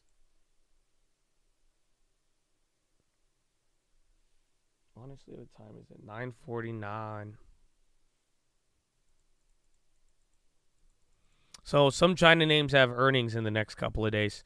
And then we got to see if China's rally took a break today. Outage at United Healthcare unit was caused by ransomware group, Black Cat sources say. Your nice first shareholder vote. Yeah, welcome. Let your voice be heard on Disney. It's always fun. It's just interesting because, like, this is a pretty big vote for them considering, you know, all the activists getting involved in the company. I wonder how it's going to play out. Yeah, Snow's hitting another high. ARM's coming up now, too. Pauly, Alti. cart still holding. USO breaking out. So, again, oil about to hit 78 again. We'll see how high that goes.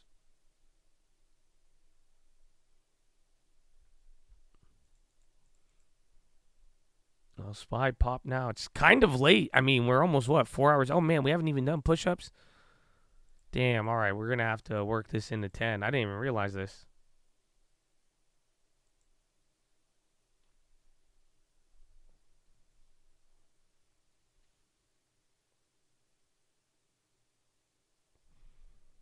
Can you explain more about the Disney situation? I'm not sure on voting since I'm kind of out of the loop. Have you heard the Nelson Peltz thing? And how Nelson Peltz bought like $3 billion of the company, and he's been advocating to add some of his own board members, get rid of a couple people at the company, and they pretty much just want to add pretty much several groups. There's Triand and Blackwell, I believe, 2 separate funds, and I think they represent about $6 billion of shares, or $3 to $6 billion, but I think it's on the 6 side, and they are trying to add their own board members to Disney so that they could institute changes to extract value. They think Disney should be worth a lot more, and that's why they bought in, and they think that they could get people on the board, make some management changes, and be able to walk away with a lot. Yeah, they want to fire Kathleen Kennedy. So that's all it is. So I like Nelson Peltz. I like Tryon, and I like every time I've heard him. So I thought I'd vote against the Disney board. So if you go to your shareholder action, there's like a white card, and it will show you what Disney recommends. I voted against them all.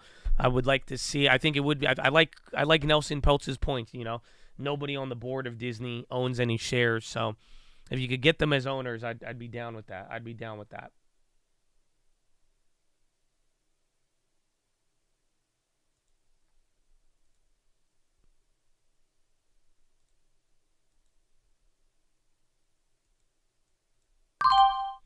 All right, I sold out of my crude future. I got $60. I like oil, but I don't want to deal with it at these prices because it's either going to go crazy above 78 or if it does fall, it has a lot of downside. I'm going to just buy the dip.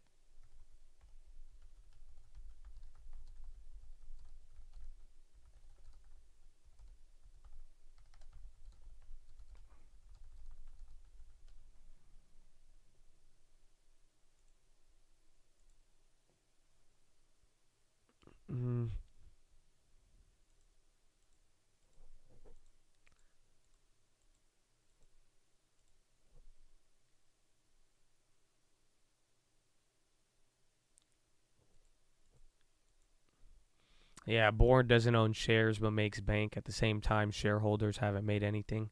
Well, yeah, and they've lost money. So that's what they're advocating for. You could just search. If you just search like Nelson Peltz Disney, the whole entire story should come up, and you could familiarize yourself with everything going on there.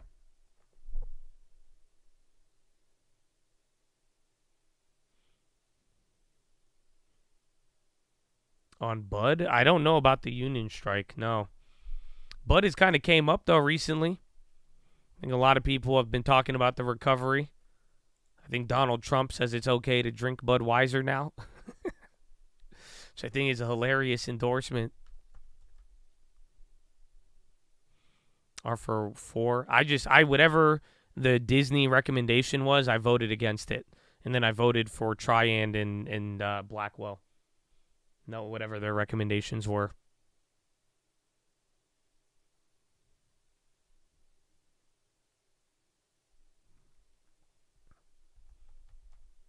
And then Tesla fell below 200. Coin came down. SPY might hit another low. Dow is in the red now. So is the S&P. NASDAQ hanging on, barely green. Russell's still up, though, near the high of the day. Russell's actually doing great.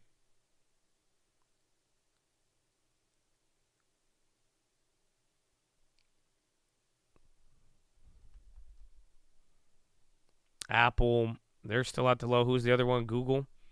Google getting murked, 4.08.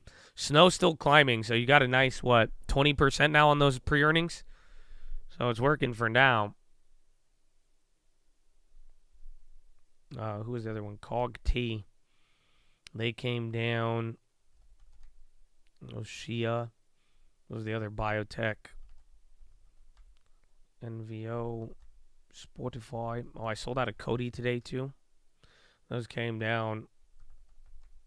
Sound still killed. Dude, sound is holding.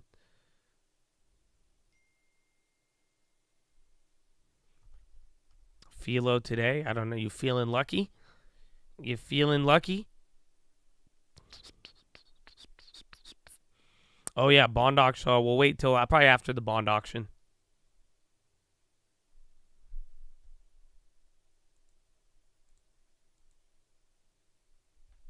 All right. Let me go to the bathroom. It's 10 o'clock here. I just sold out of oil. Arm was going up, came down, but Chad, follow me on Instagram at the Trading Fraternity. Like the video. Get ready. You got a 5-year bond auction in about 4 minutes. Market near the low of the day, and we're still kind of elevated. I know, even though you're at the lows. Yeah, so I'll be RB. Of the year so far. We are going to watch that all week as we have some critical PCE data coming up towards the end of the week here. The S&P even further on its declines. Stick with us. It does it for Bloomberg Markets. This is Bloomberg. Okay, I'm not leaving. I just told you all of that. I'm not leaving.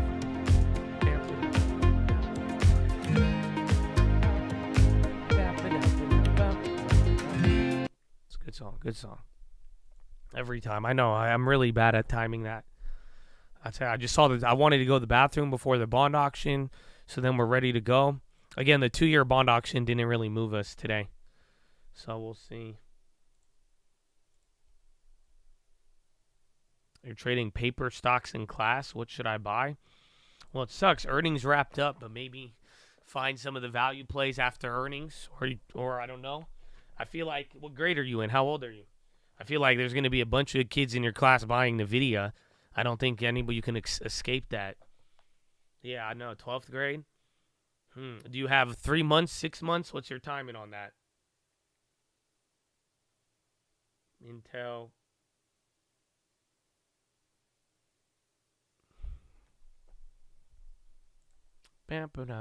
Bump. 3 months tops. Pfizer, I like Pfizer. You should get you one value, one growth. Get you something trading at a deep discount like Pfizer, and then get you one of the ultimate runners like NVIDIA if you want to go both ways. And then, because you only have 3 months. So it all depends. 5-year auction in 3 minutes, 2 minutes. Oil breaking out again. Oil another high, about to hit 78.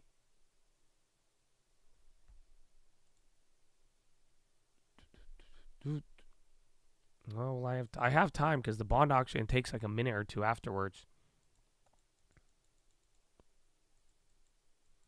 Hood breaking all-time highs. MU 5082. So you're literally hovering right near the low of the day. Same thing with the bonds. Auction in about a minute, and it's going to take a couple minutes too.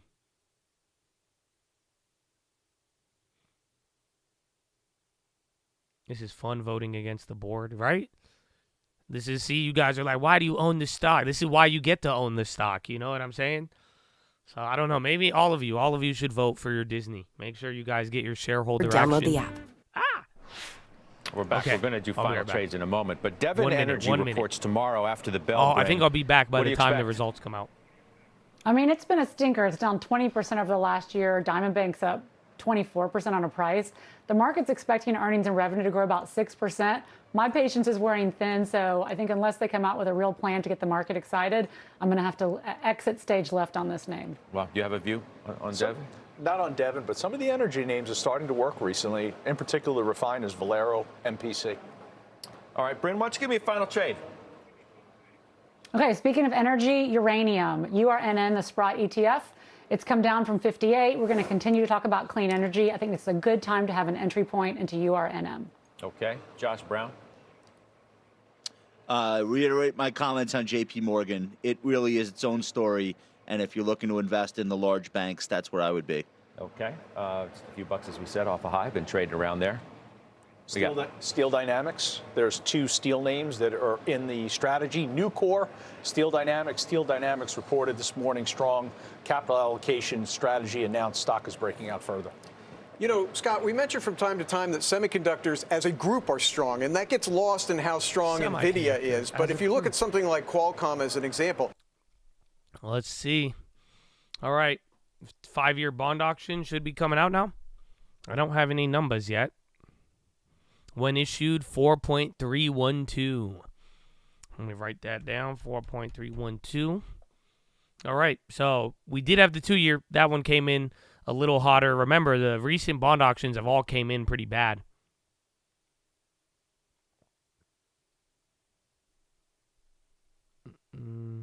Hotter is not better. No, a higher number is bad. Lower is good. So you're going to see it across the wire when it gets here. 4.312. That's the comparison, the when issued number we're looking for.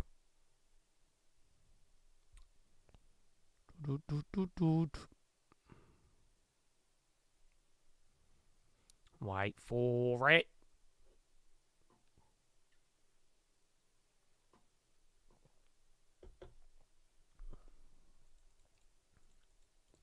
Oh, the wire isn't showing? No way.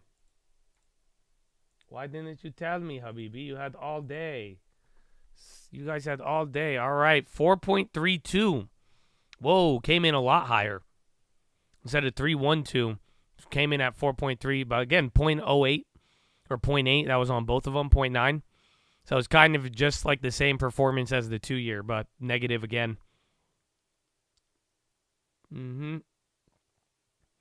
So, slightly bad 2-year, slightly bad 5-year auction.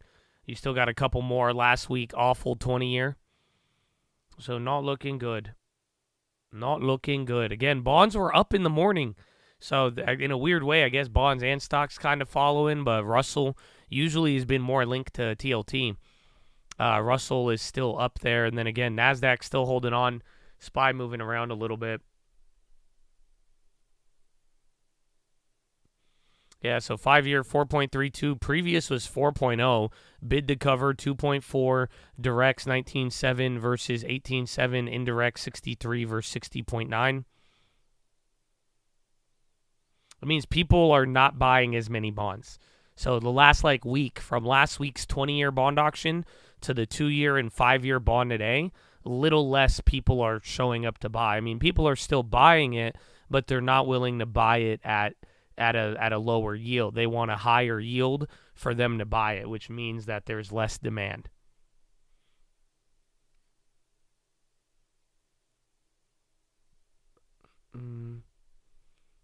When they do cut, Bill will get affected, but depending on how they cut, Bill will hold up. Again, you guys know, like short term, it's kind of crazy. I don't know. I think Bill is still at 4.7, but short term, like SPACs is still at 4.9.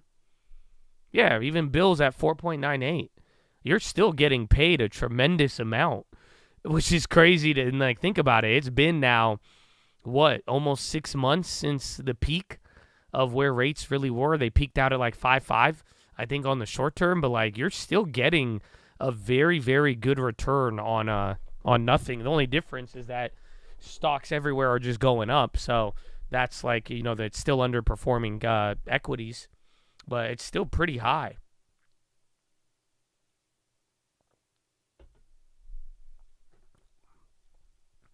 High yield savings, when they eventually start cutting rates, when rates actually get lowered, you'll see the savings and even Bill, all of those accounts will start yielding, a quarter point, half a point less. Some are already anticipating that, like the short end. Oil's about to hit 78.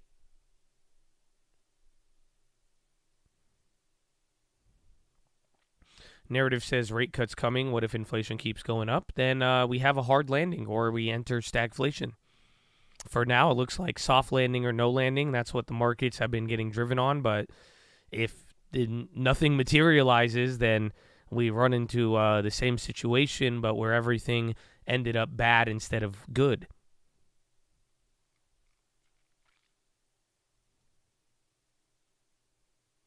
Yeah, Walmart post-split, it's up.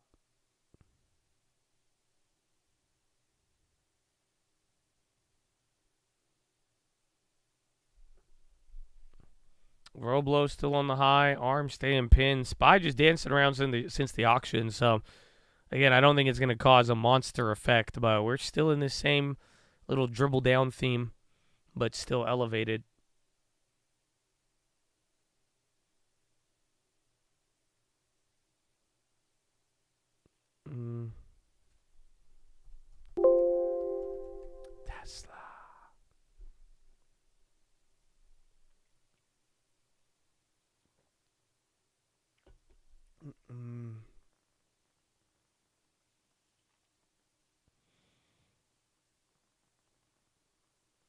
DTSS. Didn't we see that one the other day? Yeah, Dave, this one ran. Tesla's they did good today, man. They did good. Tesla, even the last couple weeks, markets have been going high. Like, they look kind of stable, but then again, the market's been hitting a new high. Wow, Tesla's just been in the gutter. Netflix, Mobileye. Oh, yeah, where's GFS? That one's still climbing up a little bit. Micron. Am I in those flippers still? Which ones?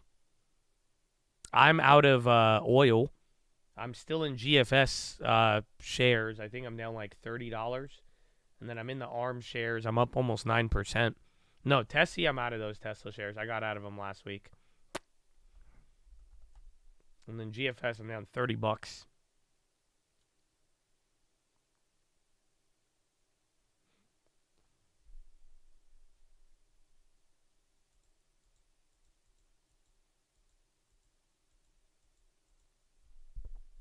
Waste management. U.S. intends to increase industrial cooperation with Japan, India, and other partners in Indo-Pacific, says senior Pentagon official.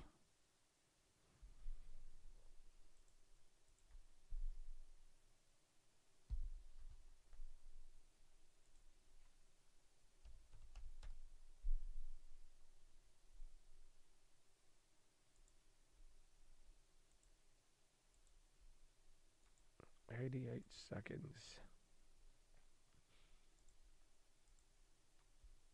Alrighty.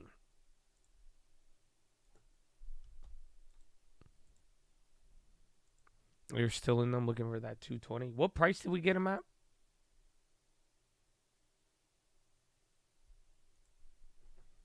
Did we get it? Was that like 192, 193? Because I sold out for only like a $200 gain or something. Yeah.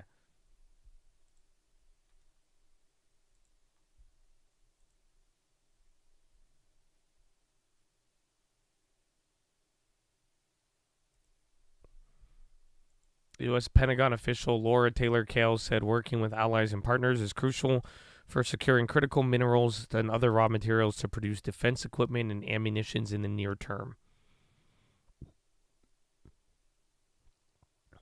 Pentagon official Taylor Kale stopped short of calling for multilateral talks on arms production in the Indo-Pacific.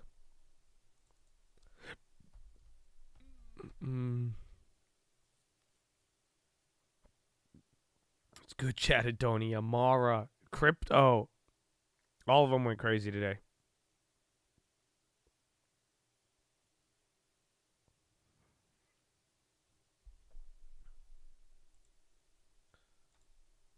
All right.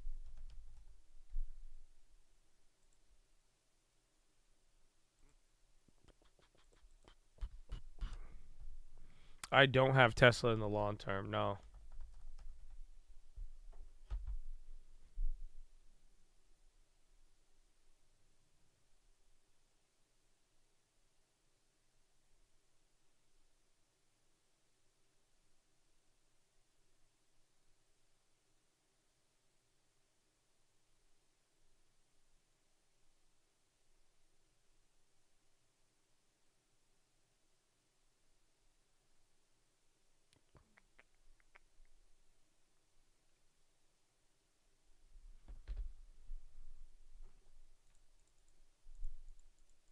Was the Ghetto Standard Dev best played close to earnings? Ideally, just because you could price in a stock and then it could move ahead of its earnings.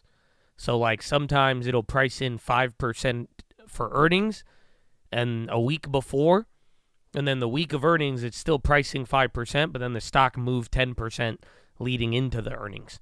And that's usually where contracts get messed up, or if you go early, you could either greatly benefit off of it or you could get clapped. That's why, sometimes you got to decide, play the day of or go for the pre-earnings or not. It just all really depends on how it's moved.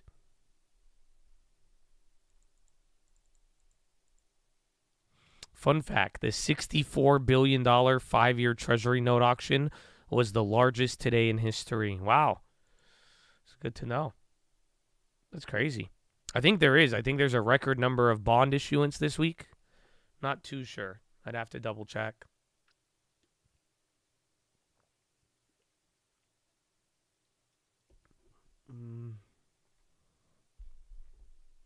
Coin 190. Oh my goodness. Oh my goodness. Well, I'm glad I would have shorted that at 183.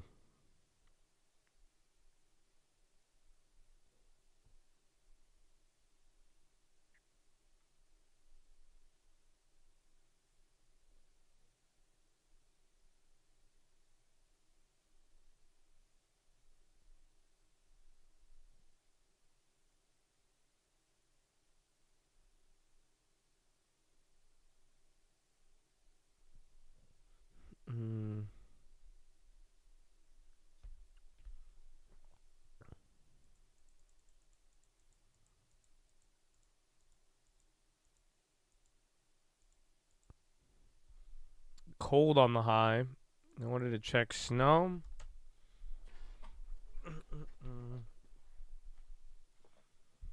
Going back to 250. I think it might, man. If it rips through 200, that's what I was looking at the first time it went crazy, but I'll take it, man.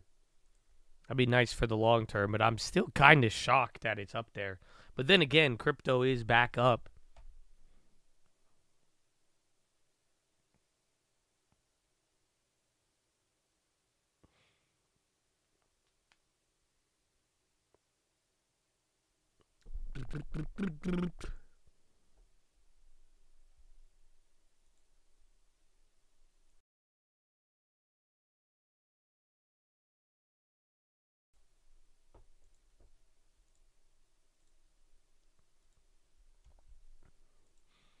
Google reversing.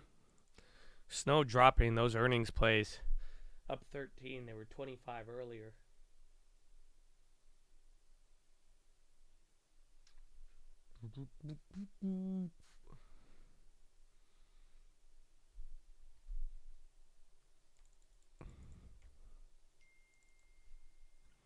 Oh, I hear my phone. It went bing. Wonder what that could be.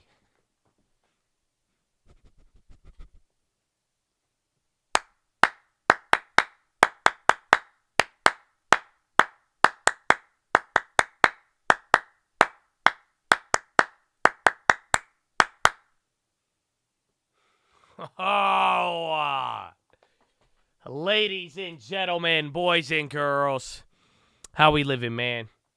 How we living, bro? How was your weekend? I know you've already been here for 4 hours. I know you're ready. We got earnings previews on the way as well, too, man. So before we get into earnings previews, it is time for me to hit you with something very important. See, we're going to go over all of these. It's time that I indoctrinate you. I'm just kidding, man. You know, I like to share some thoughts with you on a day-to-day basis, and it's truly an honor. Like I said, I'm honored to share this space with a lot of people who value certain things and take personal responsibility seriously. So regardless, we're still going to have the earnings afterwards. Feel free to listen in or not, but, I like today's PHILO. Today's PHILO, man, it's about being wise. Oh, Chatadonia. So that's why I say, man, I don't know what you believe in. I don't know, ahead of earnings, ahead of anything. I hope we could take a little thought here on being wise, okay? And I don't know what you're going to get from this one, okay? I don't know what you're going to get from this one. This one might be a little bit bigger or smaller, depending on how you want to interpret it.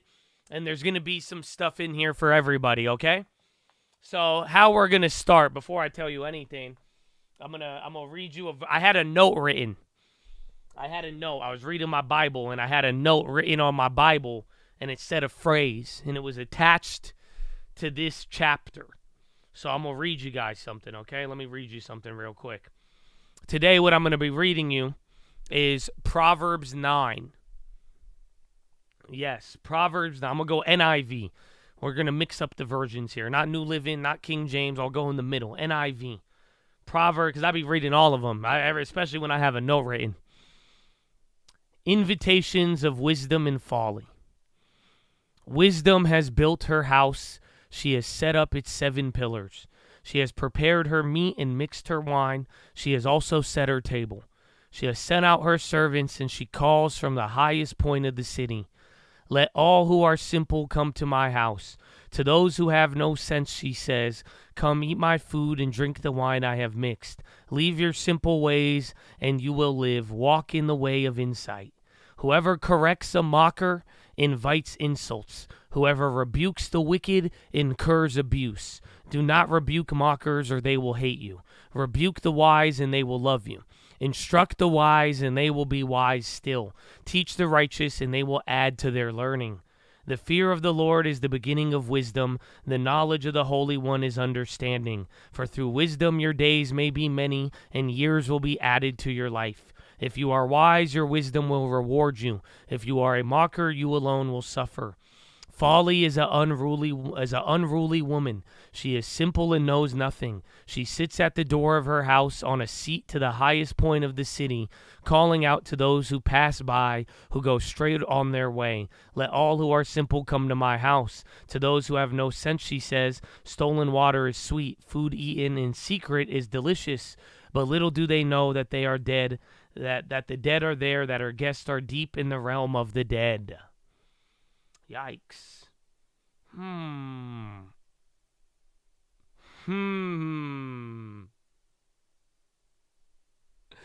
Oh, Chatadonia. So like I said, man, you could, just by reading it, I'm sure you could walk away with your own PHILO. That's the beauty. That's why they call it the living word. Because I'm sure just reading that, depending on which point, you know, remember, the student determines the lesson. So I don't know what you heard from reading that. I'm sure something may have stood out, right? And honestly, I'll even tell you guys just one part, before I guess I'm getting into the main, some of it. Just, did you notice something about it? Did you notice something about wisdom and folly? Being a fool or being wise? How they reach out to you? Did you notice something? I don't know. This stuck out to me. I'll read you one. It's not what I have written in my notes, but I picked up on this one the second time through, or the 200th time through. Anybody? How does wisdom and folly both reach out to you? And then Spy not even moving too much for PHILO? Yeah, I don't think they feel me, man.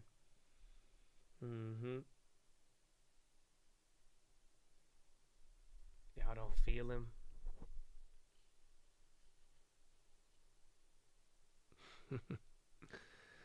Both wisdom and folly, they stand on top of their gates. They both literally just stand outside and they invite people in. Isn't that funny? So literally says she sent out her servants and she calls out from the highest point of the city. Folly sits at the door of her house and sits at the highest point of the city. Isn't that interesting? Both knowledge and foolishness will call out to you in the same manner. Oh my goodness. That's why the stock market's so tricky. Oh, I don't know if y'all feel me, man. I don't know if y'all feel me. See, but that's the thing. Part of this little visual. I hope you could, visual again, this house. This is what I had written down in my notes. And that's what I was going to tell you about today's folly, today's philosophy. It has to do with wisdom and folly. But it's about building the house. And I've given you many PHILOs on building the house and wisdom. We were just talking about the foundations not too long ago. And you know what I have written down next to Proverbs 9? This is what I wrote on my digital notes. You know what it says? It said, stop investing in the lobby.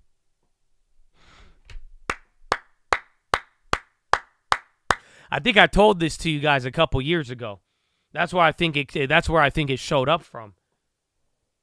And I had a lot of notes about looking at the construction of wisdom as a house. Yeah, SPY just dumped. There, I was just saying SPY was not moving on PHILO. There it is. My goodness. But yeah, new low of the day, or I guess it just flushed there. But Chad, the construction of the house. Are you building a house of wisdom? Are you building a house of folly? Both will go up at the highest point. Both get called down upon. Both will attract you the same way.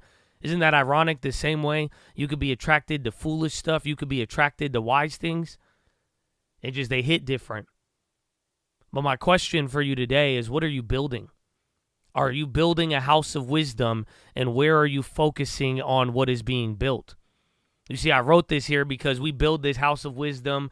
We go into a lot of it. We go into a lot of the personal development, but I wrote down here years ago, stop investing in the lobby. And what I mean by that is it don't matter how it looks from the outside.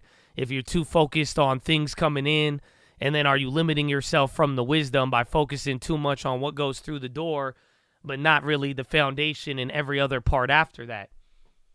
Again, foolishness has a very elegant lobby. Oh, man. So does wisdom. But sometimes, depending on the lobby, we either investing too much in the lobby, or if we don't see a nice enough lobby, we walk out. So, Chattadonia, I don't know how you want to take this. I think we're starting off very simple here for a Monday. But, I told you guys, even last weekend, I was getting a lot of, it's funny because I felt bad kind of praying over the weekend. Remember, I was just telling you on the PHILO, and I was just telling you, stop praying, maybe you should read it, but it worked. Because I'm not going to lie to you. I was like, hey, I started praying there, and I was thinking, I was like, wait, why are you praying? Why aren't you reading your Bible? And, and I thought about it, and I was like, you know what? And I went to go read. And I opened up my Proverbs, and again, I was on my other phone, and my notes popped up on it. And that's why I was like, And this one came up, and it just got me thinking about how wisdom is built like a house. And literally focusing on what draws us into it, how we've built it out, what parts of this are we building right now. Your wisdom of life, this wisdom you're trying to build up, the revelation you're trying to get for this year, what part of the house have you been building? Yeah. You take a look at where you've been building at, look at the points that have already been built up, it'll tell you a lot right there. But also at the same time, too, like I'm telling you, man, how these buildings are constructed are going to call us forward. That's what's going to attract us. And sometimes, again, we will walk in or walk out based on how the lobby works. Some of us, we just care more about the lobby or not. Some of us, we care more about the buildings, the facilities. So, Chad, I just thought I would share this with you.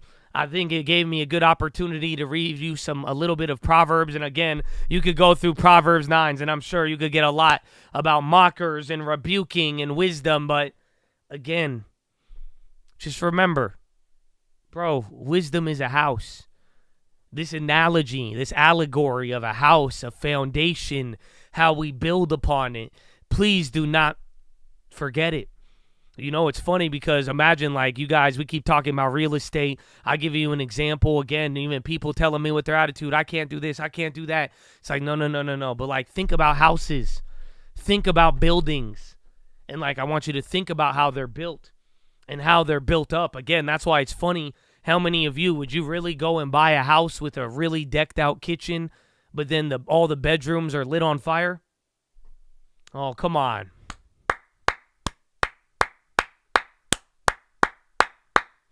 So, Chad, that's what I'm saying here, man. Focus on building a building. This year, focus on wisdom, this framework, this knowledge, what you are trying to get out of the market. I hope you focus on it like it is a real-life building and build it out the right way, especially if it's a big building. It's going to be one of these commercial buildings. I hope you invest on more than just your lobby and understand sometimes the lobby, that's not always what the building is going to be holding forward. So that's word to Proverbs in the house of wisdom. But Chad, I'm going to give you that one to chew on. Take that one to the bank. But that is your philosophy, ladies and gentlemen. Make sure you guys are subscribed. We're live Monday through Friday, 30 minutes before open. Drop your thumbs up on the video. You're on mobile. Press hot chat. X out the chat. Hit the thumbs up button. Second link for the Nightly Watch is the main channel. First link for the Scream Alerts boot camp and real estate course. First link, you already got that one. And then SPY going to another low. Oh, no. Oh, no, we got this. And in dealing with... Oh, man. Your girl's on. Your girl's on. Oh, man. All right, I'll give you one of these. I'll give you one of these. The whole idea of spiritual warfare is not what you think. Watch stock will be like the exorcist. Amen. New low out of nowhere. Spiritual warfare is much more subtle, and it's much more tricky. It's a call, baby. Yeah. It's a letter to the people. I'm penning it like I'm Paul. It don't matter about the evil. It matter about the God. It don't matter about the weapons. It matter about how you armed. All that matters is the weather. When weather to bet the farm. I ain't gotta see it to believe it. If it's signing, then it's needed. Then my eyes don't need a reason. I won't even try to explain it unless it say I got a feeling. I'm gonna sing my praise like David, but the king is still a killer. Listen up and go and get the troops. Hope you know you ain't scared of them, they scared of you. And I know you might be scared to take that point of view. You see them arrows in my back? Yup, son, that's gonna happen too. But the harvest's on the way. You gon' barter every day. That means you have to make a trade. Either life or it's the grave. The result will not remain. Every day will bring a change. Kinda funny and it's strange how the hope will pave the way. You hearing what I say? The only difference between you and them comes down to faith. There's a difference in the man who believes in a better day. Cause once you believe it's past, you willing to wilt away. We was never willing to be the same. We want it all in the long run. They want it all today. My father is really awesome. Don't bother with giving snakes. Regardless, I can't control it. So either way, giving thanks. Yep. You could take that one to the bank. A leader without a rank, a speaker without a face, a people without a race. They eating without a taste, they scheming without a safe. The meanings have been replaced. Another time, another place, we could talk about it. Keep some oil in them lamps, don't get caught without it. Want them once, want them twice, they never talk about it. If you never get a second chance, then that ain't meant to happen. What I understand is you ain't trying to understand. Take 100 grand, then 100 undergrads. Pay them all to make a plan, but they couldn't comprehend what it means to never die, but somehow still be born again. It's a letter to the people, I'm penning it like I'm Paul. It don't matter about the evil, it matter about the God. It don't matter about the weapons, it matter about how you armed. All that matters is the weather, when weather to bet the farm. It's a cow. Cow. Yallah. Yallah. Now we get ready for earnings. Habibi, lot of earnings still. Don't you worry, don't you worry. PHILO dropped a little bit, man. It dropped a little bit. All right, I'm going to get you your time to be optimistic with Jean-Pierre. No live video. We can't see her cool outfit today. She is on Air Force One. All right, I'm going to get these briefs. I'll be right back. It's going to be an important I'll be here, moment though. to speak I'll be directly here. To the American people. You know, I encourage you. It's election year. You know, many Remain times positive as no matter president. what. And so and he looks enjoy forward life. to that opportunity. Can you talk about why now for the border trip, sort of what led up to it? Why does the president want to see and interact with these agents now? And also any reaction to the former president being at the Texas-U.S. border as well on Thursday? So I don't have a reaction to the former president. I'm not going to speak to his schedule. What I can speak to is this president and what he's trying to do. He wants to make sure that he puts his message out there to the American people. We have said that we were going to take it directly to the American people, so they know. They know what's going on, right? They know what's going on in Congress. They know that what we tried to do with the Senate in a bipartisan way to get a border security deal, and obviously a deal that deals with the immigration system, and we tried to get that done. The president's been working on this since day one of his administration, putting forward a comprehensive immigration policy, and Republicans keep getting so directly from him. He's going to see what's going on the ground. He said he was going to take action. He's going to do that. We're going to see him on Thursday on the ground doing that. And so, look, there was a deal coming out of the Senate in a bipartisan way that took 4 months. Republicans got in the way because of what Donald Trump told them to do, or told them how to move forward on it. Say anything about today's trip to New York? Say what? Can you say anything about today's trip to New York? I don't have anything more to say about, or anything to say about New York. It's a campaign. Obviously, there's a campaign component to it. The campaign could speak more specifically about his trip today. Karine, you just said that the president will take action on Thursday at the border. Well, I meant him going. I probably should clear that up. You're right. I did. When I said it, I was like, oh gosh. He's going to go there. Doesn't mean he's going to do anything. Him going is it's showing a big that difference. he's taking this very seriously. My bad. But I'm saying what I meant by that is like going is an action, right? He's taking this very seriously. He's going to go directly to Brownsville, Texas, see exactly what's going on, hear directly from the Border Patrol agents who are doing the work, in the best way that they can with the resources that they have, but they need more.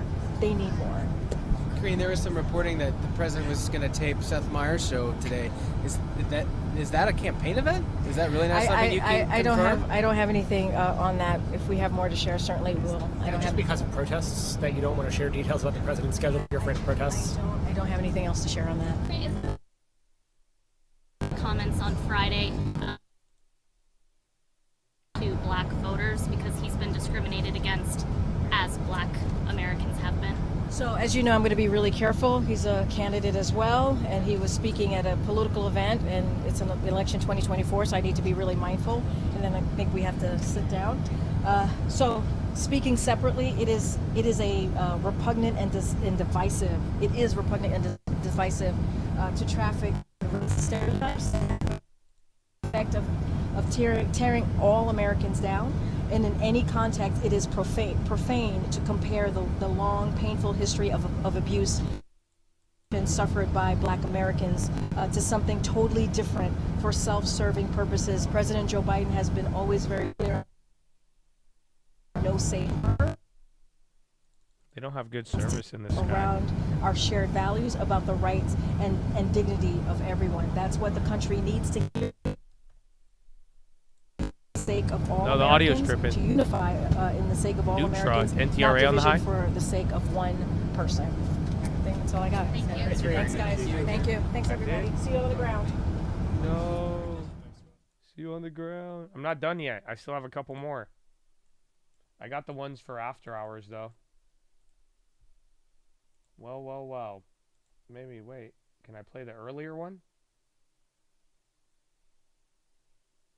The same policies that resulted from the Alabama Supreme Court ruling. Republican officials now think they can message their way out of their support for these extreme policies, but no attempt to rebrand can change the fact that they have spent decades trying to eliminate the unconstitutional right to choose and undermine reproductive freedom everywhere. Their agenda is clear. They're just worried it's not popular, and they are absolutely right about that. On Thursday, as you all know, President Biden will travel to Brownsville, Texas to meet with U.S. Border Patrol agents, law enforcement, and local leaders. He will discuss the urgent need to pass the Senate bipartisan border security agreement, the toughest and fairest set of reforms to secure the border in decades. He will reiterate his calls for congressional Republicans to stop playing politics and to provide the funding needed for additional U.S. Border Patrol agents, more asylum officers, fentanyl detection technology, and more. And finally, we welcome the Hungarian Parliament's overwhelming vote today to approve Sweden's application to join NATO, and we urge the Hungarian government to quickly complete the process so we can quickly welcome Sweden into our alliance. Sweden is a strong and capable defense partner with a highly capable military. Having Sweden as a NATO ally will make the United States even safer. As you all know, welcoming Sweden into the NATO alliance has been an important priority for President Biden. The president had encouraged Sweden and Finland to apply to NATO, and he hosted their leaders at the White House to celebrate their applications for NATO membership. He also worked with Congress to ratify Finland's and NATO's and Sweden's NATO accession protocols in record time, and we would like to welcome Sweden alongside Finland into the NATO alliance very, very soon. And with that, Zeke, what you got? Thanks, Karine. We can start off with the Middle East hostage talks, ceasefire. Has the president been briefed on the updated state of negotiations, and what is the White House's level of optimism right now that a deal can be reached? So, look, I don't have anything to share, any news to share at this time. Obviously, the president is regularly briefed on what's going on with those negotiations. it is a priority to move forward with a temporary ceasefire. As you've heard the president say himself, we want to make sure we get these hostages home, including the American hostages home. We want to make sure we get that all-important humanitarian aid into Gaza. And again, I'll just reiterate what we've said over and over again, which is the national security supplemental needs to get passed. Obviously, it has in that supplemental, it has aid for Ukraine to make sure they have what they need to continue to fight against the aggression that Putin started 2 years ago, and has that humanitarian aid that Gaza so desperately need, has that assistance for Israel and Indo-Pacific as well. So it's important that gets done. If that national security supplemental were to go on the floor of the House, it would get bipartisan support. We know this. We've heard from Republicans who have said this. So again, you're still elevated until you get down to like what? That is part of what 40, the president's going to discuss 50, with the 60? Big Four tomorrow. Speaking of that meeting, just real quick, what is the president's Still a lot of room from what you did idea the of last success couple coming of out of days? that meeting? I mean, he's had Lot of lawmakers room. Still over very, the very White House elevated. previously and has not moved the ball on the supplemental. I don't know why we're What is he dying. hoping to get out of it tomorrow? We've done these types of meetings before, and it has moved the ball, right? As you know, with the deal as it relates to the budget, when we were dealing with the debt ceiling, it moved that. He was able to move that ball forward. Look, he was able to move the ball forward in the Senate to get a bipartisan negotiation on the border security deal. That was rejected, obviously, by Republicans because of the last president and President Trump, to be exact, and what he was able to do, obviously putting politics over the American people, but also. What we were able to do on the Senate side is removing the border security, was able to get a national security supplemental that passed out of the Senate 70-29. It passed out of the Senate. Now it needs to go to the House. So we have seen some movement. We have seen the president's leadership on this. Look, what the president wants to see is we want to make sure that the national security interest of the American people gets put first, right? It is not used as a political football, right? We want to make sure that gets done. And we also want to see that that the government does not get shut down. It is a basic priority or duty of Congress is to keep the government open. So that's what the president wants to see. He'll have those conversations. Obviously not going to get ahead of the agenda that the president's going to, of the president, what he's going to discuss. But these things are incredibly important. A couple of things on Russia, if I may. Yeah, sure.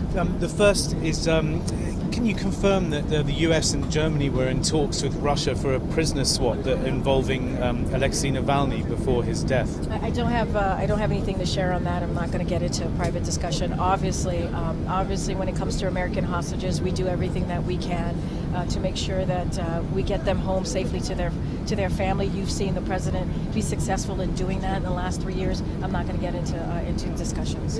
And secondly, on Russia's invasion of Ukraine, President Zelensky said at the weekend that 31,000 Ukrainian troops have been killed. There have been reports that the US has an estimate that's about double that.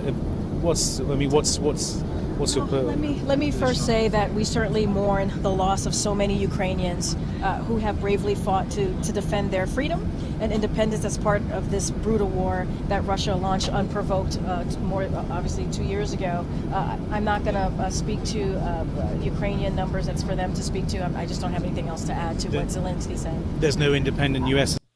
Thank you. Chatadonia.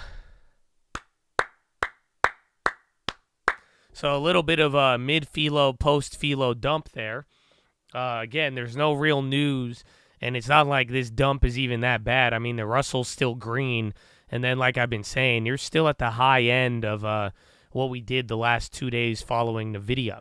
So remember, we were a lot lower post or pre-NVIDIA, and then post-NVIDIA, we kind of ramped up. So we're just kind of giving back some of the post-NVIDIA run up there, but now, all that being said, I think the market's going to move around. You got the low ticker taking over there, but there's still a couple names on the high. But it is that time, ladies and gentlemen. Even though the big earnings are out of the way, we still have earnings this week. And honestly, there's quite a bit. There's still a lot of names here. I mean, you might have an opportunity to make plays. We don't know if things are going to go as crazy, but you still have quite the lineup here. So you will not be disappointed. But now, Chatadonia. All that being said, I have the previews. We're going to go over Unity, Zoom, Workday, HIMS. I don't know if I have OK and iRobot, Car Gurus, SBAC, and then I think that's it.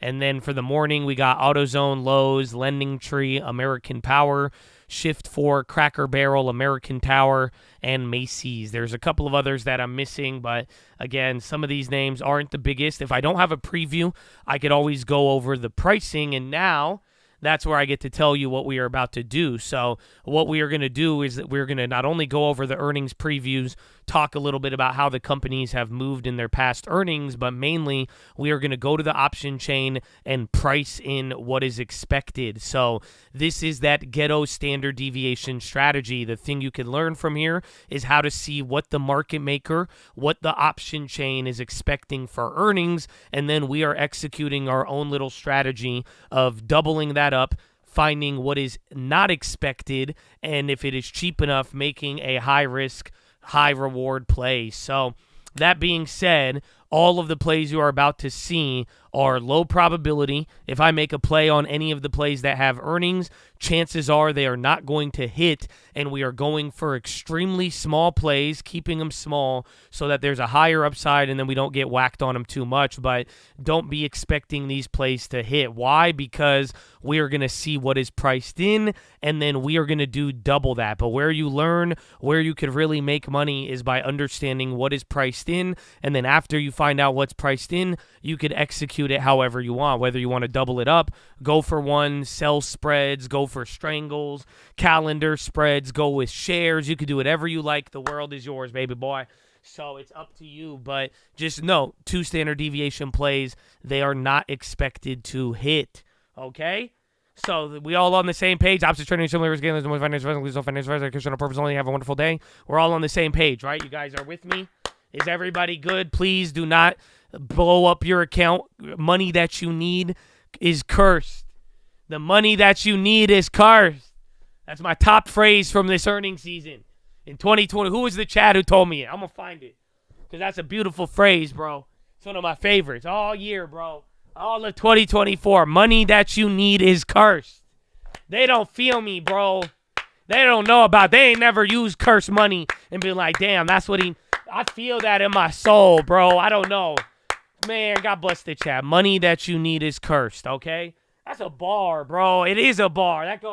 If Lil Wayne said that, I'd be tripping about it till this day. If he said that on the Drought 3, I would still to this day be like, oh. He said, money that you need is cursed. It's like living in a hearse. We see busted. You know, no, y'all don't feel. Some of y'all don't feel it. That's why you be testing it. You know, but some of y'all know it. That's a good one. So that's honestly the theme of all of this, for real. You got a little bit of a strategy. You got a little balance going on. You can figure it out. You know, go about finding in what's priced. Go about playing it however you want. But, like, if you are looking at these earnings plays and all of this, trying to use money that you need to create a big bag, it's going to be cursed. You're going to find a way. Trust me. I haven't even been using money that I need in that sense, and I've found a way to hit every other play except the ones that hit. So this is a main theme of earnings, okay? I'm just telling you. At this point, none of you should be surprised. You'll watch everybody hit, and you will get the one that doesn't hit. I've done it myself. You've seen me do it live in front of everybody in the middle of all of these. So I'm just giving you the full disclaimer so that we could get into this and make this productive, all right? Y'all with me? Y'all with me? I think we're all on the same page now. So let's get into the first one. Let's start it off. We're going to tee it off after hours with Unity. Some video games, huh? The video game maker. Where is Unity? Man, I got a lot of previews for today. Oh, you need Sky T? All right, that one didn't come up on my list. Remind me when we get there. Remind me after. Are they after hours or are they tomorrow morning? I think you've been on the Sky T. You've been blowing it up in both chats, huh? You're like, Sky T, man, I heard you got some Sky T. It's a chip maker. Let's go, baby. After hours? All right. Let's go through these and we'll hit these at the end. Let's go. Or even maybe after if it's after hours, let me finish all the after hours ones. And then you can remind me on any other one, all right? But Unity. Let me throw a chart up here. Chart it. Ooh, look at that pin. It doesn't look too bad. 15% though. So revenue expected to be $551 million for Unity, adjusted gross margin 80%, adjusted EBITDA $113 million, adjusted EBITDA margin 20.6, EPS 23 cents a share, cash from operations $97.7 million, deferred revenue $310.5 million. Quarter one next quarter guidance expected to be $539.1 revenue, gross margin of 78.3, adjusted EBITDA of $113.2, adjusted EBITDA margin 20.9, EPS 17 cents a share, cash from operations 21.4, deferred revenue 312.9. Price history since last close, Unity is up 22%, S&P 500 is up 14.6, XLK is up 13.9. Near-term options imply a 15.8% move. Last 4 quarters, gain of 7, loss of 1, gain of 13, loss of 16. Revenue has beaten 9 of the last 13 quarters. EPS has beaten 10 of the last 13 with 2 in line. Short interest is 12%. Fourth quarter revenue has beaten consensus 6 of the last 12 quarters with 1 in line.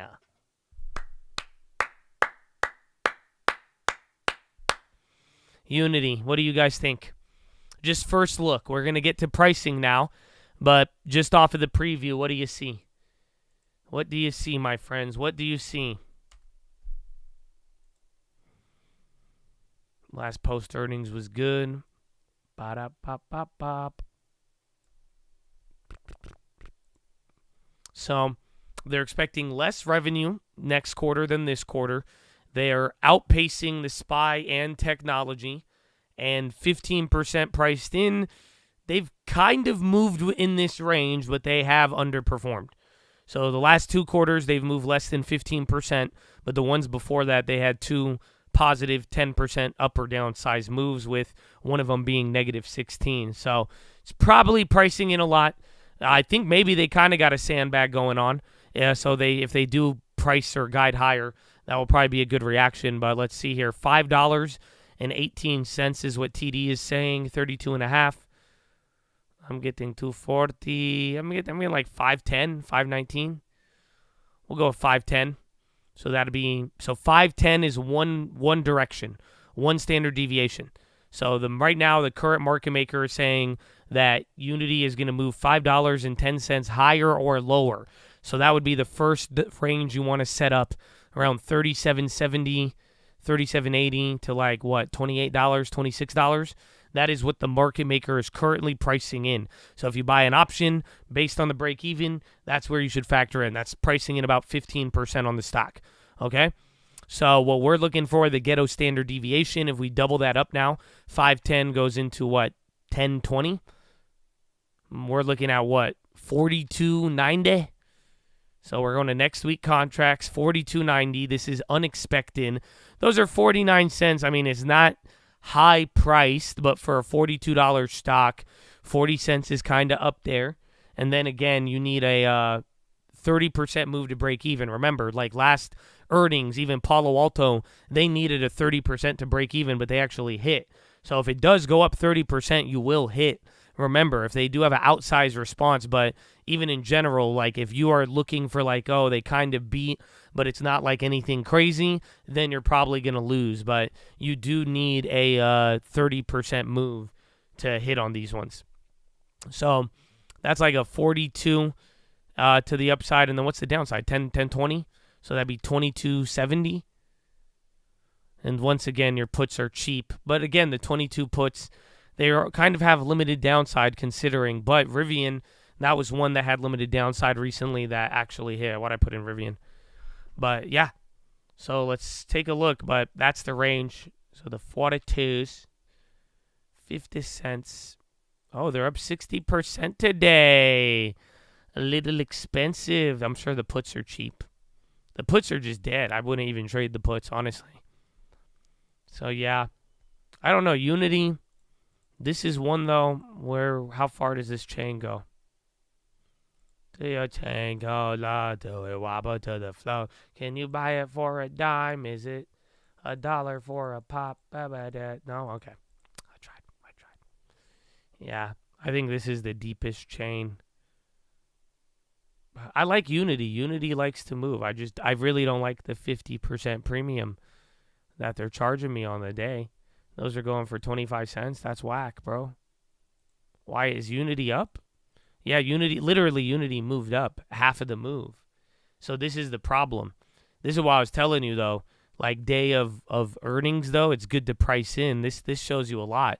Dude, you're up 5%. So if you thought 15% was a lot, it's moved a third of that just on the day before.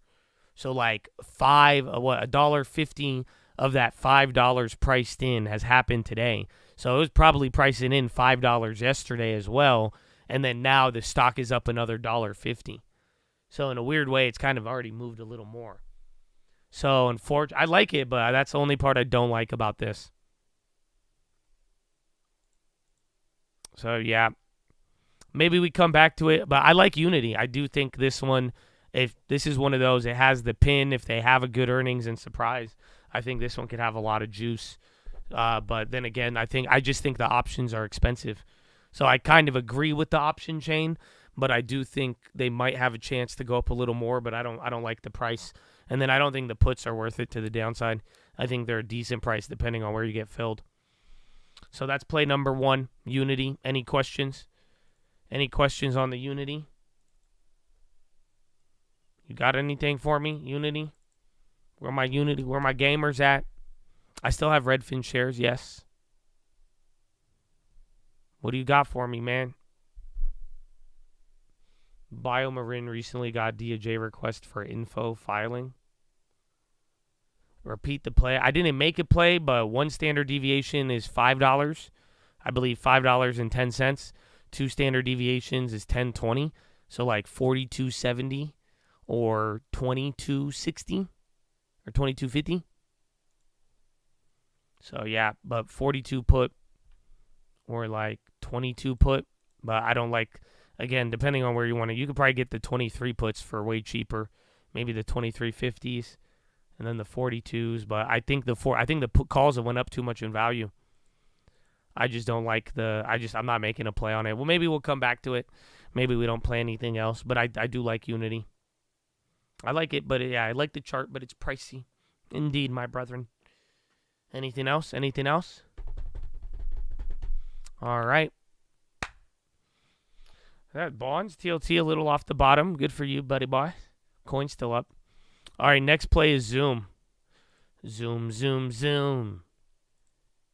They got the pin. They look very ugly. I think I've used Zoom in the last quarter, though. So I think I still pay for Zoom, to be honest. So Zoom, they're expecting $1.13 billion in revenue. Estimate was 1.125 to 1.13. Non-GAAP operating margin 36.6 versus guidance of 36.4 to 36.6. EPS $1.15 of guidance versus 113 to 115. Cash from operations $252.5 million. Free cash flow $226.6 million. Deferred revenue $1.23 billion. Billings $1.05 billion. Next quarter expected to be $1.13 billion. Non-GAAP operating margin 37%. EPS $1.13. Cash flow from operations $483 million. Free cash flow $443. Ending deferred revenue $1.3 billion and billings of $1.2 billion. Since November 20th, they're down 7%. S&P is up 9.6. XLK is up 7.4. Near-term options imply 8.9% move. Last 4 quarters, loss of 0, loss of 2, loss of 8, gain of 1. So they've moved big one quarter, have not the other 3. Revenue has beaten 18 of the last 19 quarters. EPS has beaten 19 of the last 19 quarters. Forward quarter revenue has beaten consensus 12 of the last 19 quarters, 1 in line. Forward quarter EPS has beaten 14 of the last 19 quarters with 1 in line. So not bad for young Zoom. So literally it's pricing in a decent amount, but like 3 of the last 4 earnings, it really hasn't moved that much. And then one of them, it's moved exactly what it's priced in. Yeah, it's pricing around like 10% now. It's actually pricing in a little higher. So TD says $6.53. We'll use the 64s. I get 635. Yeah, I'm getting 630. We'll use 630. So 630 one direction. That's literally 10%. So the market maker priced in is expecting $6.30 both ways. So either it goes down to 60 or it goes up to like 69, $70 exactly. That's one standard deviation. So 2 would be 630 times 2 would be what? 1260? I don't know how you now get. I'd like break out the calculator.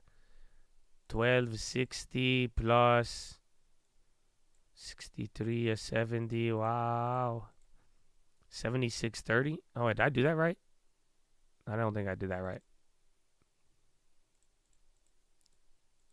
Plus 1260. 7633. Maybe I did.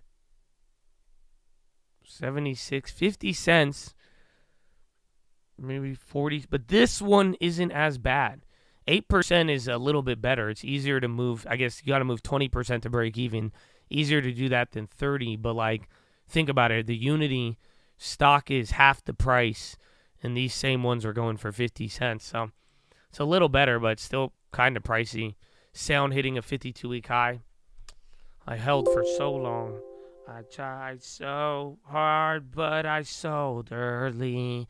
And in the end, I still have the long term. No? Okay. Who is that? Zoom.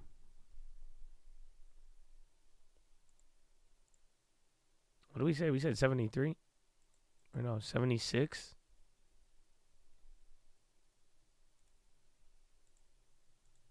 Yeah. These went up 70. Bro, are you kidding me? All of these shot up today? Damn, son. And this thing didn't even move. Oh, they hate you. Damn, son. Uber and well, I walked away with a profit on Sound. I'm not disappointed in that.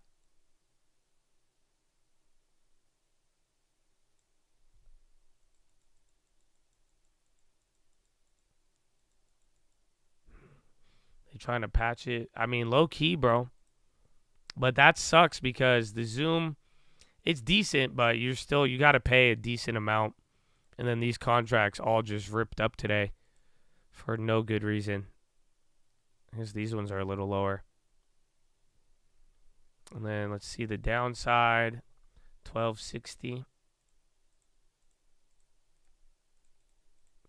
In the end, it doesn't even matter.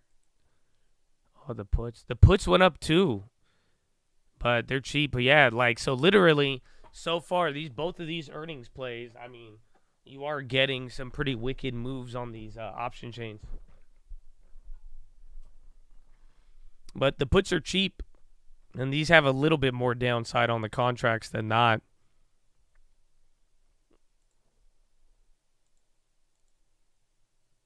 They're already near their low. Didn't we trade Zoom at like $90 recently?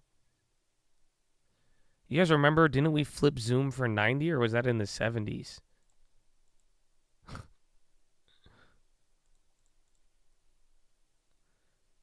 The Chad Munity, baby. What do you think about saying end of the year? I have no idea. I just sold out of my Sound shares that I've been swinging for a while. And it's your birthday. Oh, Arna. Happy birthday, baby. But I think Sound is going to be a good AI hype play alongside of the NVIDIA stuff. Same thing with all those sympathies. But I literally sold out $1 early and still had like 20%. But no, I left a lot on the table. I'm out, though. I'm gone finally. Well, happy birthday, baby. Amen.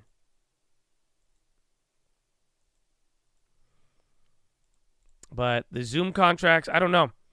I kind of want the put, and the call, but they both went up. I kind of think I might play it after hours, low key. I don't know, but all of them are getting a little. Zoom didn't even move, though. That's the crazy part. So it's pricing in a little bit more without the stock even having like a pre-earnings move. So I'm going to go no play on Zoom for now. But those would be the strike prices. Any question on Zoom? Zoom. All right. Any questions on Zoom? Speak now or forever hold your peace.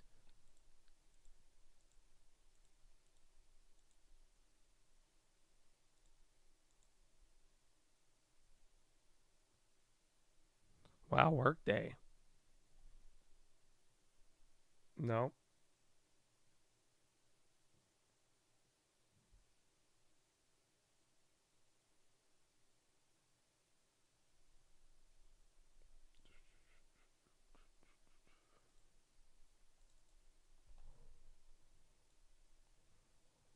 All right. No questions? All right, next one is Workday.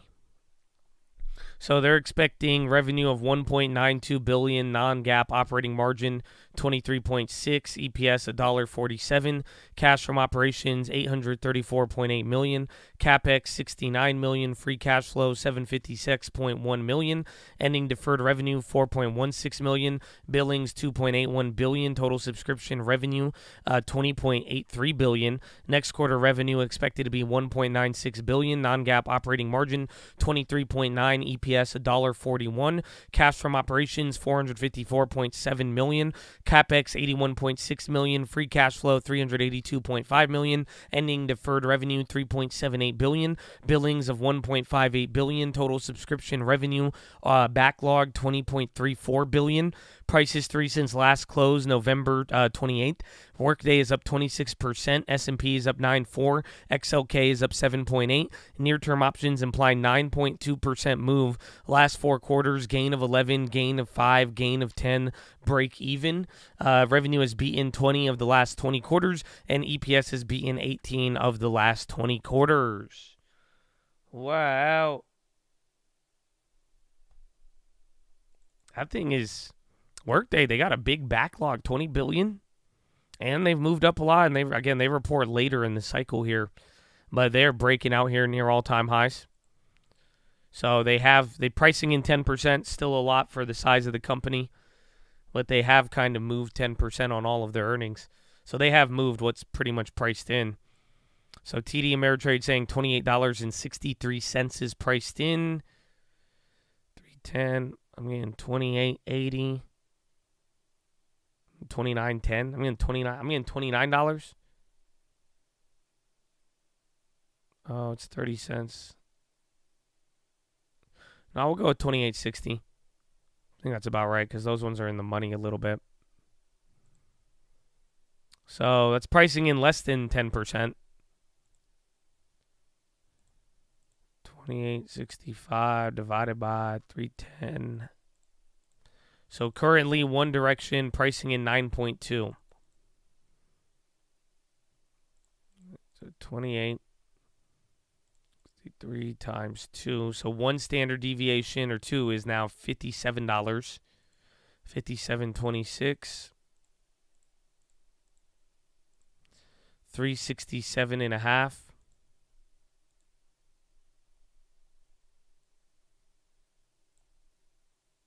Ooh. Still $200. So still a little pricey. 57.26.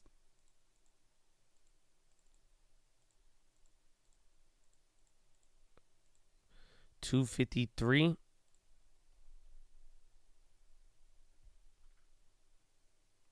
Oh, still $1. Still $1.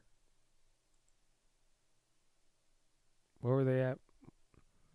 They're at 260, 250, 278. So 250 to 270 is still pretty low. But yeah, I think the calls are expensive. I want to see how those puts stack up. What stock was that? Workday?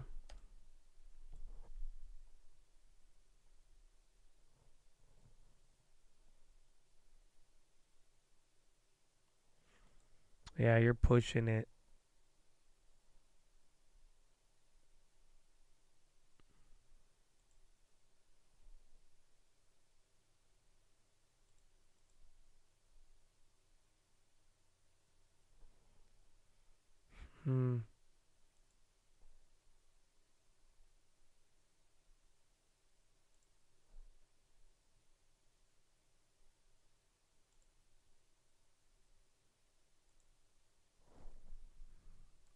I like the puts, but they're still the only way you hit on Workday is if it Palo Altos. Like that's like again, you need a real big surprise. But it's pricing in 10%, so you're still spending a lot on the volatility. I don't like the calls. I think the calls are I'm just looking at the put, like again, literally in the event that it turns into a Palo Alto.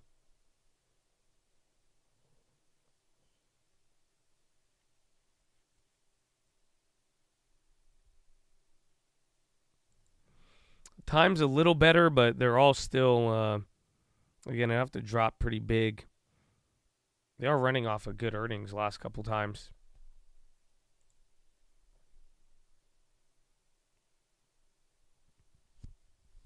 Maybe one extra week.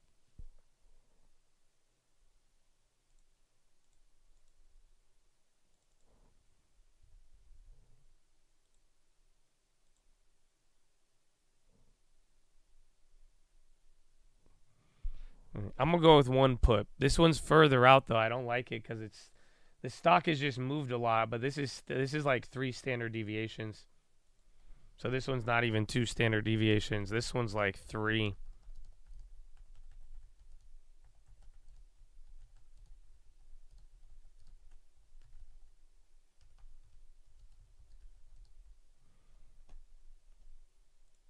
Yeah.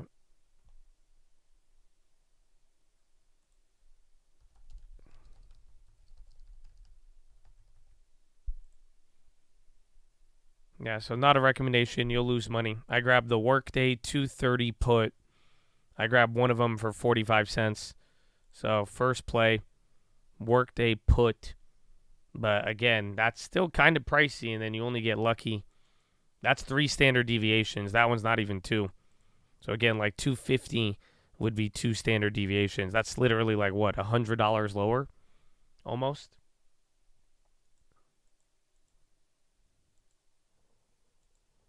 Okay, Abercrombie's still going up.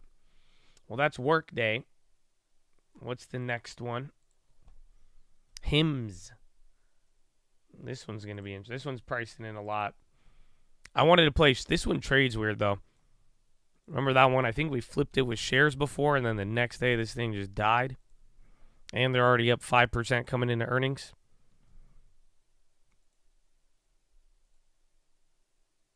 So Hims. Revenue $245.8 million versus guidance of $243 to $248 million. Gross margin 82.1%. Adjusted EBITDA margin 15.5% versus guidance of $14 to $17 million. Adjusted EBITDA margin 6.3% versus guidance of 5.6 to 7. EPS loss of 2 cents. Next quarter revenue expected to be $251.3 million. Gross margin 81.4%. Adjusted EBITDA $14.3 million. Adjusted EBITDA margin 5.7%. EPS loss of 3 cents since last quarter. November 6th, they're up 49.8%. S&P is up 14.1%. XLV is up 13.4%. Near-term options imply 15.9% move. Last 4 quarters, gain of 11, loss of 6, loss of 10, gain of 17. Revenue has beaten 12 of the last 12 quarters. EPS has beaten 5 of the last 12 quarters with 3 in line. Short interest 11%. Forward quarter revenue has beaten 9 of the last 9 quarters. Hims. So pricing in a lot, but I guess it's moved more than 10%, 3 quarters at least. So it kind of moves, but that's pricing in a lot, and it's moved up 5% coming into today. So keep that in mind. It's kind of like Zoom. And so they don't have any of the short-term options. Hims. 211. 205. So $4, you need a 40%. No, this thing's pricing in 20%. So it says 50. Yeah, I don't. So it'd be like $14 or like $6. Puts, again, don't think are worth it to the downside. And then if you really want, I mean, Hims, this thing can move. But I don't know. I think it might be limited. I like shares after hours with it. But you need a 40% move on 2 standard deviations.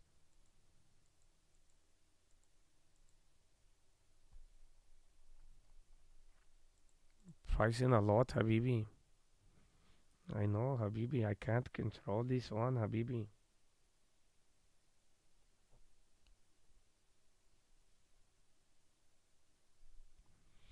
All right. So that's Hims. Any question on Hims? Hims. What's the next up on the list? OKE. I don't think I have that. I have Car Gurus, the home of the Lambo Index. I don't know. Do any of you guys want Car Gurus? Does anybody ever trade car gurus? I actually like car gurus, but I've never traded them. You would ever LT Hims? Maybe. I don't like the fact that it's like new and weren't they a SPAC or something, but I mean, I like the general industry they're in. I think hair loss and dick pills and all the other men insecurities are it's a rising trend. So they've been cornering it. Their ads are vicious.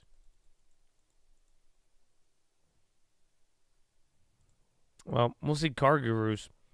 They're expecting $220.1 million in revenue versus guidance of $208 to $228.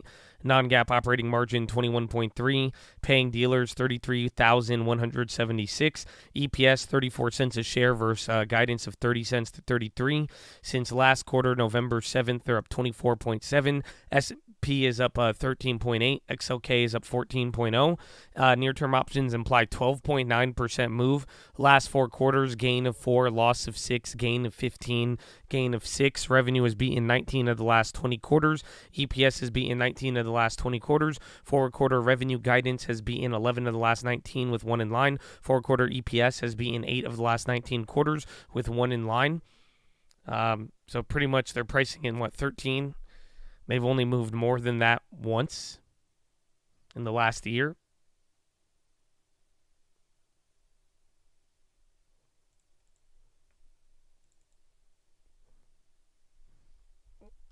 Car gurus. So they don't have weekly options as well. So pricing may be a little skewed. 24, I'm seeing 440, 434. Damn. So they're pricing in like $20, 20% too. So you need like $860. So $31. That's still pricing in a shit ton to the high side, and then like what? $15, $14 to the downside. These don't even have a bid. Here you get the same ones here.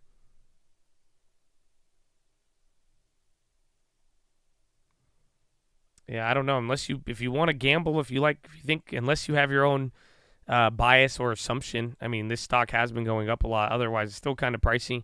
2 standard deviations, 40% move, give or take. So they cost quite a bit.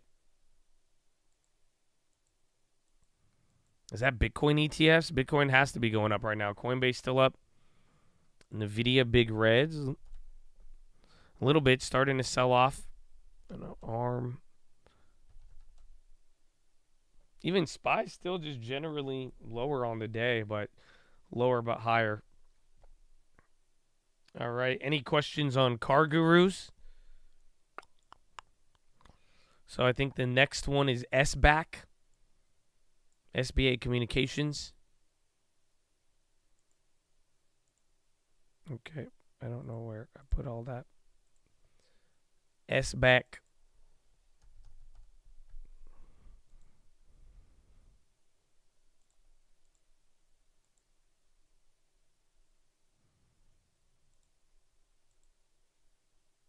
Interesting.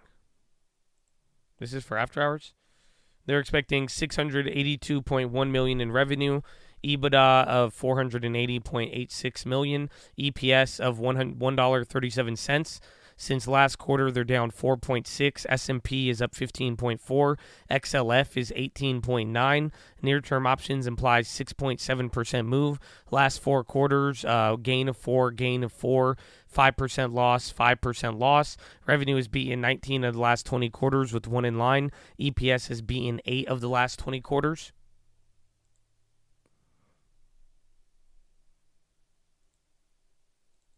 Is UWMC, do they have earnings? I mean, RKT was the other day.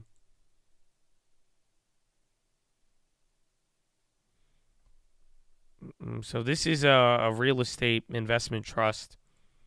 So I don't know how these options are going to move, but SBAC, interesting chart. Yeah, that doesn't have the weeklies. Again, these last ones, don't think they're traded as much, but where are they at?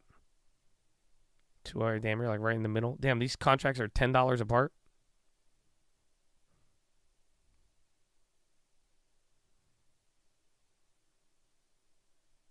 13. That's hard to say.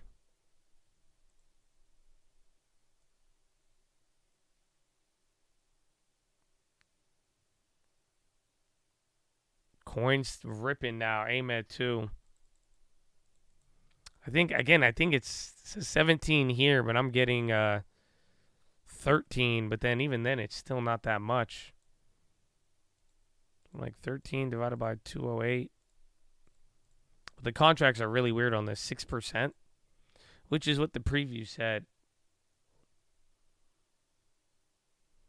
So it's 15.9. Very interesting. So $30 would be 2 standard deviations. It's a good middle. What, 230 for $1?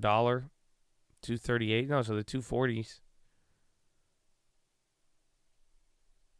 Or 178, 180s. I mean, it's not a bad price for the price of the stock, but it's a tower REIT. Yeah, Bitcoin names 54,000 on Bitcoin.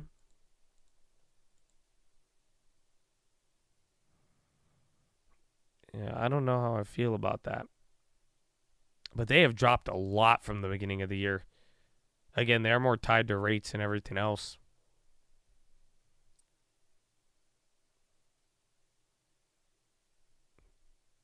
This option change just sucks.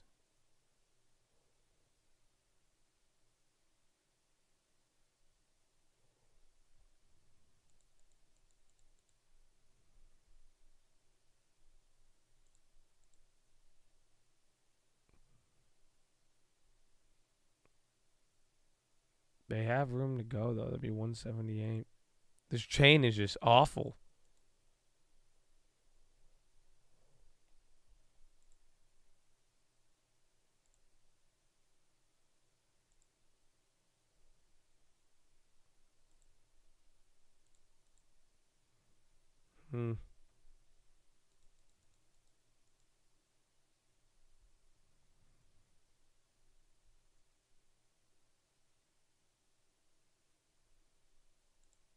Yeah, I think maybe come back to it. Because there's AMT as well. Are they after the bell too? Or are they tomorrow morning? Yeah, they're tomorrow morning. So they're practically the same. I want to say their charts look the same. Yeah, S-back a little lower, but both of those have the potential to move.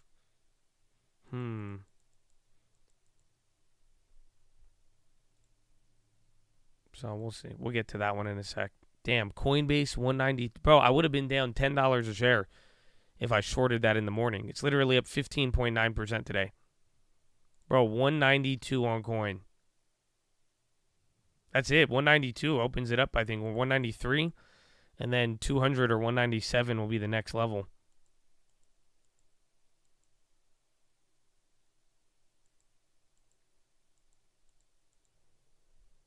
Mara as well. Again, all the Bitcoin futures, they're literally running. That's been the story of all day. I mean, it's almost power hour. Still got 45 minutes, but all day has just literally been crypto up. Crypto up and crypto killing it.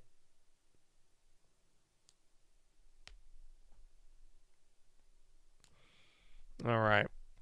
So what's our next one? S-back, I'm going to skip. We'll see when we get to AMT. And then last one is HEI, HICO. Does anybody know HICO? HICO Corp? Anybody a fan of HICO?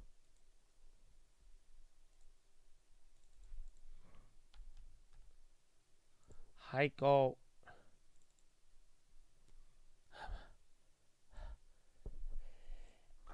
Excuse me.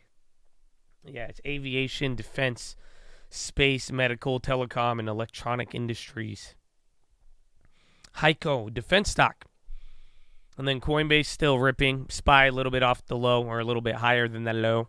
So HICO is expecting 891.1 in revenue, operating margin 19.9, EPS 74 cents. Since last quarter, December 17th, HICO is up 7.0, S&P is up 5.6, XLI is up 4.5.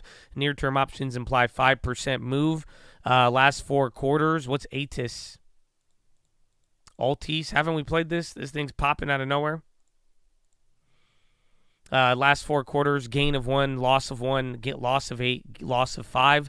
Revenue has beaten 16 of the last 20 quarters. and EPS is beating 18 of the last 20.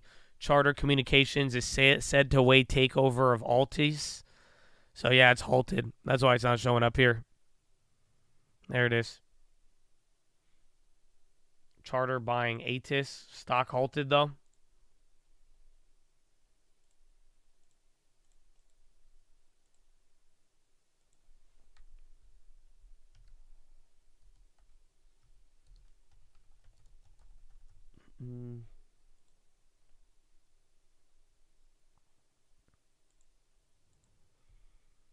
So, HEI, very interesting. This thing, pricing in not that much, is a defense name. We'll see how this stacks up. I bet it won't have the weeklies either. $11.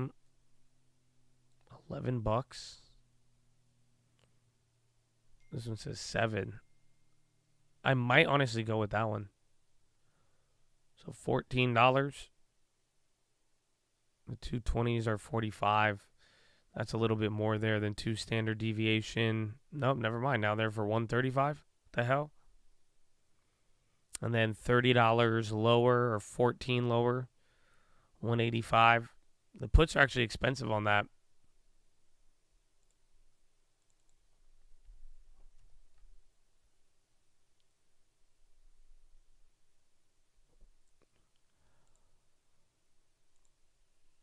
I was like, damn, those got volume. I'm surprised the puts are more expensive on this one. High call. I think a little too expensive.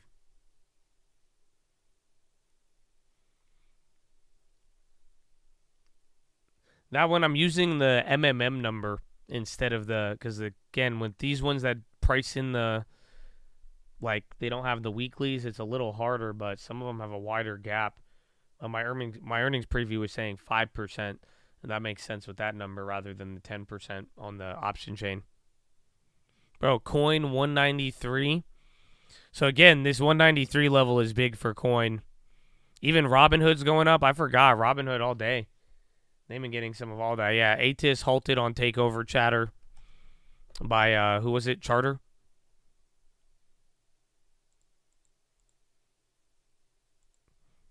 But yeah, that was Heiko, and now that is all of the earnings for after hours.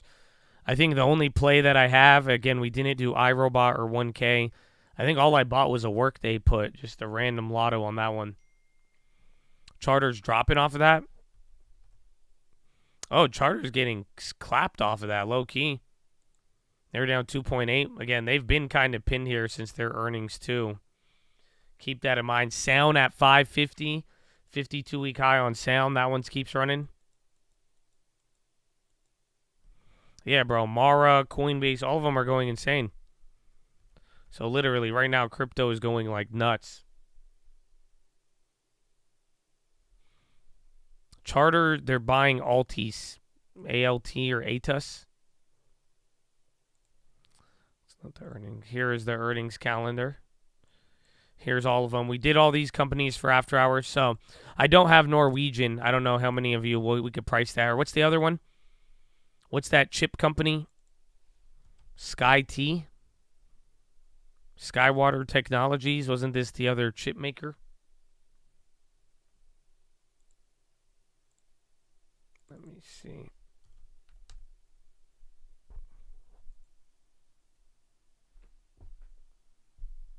So I don't have a preview on SkyT.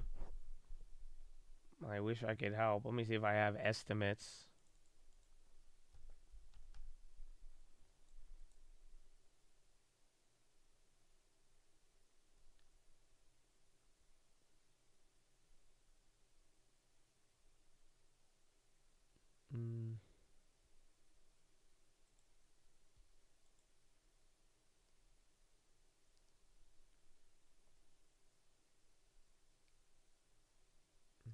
It doesn't have that much analyst coverage. Most of them have buys on it. A lot of high price targets, but its average is quite low.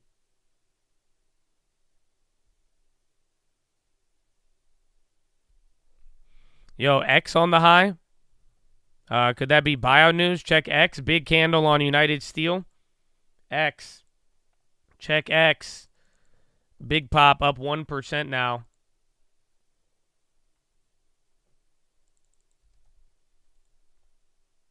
United Steel's definitive agreement. No, it's not it. Literally, X is up 1.3 on one candle right now. Altis resume trading. I don't think we have any info on how much ATUS is getting bought out for, do we? And then X is going up. Remember, there's news on the deal and congressmen doing stuff last week. NCLH and that little thing on Sky T. Oh, nice. And then ATES. Do we have any valuation on that? Is there any sort of number on what they're going for?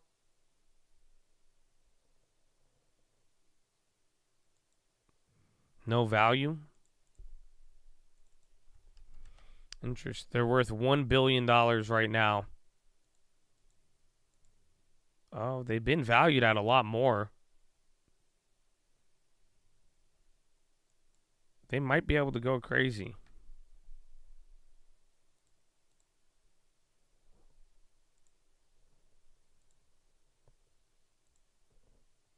X to advance talks with Nippon.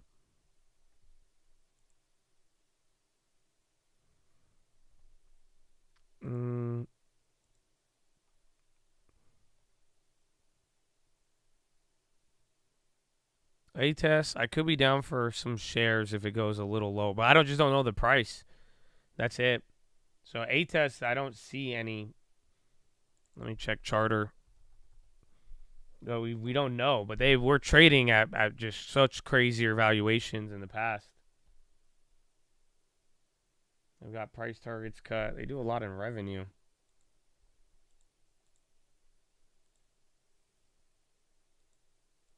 They're working with an advisor on potential takeover.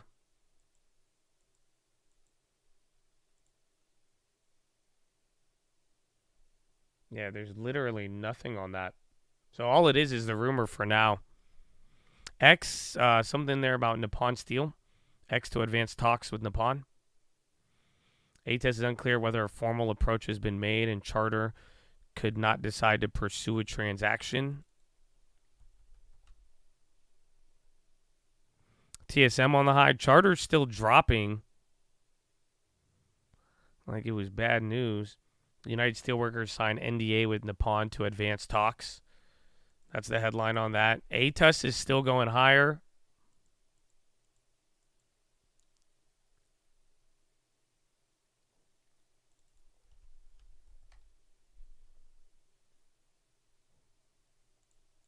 Yeah, all the ATUS options went nuts. And I think shares is just cheaper, but it's up 53%. That is the only problem with that right there.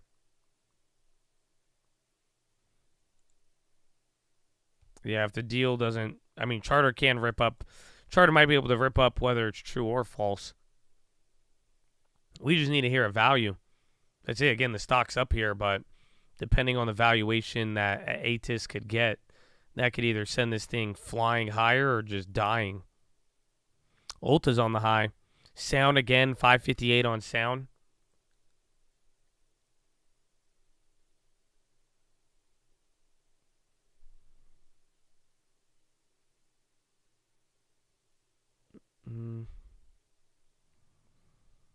MP Dub.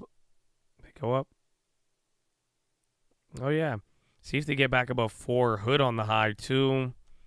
Again, I'm sure Coin at 193. SPY did bounce a little bit. ATUS came down 10% from the high there.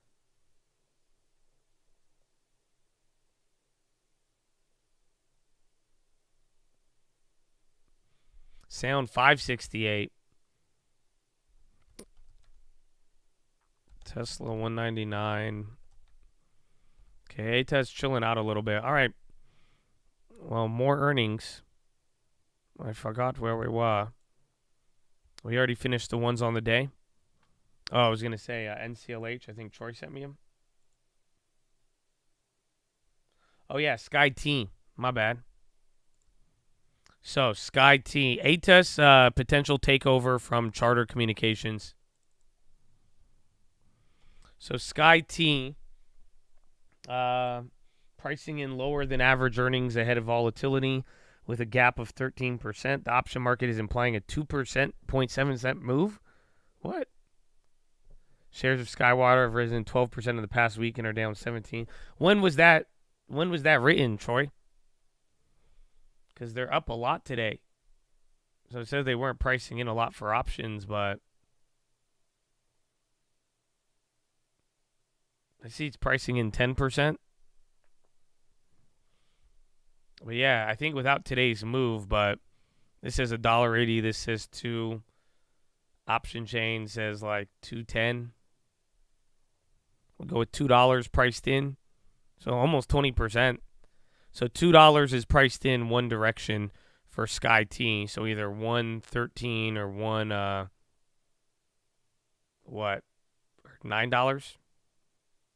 Not 1.13, 13 or $9, give or take. And then $4 is 2 standard deviations. So $15 or $6 to the downside. I think you should just buy shares if you want to play that one for earnings.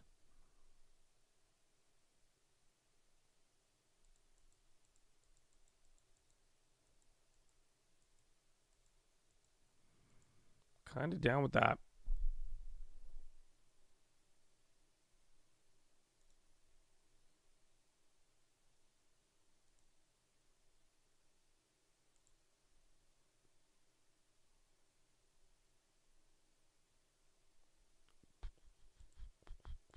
I think shares on the report, that one's a little too,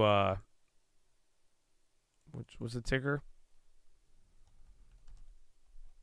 It's just cheap. Or you could go shares now if you really, it's a chip maker. It's cheap. They do chip packaging and a lot of stuff. It kind of looks like a chip chart that's just kind of been held back here. So, all just depends. This is for SkyT. But I go shares instead of options. And then again, if it's a chip maker, they do good. I mean, would love to see. They'd have to like surprise and be one of those like, we got an AI, we do everything. What, a couple of chads have been getting hyped on that here today. Shares would be the best play though instead of any of the options. I at least think so. And then what's the next one? NCLH. So NCLH.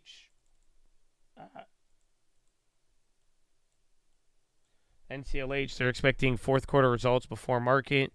A few days after industry peer Royal Caribbean raised full-year profit outlook, while Wall Street is generally positive on cruising. Oh, yeah, let me get up the chart.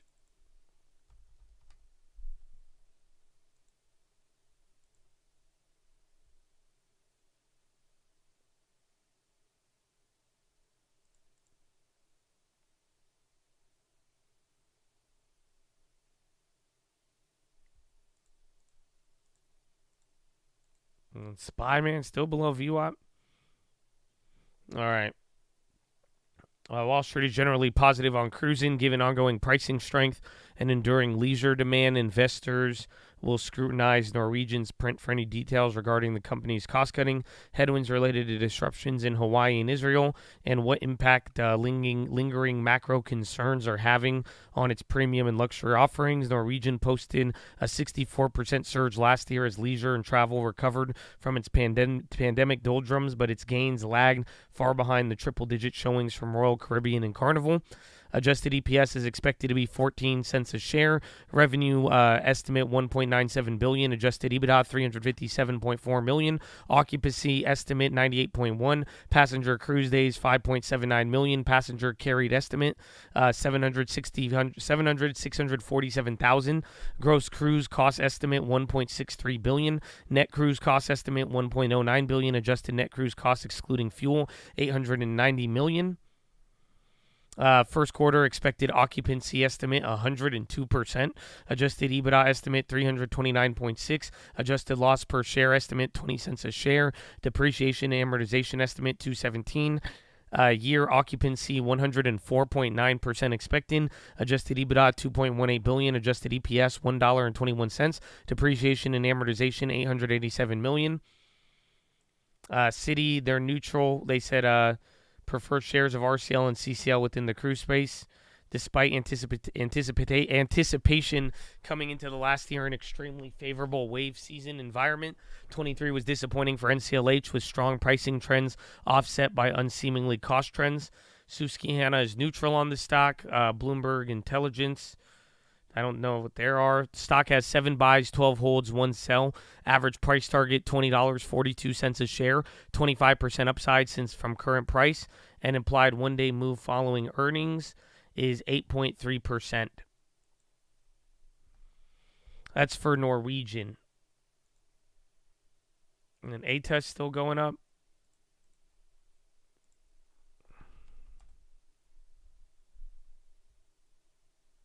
So they're pricing in $1.50. Yeah, literally $1.50. Like $1.53, $1.55. So we'll go with that. That's like what, $3.10. So One Direction is pricing in $1.50, about 10%. So $3.10 both ways would be 2 standard deviations. So $19.10, 11 cents. And then the downside would be what, $15? Or no, 13 or 12.90, 4 cents. Honestly, it's not that bad. Wait, what's the upside? 19, yeah. Yeah, I'm kind of down. You might be able to even look at the Marches. Because what's the cost? We said what, 19.10? So $14 for a 19. $4 more for the 18. I'm just down to get 1 extra week on this. I'm down for both ways on that. That's not bad. I'm just going to go 1 extra week.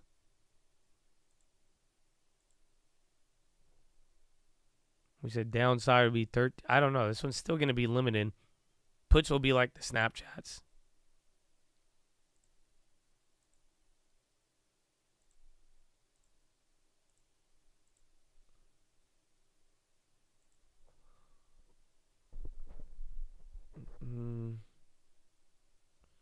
All right, I grabbed the NCLH.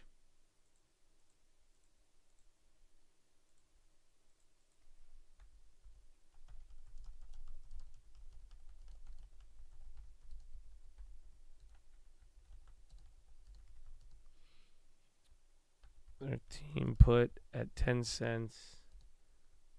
And then 19 call at what, 18 cents?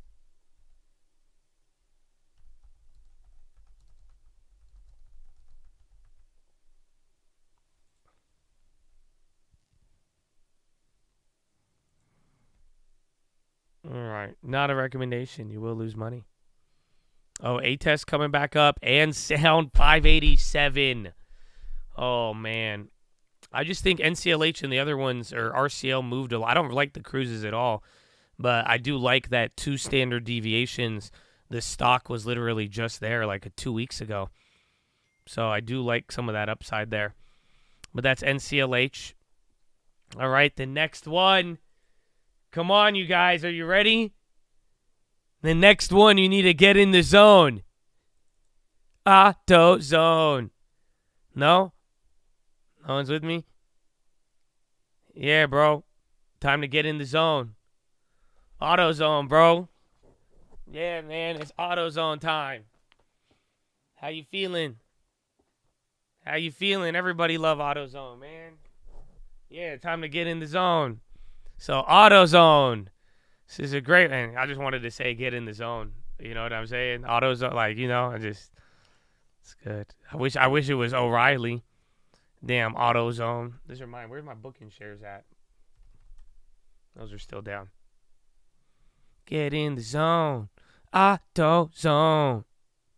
Damn, ATES still going. My goodness. I don't know if they're going to halt ATES again. We don't have any value on that. I'm still waiting. We should have bought that there. The 2 Fotis.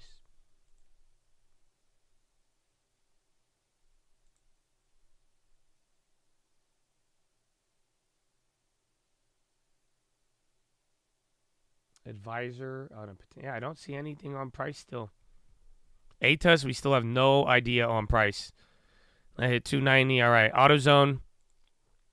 They're expecting Q2 domestic comps 1.7%, revenue of $3.85 billion, gross margin 53%, SG&A 34.7%, operating margin 18.3%, EPS $26.30. Next quarter expected to be comps at 3%, revenue $4.32 billion, gross margin of 52.6%, SG&A 31.7%, operating margin 20.9%, EPS 35.62. Full year August 24, domestic comps 2.5, domestic revenue 18.74 billion, gross margin 52.7, SG&A 32.3, operating margin 20.4, and EPS of $150.31. Since last quarter, December 5th, they're up 3%. S&P's up 11.4, XLY is up 6.4. Near-term options imply 5.1% move. Last 4 quarters, break even, loss of 2, loss of 6, loss of 3. So they haven't gone up in a year off of earnings. Revenue has beaten 17 of the last 20 quarters with one in line. EPS has beaten 20 of the last 20 quarters. Get in the zone. ATUS still going up.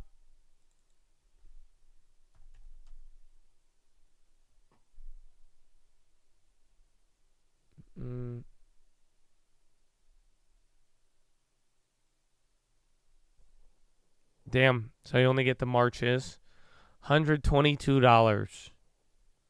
I think these are going to be expensive no matter what, right? Yeah. Sorry, guys. Sorry. So, yeah. I think 122. We'll go with like 130. So $130 priced in either or. So 260. So 2,900. 3,000 pretty much, or like 2,500. I don't think these are cheap. Oh, maybe $8. Yeah. So yeah, I don't know if you want to play AutoZone, but I do think that one's kind of pushing the budget there a little bit. So that one's up to you. Sound at 6? Are you kidding me? That's amazing. All right, we got a couple more. Chat. I need to go pee though. Is that bad?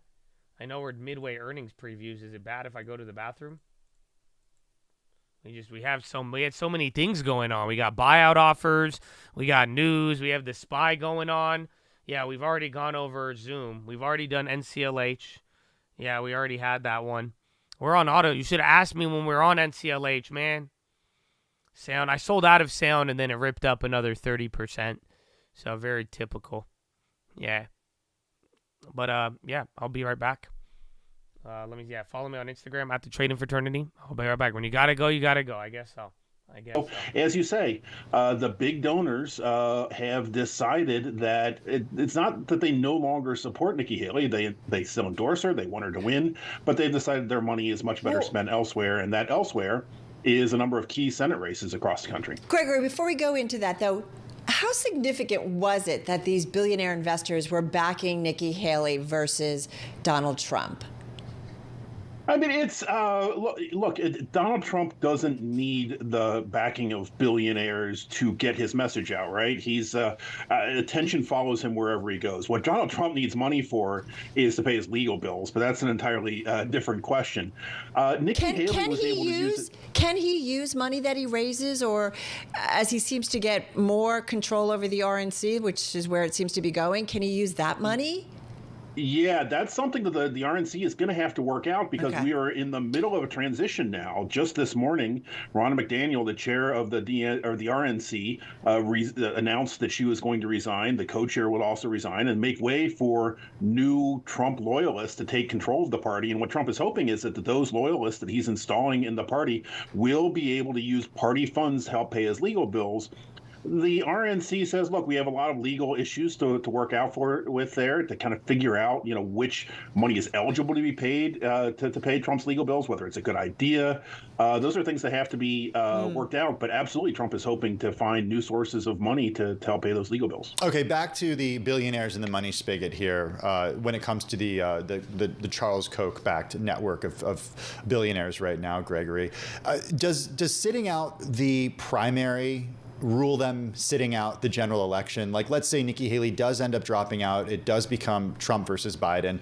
Is there a chance that these, quote unquote, never Trumpers go back and say, okay, you know what? We are going to back Trump here? Yeah, this Koch-backed group called Americans for Prosperity Action has always had this sort of love-hate relationship with Donald Trump. The never Trumpers. All right, sorry about that. Okay, next one. Next one on the list. We just got in the zone. That was expensive. This one could be good. Lowe's. So you already had Home Depot's earnings, and then again, wasn't Home Depot's bad? But then they came up, actually. Let's take a look at how Home Depot traded. So that's going to get in the ways. Now, Home Depot did good. Why'd I swear Home Depot was bad, and then it went up?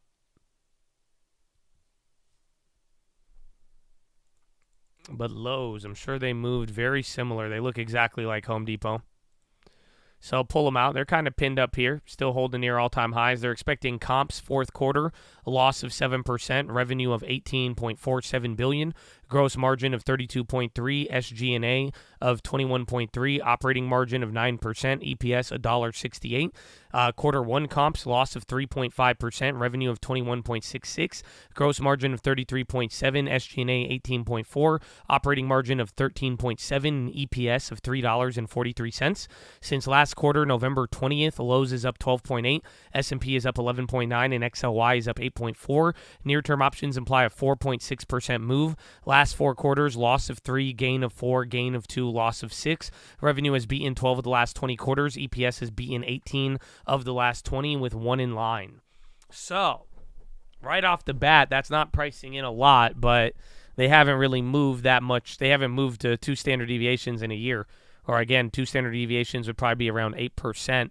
And then you already had the Home Depot earnings, so you could factor in that they probably moved very similar to Home Depot. I'm sure that's what most people expect. So what's priced in? You got $2.30. Let's see, $1.70, and this is saying TD saying $9.70, $8.80, and $9. I get the $9.50.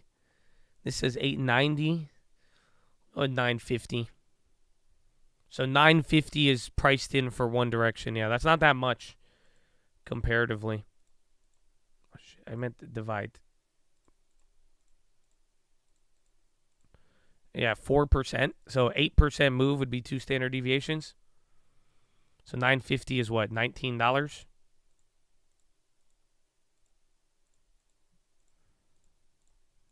So $2.50.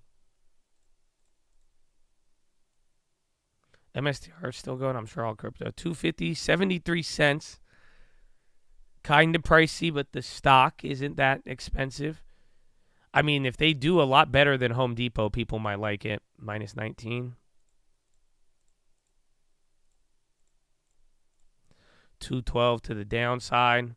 51 cents. Those are a little bit bearable. Actually, a lot more bearable. $2.12. I mean, you were there a month ago. Beginning of the month.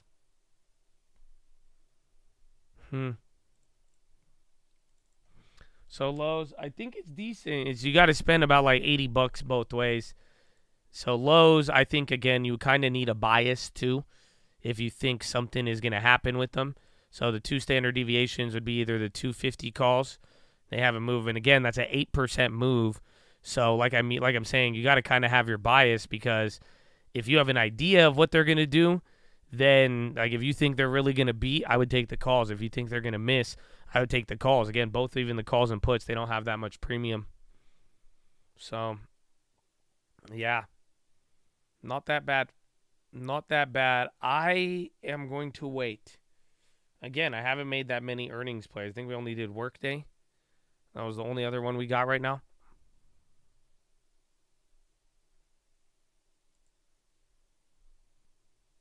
All right.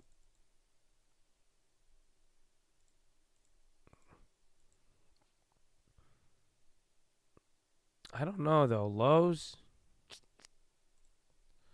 it's just kind of expensive. Unless you want to go a little further out.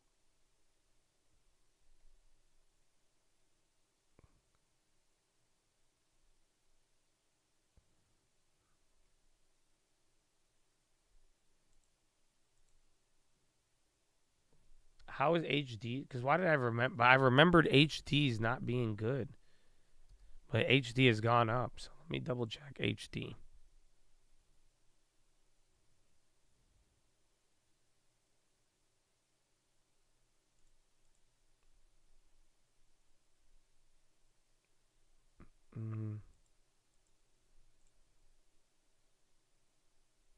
Where is it? HD.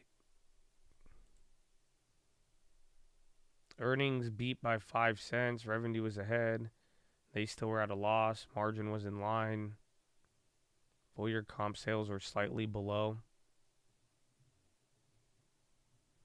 Yeah, analysts were mixed, but guidance was mostly in line. They thought HD was conservative.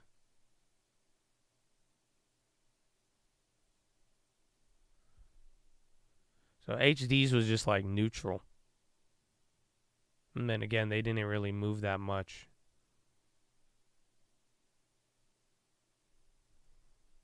ASTS.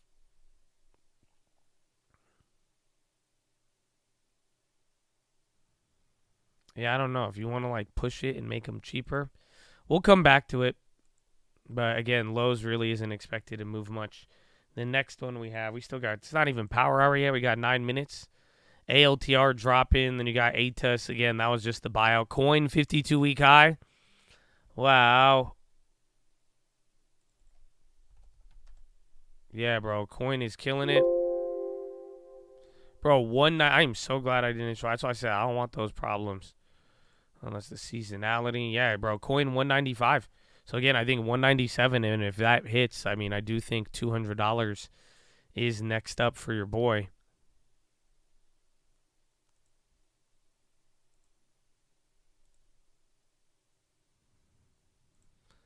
All right, next one we have. This one, I think people might like. Are they cheaper? Lending Tree? Yeah, this one's pricing in a shit ton. Unsi? What is this? UNCY? Unicisive? On the lowest things down 25%, one candle. Coinbase on the high. So Lending Tree. We only know Lending Tin. You know, that's it. But Lending Tree. $34, not too bad. Still pricing in a lot. So Lending Tree is expecting 136.8 million versus guidance of 132 to 142 million. Variable marketing margin 58.2 million versus guidance of 55 to 65 million. Variable marketing margin 42.5%. Adjusted EBITDA 13.9 versus guidance of 11 to 17 million. Adjusted EBITDA margin 10.1%. EPS loss of 5 cents a share. Next quarter revenue expected to be 165.4 million.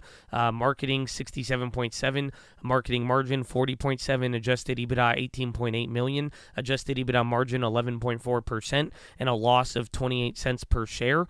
Since last quarter, October 30th, Lending Tree is up 211%. S&P is up 22.5, and XLK is up 27.3. Near-term options imply 25 or 18% move. Last 4 quarters, gain of 20, loss of 25, loss of 25, loss of 14. Revenue has beaten consensus 9 of the last 20 quarters. EPS has beaten 9 of the last 20 quarters. Forward quarter revenue has beaten consensus 16 of the last 19 quarters. Wow. So, yeah, this one kind of moves crazy. Lending Tree up 211% so far since last quarter. So it doesn't even have weekly options there. So this is saying $2 for earnings probably. And this is saying $6. So it's going to be a wide range. One of them prices in 10%. The other one's pricing in $7, 20%. I think 20% is more realistic. So we could run both. So $4 both ways would be $2. That's on a conservative estimate. That'd be like $38 You're still spending $1.50. And then $30 to the downside. Still spending $1.30. But if you use like the $6, $7, $14 both ways, that'd be $68.20. There's no other options? What? 48? Yeah, 14. I'm tripping. 48, not 68. I don't know where I got that from.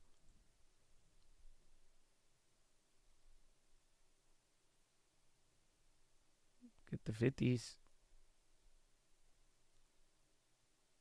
And 14 would be 20.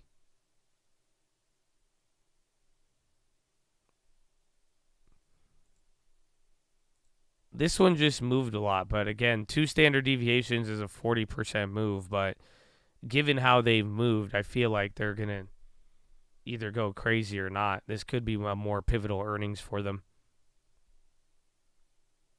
So that one's, I think the calls are decent. Again, the puts are always going to be a little bit more limited there, but I don't have a play on that. We'll come back to that. I'm going to come back to Lowe's and Tree. So we'll keep it moving. Any questions on that one? Otherwise, I don't have AEP. The next one is 4. Shift 4 payments. And Coinbase, meanwhile, hitting more 52-week highs. This Power Hour, we start in 4 minutes for Power Hour. No, I think I'd rather do options on that last one. Shares, because it's still like $30. You can still lose a decent amount. But I just think the puts kind of limited to downside, and then even then they're still cheaper. But then the calls, I mean, if it kind of has crazy momentum after being up 200%, object in motion will either stay in motion or it's going to get clapped. But it's moved 25% or 20% every earnings for the last year. So I think Lending Tree is going to, if you want to see something move around, that's probably going to do it.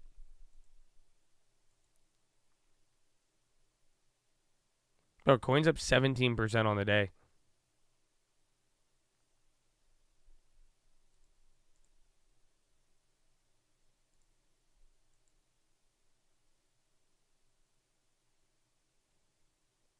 Yeah, bro, I think it was 197 and 205.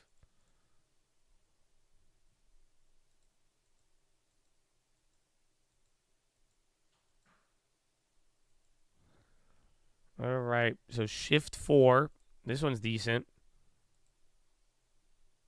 I didn't know. This one's an IPO? Interesting.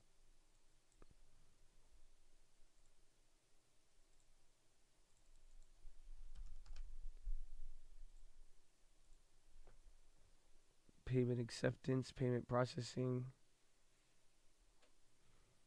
So shift 4, they're expecting $757.6 million in revenue, loss of $477.2 million, net revenue $280.4, adjusted gross margin 72.6%, adjusted EBITDA $136.5 million versus guidance of $132 to $140, adjusted margin 48.7, EPS 82 cents, end-to-end volume 32.2 billion.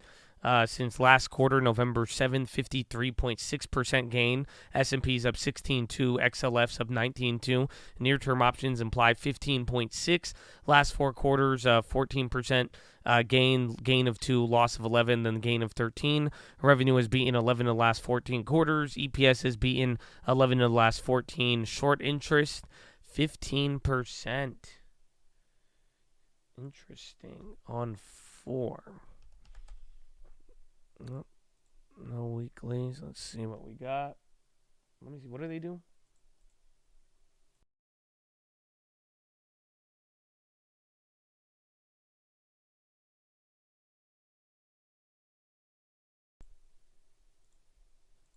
So I just like an end-to-end payment. It's like a omni-channel card acceptance.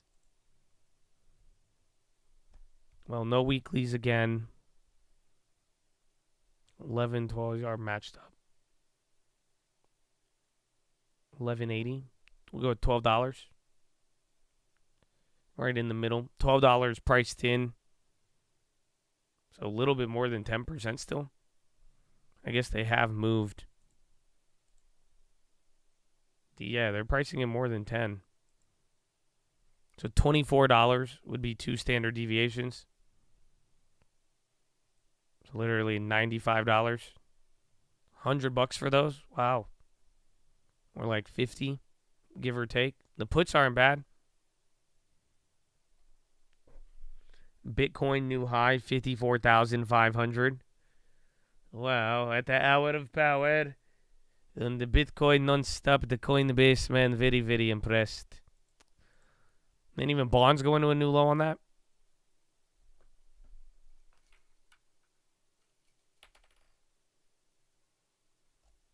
Oh, shit.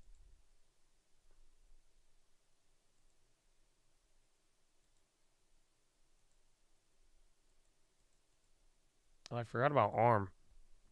Yeah, I don't know. I don't think I'm going to play that one. Yeah, I think... Which one's that for?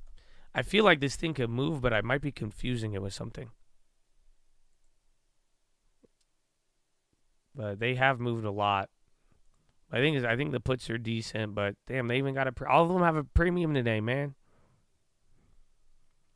All of these I'm down to wait and we'll see afterwards. I know it's Monday. I don't really usually like the Monday earnings. I think you got to be kind of sick to like the Monday earnings. Nah, Sky T, I think wait for definitely shares on that one. And then we just wait to see what happens. I'm going to skip for now. I think all of these, though, we could look for shares afterwards. But they're pricing in a lot. They've also moved to on their latest earnings. All right, let's get rid of these. All right, next. Oh, you guys told me about this one. Cracker Barrel. Cracker Barrel. How many of you have eaten at Cracker Barrel in the last week? CBRL. Cracker Barrel. Somebody asked if I would put it in my long term. I've never been. I've been to Texas Roadhouse. Oh, dude, Cracker Barrel, they're showing it no love. Damn, bro. Damn, Cracker Barrel's been trading for a minute. Man, Cracker Barrel's been on the market there for a minute. You've been in the last 2 weeks? Yeah, you love Cracker Barrel? No way. Was there a Cracker Barrel in San Diego? You hate it? Why do you hate it? Man, been there once. It was mediocre at best. It sucks. Whoa, whoa, whoa. You think it's overrated? Well, it's been the breakfast slaps. What? They got redneck breakfast? What's that? That's crazy. You're crazy if you hate it. They've been public for 30 years. You love Cracker Barrel. It's breakfast food. You work there, lots of cheap people. Dang, he said, screw y'all, Cracker Barrel. I think Cracker Barrel is definitely draws a hate-love reaction, no? I think there's a lot of beloved and animosity surrounding Cracker Barrel. My goodness. Well, I'm excited to get into this earnings report. Holy crap, I did not know Cracker Barrel brought this side of all of you out. Is it the name? Is it the food? What is it? Yeah, what you just call me? Screw you. Cracker Barrel. All right, well, they're expecting second quarter comps of a loss of 0.2 in restaurants, 6.1 loss in retail, revenue $917.8 million, cost of goods sold 33.1%, operating margin 4%, EPS of $1.36. Next quarter comps, restaurant loss of 0.3, retail loss of 3.1, revenue $826.7 million, cost of goods 30.6%, operating margin 3.5%, EPS $1.05. Full year guidance expected to be revenue of $3.4 to $3.5 billion. 2 new Cracker Barrel stores, 9 to 11 new Maple Street Biscuit Company units. That sounds amazing. I love a Maple Street biscuit. Sounds good. Well, that's apparently a segment. Commodity inflation in low single digits, hourly inflation in mid-single digits, GAAP operating income of 95 to 115 million, and adjusted operating income of 130 to 150 million. Capital expenditures 120 to 135 million. Since November 29th, last close, Cracker Barrel is down 5.6%. S&P is up 11.8. XLY is up 7.7. Near-term options imply 9.9% move. Last 4 quarters, loss of 11, loss of 3, loss of 5, gain of 1. Revenue has beaten 12 of the last 20 quarters with 1 in line. EPS has beaten 11 of the last 20 quarters. Short interest 11%. And Bitcoin all over the high, bro. Non-stop, bro. Beto, all of these are Bitcoin ETFs. And Bitcoin ETFs, companies, friends, family, cousins, anything related to Bitcoin. Again, I even want to say that's even why Tesla's even up a little bit today. So Cracker Barrel, looking for full year guidance numbers. Honestly, they've dropped 3 out of the last 4 earnings. They dropped pretty big last time. People are not expecting too much, but they are. The stock's pricing in a lot. 740 to 520. I'm getting 730. We'll go $7 for earnings. Again, these don't have weeklies. They're a little harder to price. So I'm just going to go with $7 in between here and the closest on the chain. So $7 one direction, about 10%. So that'd be 79 or like what? 78? No, 60, 66?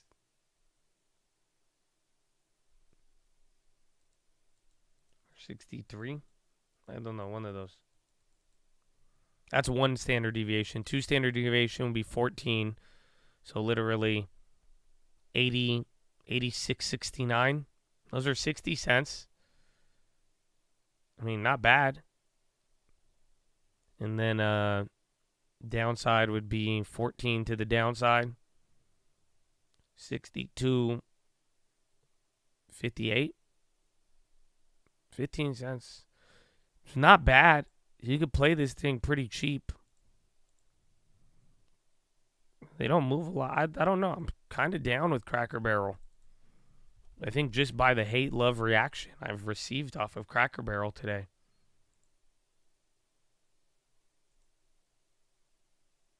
Why are they all up? Bro, is the market... They hate us. Every single pre-earnings has gone up.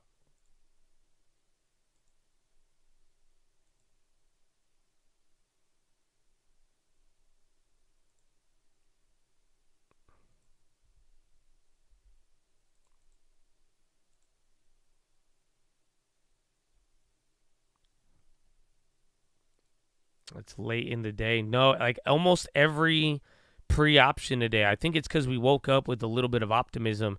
And a lot of individual names are up. But like literally, there's so many names on the pre-earnings that are just like jacked up right now. It's kind of crazy.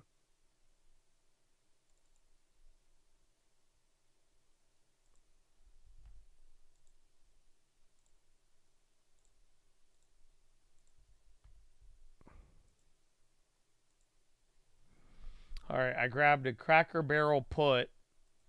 Cracker Barrel. But I'm trying to get the call, but I think they're a little too pricey. I don't want to spend 25. So somebody could crack it over the head if you'd like.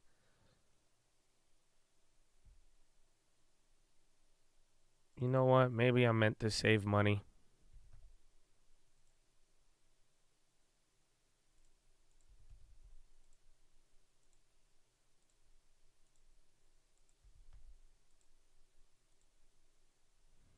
All right, I got that. All right, I'll just say these are a little further out.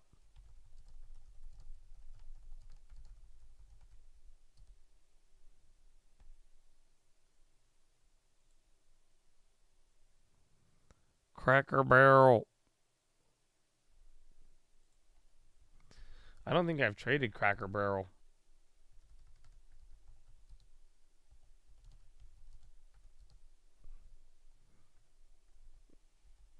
A 55 put at 15.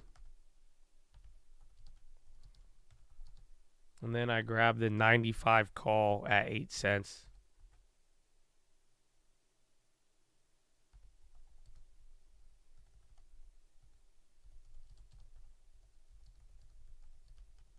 I've never been to Cracker Barrel myself.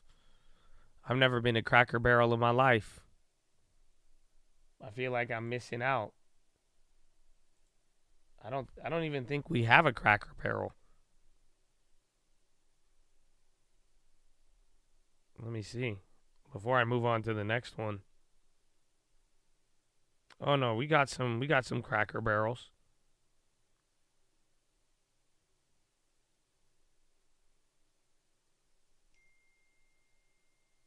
Oh, it is breakfast. Like, oh, this look good. This look like country. This looks like a nicer version of IHOP. Oh, wow. Yeah, there's a Cracker Barrel like in L.A., Rialto.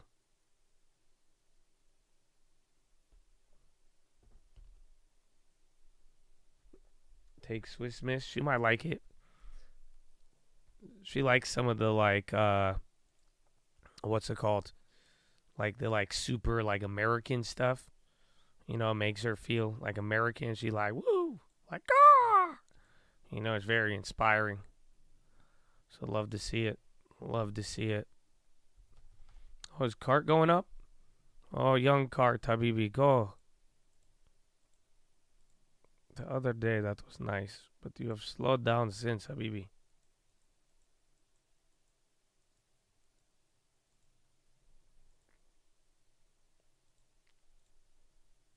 Oh, where did those go?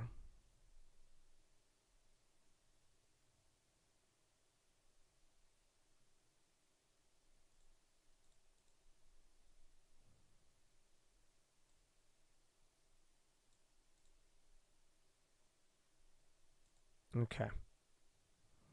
Apple butter? I thought that's Texas Roadhouse. Texas Roadhouse, they got a good butter, whatever their butter is. And the bread, I vibe with it. Netflix just shot up. All right. What's the next play? And then Spy's trying to get some volume here. So we did Cracker Barrel. Cracker Barrel. Do a barrel roll. All right. We got two more left. Last one's AMT. And then Macy's.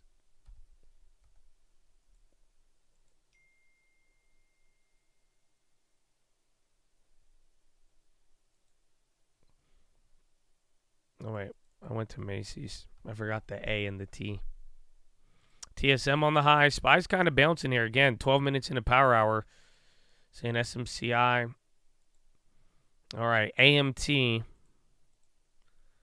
They're expecting $2.74 billion in revenue, EBITDA $1.74 billion, AFFO $2.23, EPS 94 cents, property revenue $2.72 billion, gross profit $1.86 billion, services $22.9 million. Since last quarter, October 25th, AMT is up 16.1, S&P is up 21.5, and XLF is up 24.9. Near-term options imply 6% move. Last 4 quarters, gain of 8, gain of 2, loss of 1. Gain of 1. Revenue has beaten 15 of the last 20 quarters. EPS has beaten 11 of the last 20 quarters. So where was the other one? SBAC. So SBAC is pricing in around the same. And then AMT actually moved big last quarter. So maybe SBAC does move. But let's see again. This one is a REIT, but they have some services. But again, if you don't know the story behind the communications REITs, a lot of them got killed last year, even end of last year. So they got their own little drama going on. So AMT 185, 1090, 1140. So 7. Jeez. A big range. Which one is more close? Divided by 1. The 1140 is closer to what the preview has. Then this one's saying 7. So again, wide on these ones that don't have the weekly of, they're a little bit more difficult. Well, I guess we'll go with 1130. In this case, you could run calculations on both numbers to feel more comfortable. So again, you got to price them a little differently.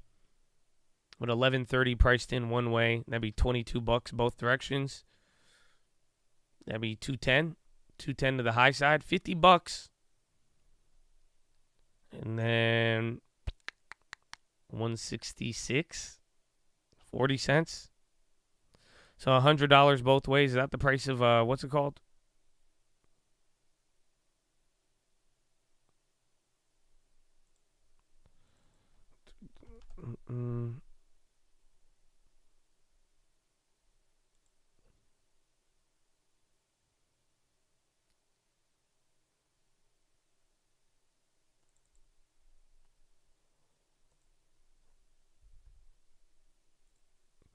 I'm down for the call side. Again, Bo, I got one at 15. Nice. I'm going, you could grab the puts too. I think honestly, there is downside, but I just don't want to spend that much actually. But I got that put for $15. I went a little further out.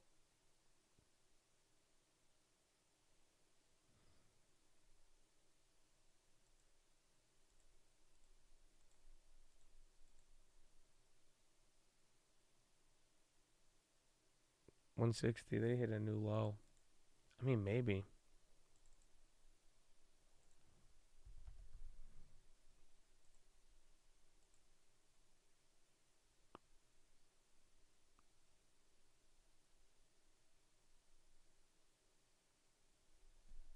Which one I grab?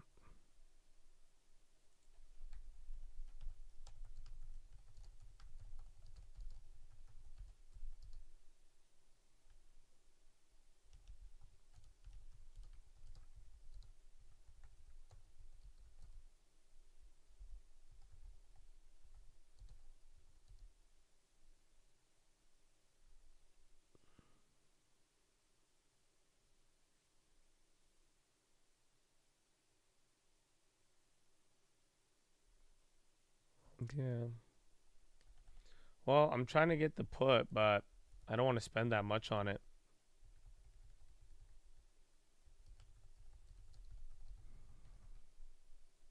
So I put in a low bid. We'll see if it gets filled randomly. But for now, just one call. I have one call, AMT 220 for March. Not a recommendation. You will lose money.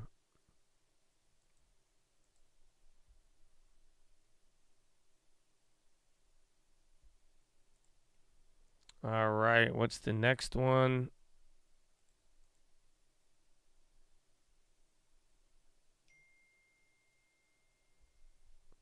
Oh, that's it, the final one.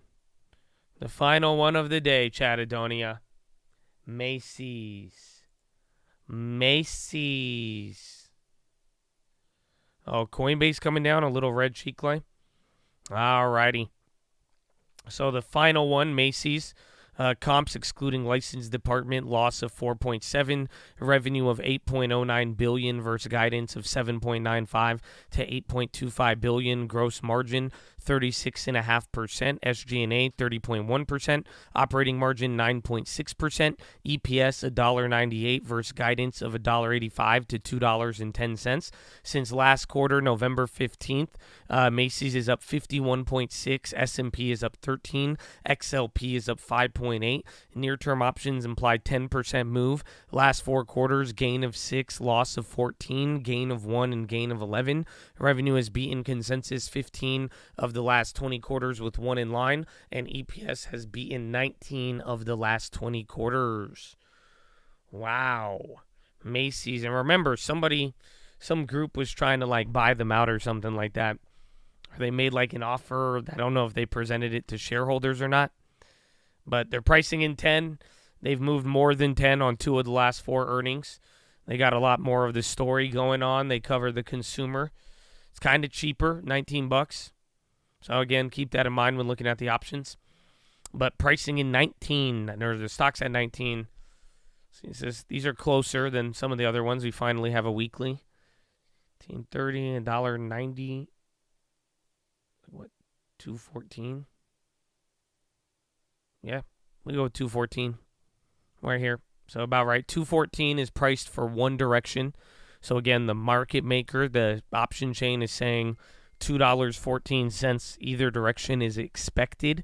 So ghetto standard deviation, double that. That'd be 214 times 2 would be 428. So 428.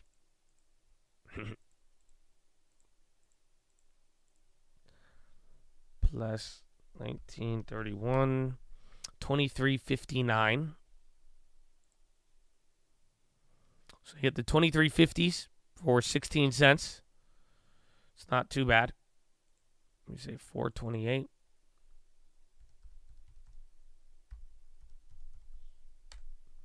$15.03. So the 7 cents. It's not bad. What are these? What do we say? 23.5.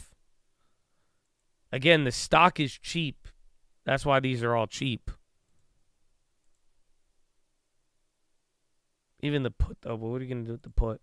I think put has more limited downside. What's the ticker? Macy's. I want it load.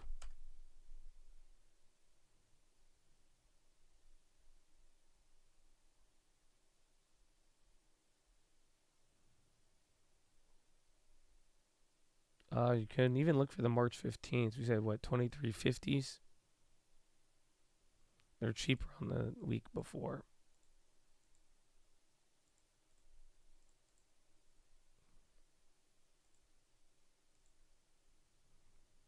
Wow.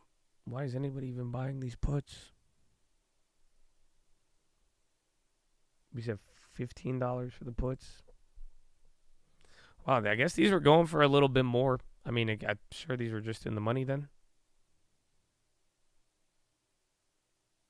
Interesting. I don't know what to buy. Isn't it like at $22 a share or something, though? I don't know what the price is. And where's the other one? Atlas or Atis? We didn't get a price on that one yet? That one's still just holding up 50%?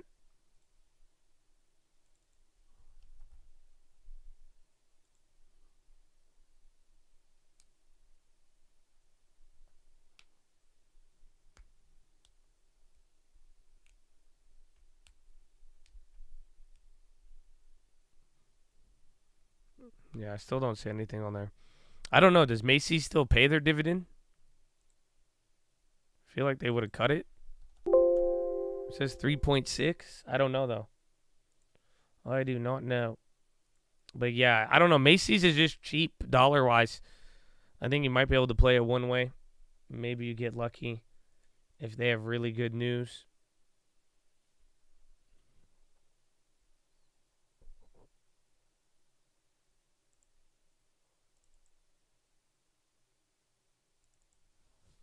Why not?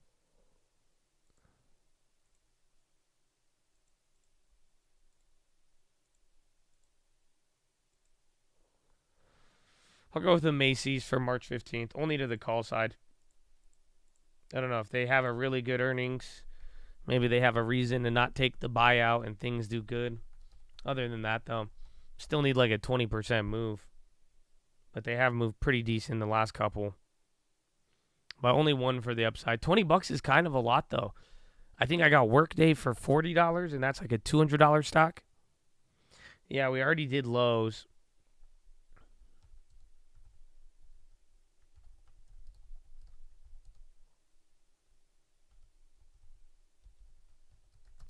And then the rest of them, I think we could play them afterwards. What did I spend on that one? 20, 21.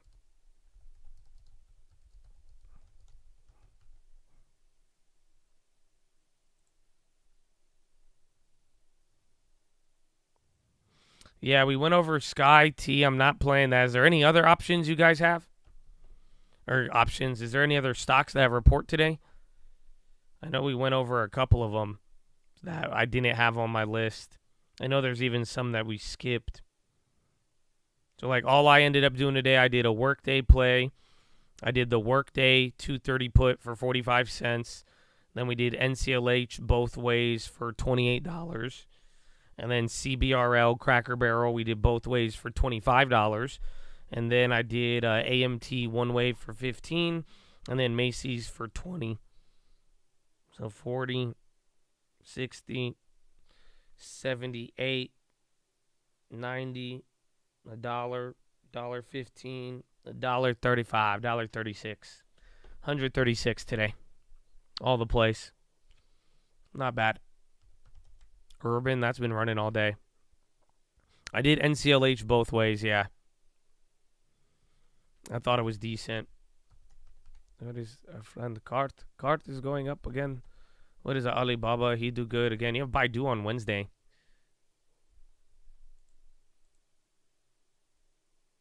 I think they already moved. China, you either get lucky with another pre-earnings. And bonds, low-key, end of the day here. Bonds have been kind of melting up. 5 minutes till the 30-minute ramp capital. FIS, that Fidelity. Yeah, Fidelity, 52-week highs. SN, Shark Ninja. Shark Ninja popping the iRobots after the bell. But they're up 1.7.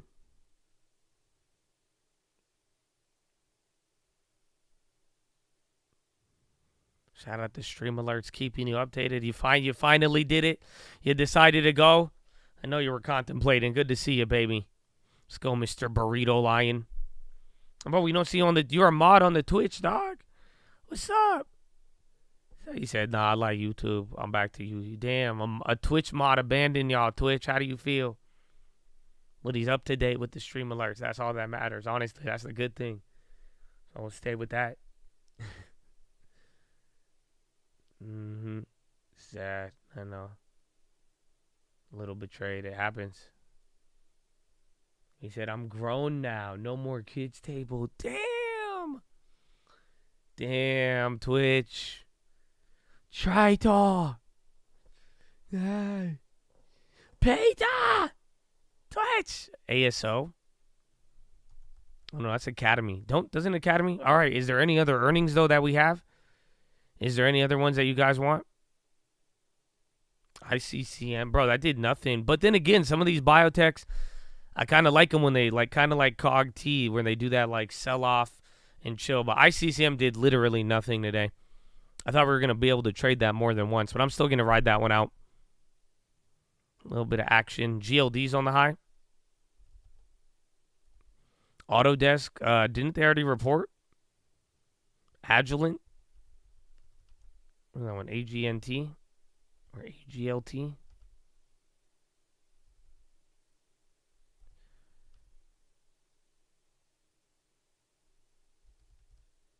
IIPR? Any of the REITs? We did AMT. I don't think the REITs are good previews. Autodesk, well, no. If they report Thursday, we'll get into that. Anything for today after the bell? Not eBay tomorrow. We did today and tomorrow. We already did Unity. Lee Auto on the high. I played AMT only to the upside.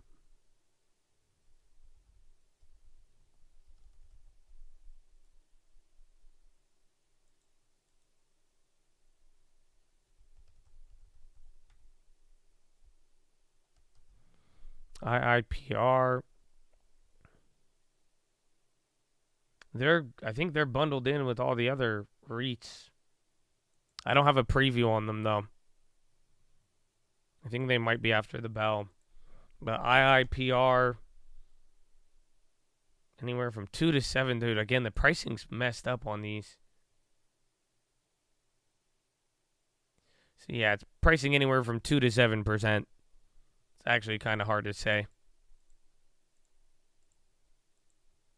All these REITs have kind of moved a lot, too, because of rates recently. Again, we did AMT and SPAC. Yeah, all I did was AMT to the upside. I got a $15 contract a little further out. Yeah, HIMS is after the close. We already covered that one. Lemonade, do they report today? Because Root did very good, and I think Lemonade's already up, too.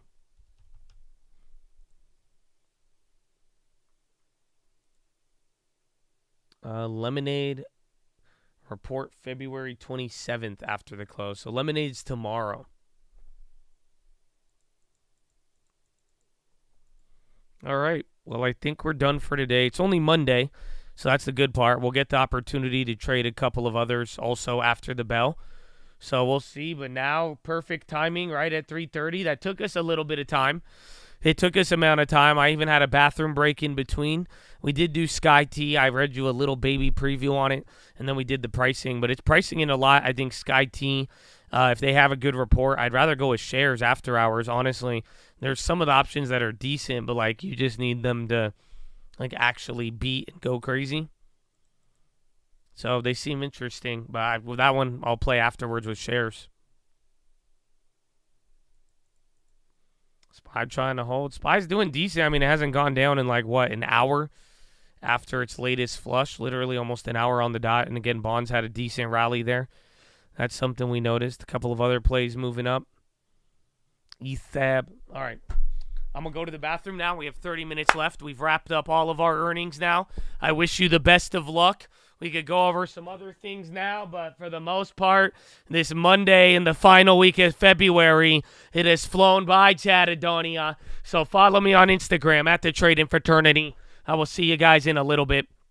I will be right back. Which is TJX Okay. and Macy's. Okay. Do you know this about my shopping, that I only you shop like on the sale? rummage sales of TJX. Not my big thing. No, but also, like, I'll go to Bloomies for good sales. The Bloomies, but, like, okay. where I'm Yeah. shopping, you should probably That's a little more short. structured. Yes. You know, things are orderly. You have a salesperson. Okay, the I TJ like Maxx that. isn't So, like you a know. rummage bin that you're like TJ throwing Maxx is clothes. just- you're like Scrooge McDuck jumping into the thing there. Okay, it's not like that at all. But we're going to get a picture of those names. You got Best Buy, you got Lowe's, TJX, and Macy's. All those earnings are rolling out over the next couple of days. You also get the Conference Board's Consumer Confidence Index. That's coming out tomorrow as well. Joining us now is Sharon Martis, who's Director of Consumer Research for the London Stock Exchange Group. Really great to get your perspective. My joke is that if I'm shopping there, you should short the stock because I'm only shopping on sale. So this is like the fun little Alex indicator that we have. What are we going to learn about that from Macy's and TJX? Well, without a doubt, it was a very jolly holiday season for the retailers. When we look at the overall numbers, retailers are beating estimates. Over 70% of them are. And earnings are expected to grow 33% for retailers. Sales were up nearly 5% according to our LSAC data. And obviously, all the shopping you did at TJX definitely helped them because they're expected to post a robust number, 4.2% same-store sales, stronger than Ross. That's because also they have their home goods division, which consumers really loved and was a favorite. Another favorite this week is Macy's, the department stores, because they had such a strong holiday season. Their inventory levels are actually very much lean going into the first quarter. We're also looking... That means no sales for me, right? No, I'm so sorry. In fact, the average promotional rate and average discount has gone down for the month of February and might actually even decrease even further in the month of March. Easter's coming earlier. And as you know, for a very long time, we haven't had a must-have fashion item, right? Mm-hmm. But this year, things have changed. So, Romaine, I'm not sure if you're into wide pants. Wide pants, yes. Okay. But analysts are actually bullish that this might actually boost sales at the apparel and for men and women, or just for men and women, yes. So we talking like total wide leg? Yes, the wider the better. So this is like the little sailor pants or something like that. Yes. Okay. Interesting. I may have to pass on that. Okay. I mean, I'm not quite skinny jeans weight, but I don't know. Wide pants might be a little bit too much. You like medium size? Medium size. Is there going to be a difference though that we see between the higher end consumer and the proverbial lower end consumer, or is that or those lines have been blurred? So all the reports show that the high end consumer is still very much engaged. Raphael's even the at it aspirational consumer, the consumer is still. Bro, Romaine. I called him Raphael. I'm sorry, it's the Bostics. Apparently, it's his brother. Remember, we went through this? But people, I don't know. I think that was just a random post. He said, yep, we're in 1970. Bell bottoms and Jinkos. I never got to wear bell bottoms. Did you guys, anybody in here rock bell bottoms? Like, any of you have a bell bottoms era? Feel free to send me pictures. I'll take a look. If you need me to confirm, you did? That's dope. You know, I think my dad wore bell bottoms at once. I think my dad has a picture wearing bell bottoms.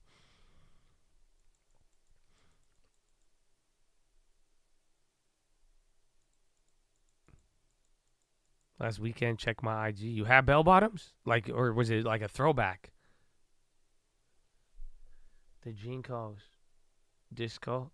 You know, that's what my dad calls like the club.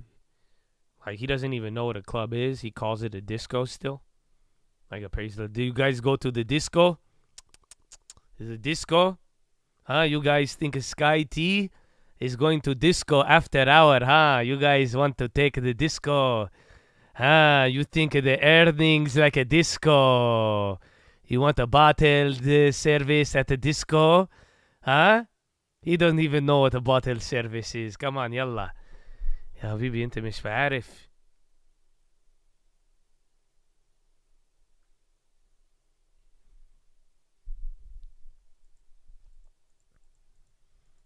You know the AMD and the video CEOs are related? Yeah. Cousins, right? Jensen Huang and, what's her name? Wow, I love her. What's her name? Lisa Chu? Lisa Chu, yeah. I think. No, Lisa Chu? Sue. Chu, I just combined all of them. Yeah, bro, Lisa Sue, of course. I love her. She's honestly the best. Like, and I mean that, like, not like when I said I love yelling. Like, I really, like, I love her, man. I love her. I'm telling you, because people, like, I always say it, AMD was a shitty-ass company back in the day. You guys don't know. Some of you will never know. Some of you buying it at $180 a share, you have no idea how ugly that company was at one point. You know, you could thank Lisa Sue, bro. They had so much in debt. Like, I'm not going to lie to you. Like, AMD was kind of like a MPW situation.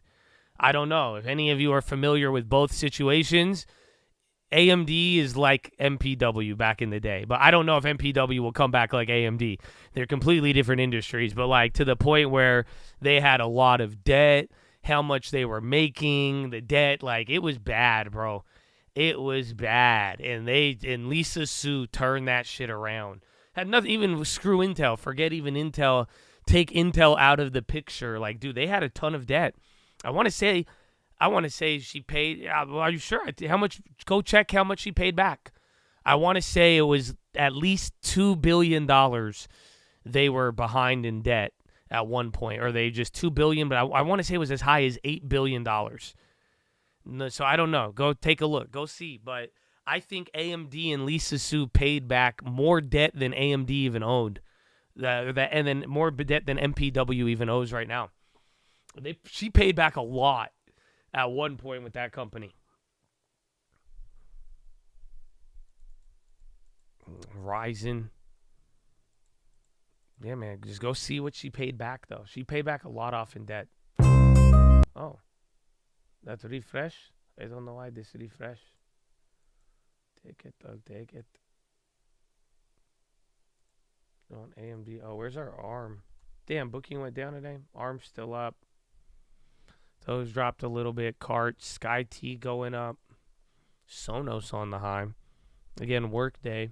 That'd be nice if that one drops. Otherwise, we didn't make too many other plays. Again, AMT and SBAC are going to be interesting. Paid back $4 billion in 2010. Yeah, go look through all of it. I think more, just all through the years. AMD's paid. Your girl paid back a lot, bro. Lisa Sue, like, kind of a gangster. Is a gangster.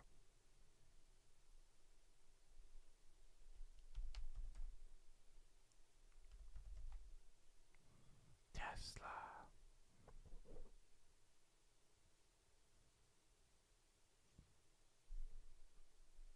AI still? Oh, yeah, where's Coinbase? We got to get back to that. That 193 is big, man. Coinbase literally 52-week high. Highest it's been in a year, my brethren.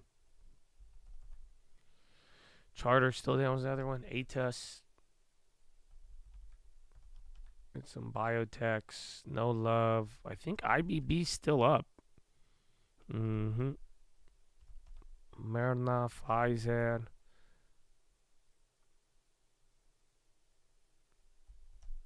It was big tech. Again, Apple wasn't Google. Is Google still? Google's going to be an awful day. I think this may be some of the negative continuation from the AI stuff last week, but Google's still down 4. We got 20 minutes left.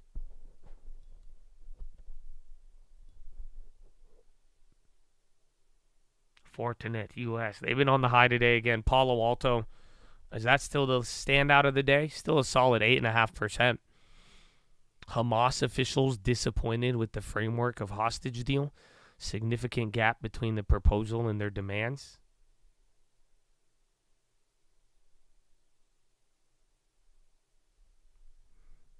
Kind of interesting how Coin and Mara are outperforming Bitcoin. Well, I just think it's the general so far on the earnings. You know, like Bitcoin and crypto have been hitting high prices, and activity has picked up a lot more than people expected.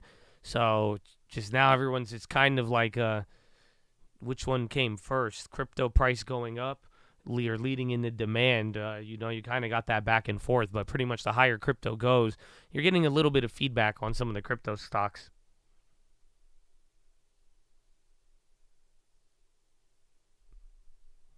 You have Mara earnings this week? Oh, so they haven't even reported? Well, Coinbase, they're already out of the way. So that's the good part. Microsoft's still selling down. Where's Netflix? Netflix held up decent, but... And then everything's negative. The Nasdaq's even red right now, down 0.03. Russell's even up, actually. But then the VIX went red. So as we started to sell off throughout the day, so did the VIX. No shit. Very interesting.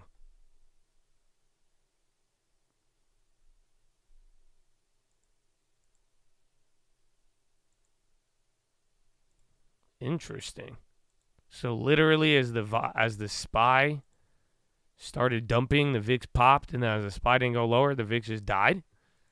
So literally now VIX is red, and then SPY, Nasdaq, and Dow. Russell's only one green.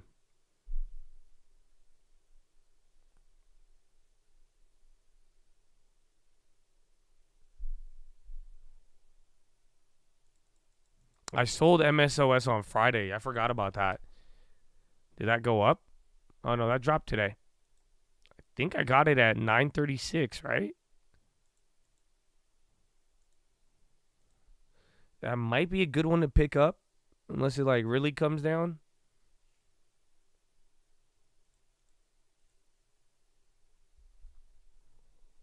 More reds on Zoom again. They're after the bell. Oh, yeah, that was the one. I wanted to come back to a couple, but I'm kind of content with what I spent.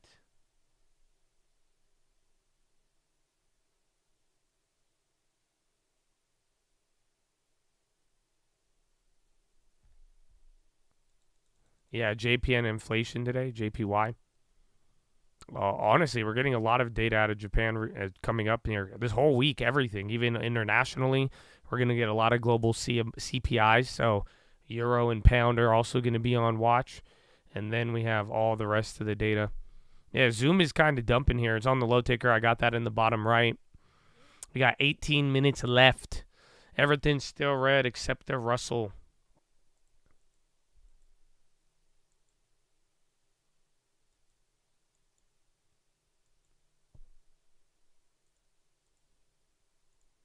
Regional banks under pressure due to Jamie Dimon comments. He knows the business, so I'm not catching a falling knife for now. Value to come, Bill Gross tweet. Root. Well, Root, I think, is trading. I mean, they had that big buyout offer in the past, but I think they're trading near it now. That's the crazy dude. Root is an insane stock, bro. I'm so mad. We played that earlier, but that's an epic run. I'm telling you, since that last earning. So I think they're even at that price target somebody offered to buy them out at. I think $20 was an offer they got before, and they declined it. But then you have Lemonade, but I think their earnings were good, and then you have Lemonade coming up.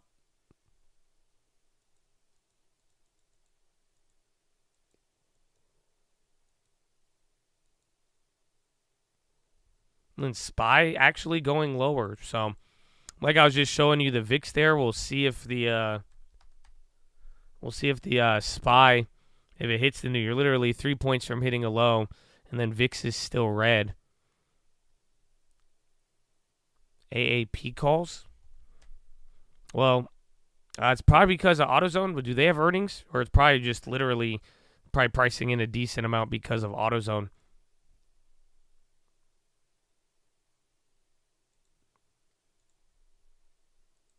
But whatever AutoZone does today, they're probably going to move significantly off of it.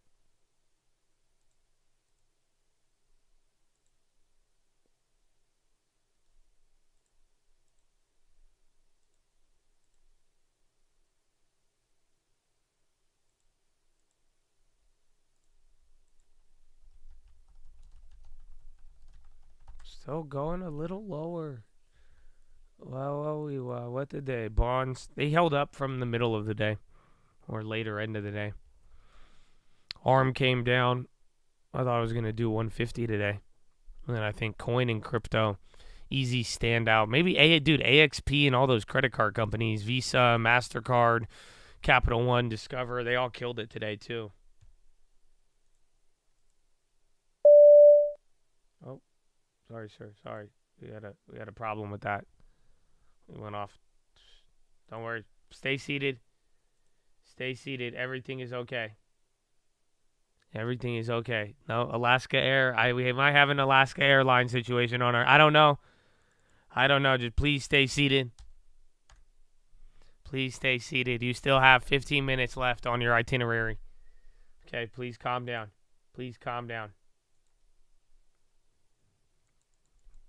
Remain seated. Remain seated.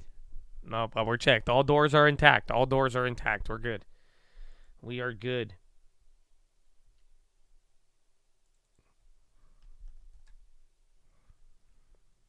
Google calls. I think Google eventually. I think we need, honestly, a little bit more bad AI news, or like let people really sell this off because of another AI fumble, and then eventually it's going to like really die and then really have an opportunity to bounce. That's at least what I'm looking for with Google. But I do think it was that little mishap again. But again, last time it happened, I played that. But it was like a very volatile couple of days. But this is a very bad day for Google. Sure, you could find some other colorful adjectives to describe it.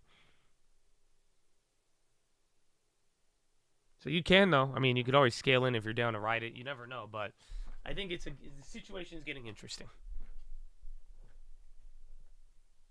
Cracker Barrel. I went Cracker Barrel both ways. Actually, I was trying to get another option. I don't know if that one filled. What option was I trying to bid on? I forgot. Root Bro 22. I'm kind of mad I didn't get that one, man. That one's even up 38. No play on Zoom. Or actually, I don't think so. Zoom.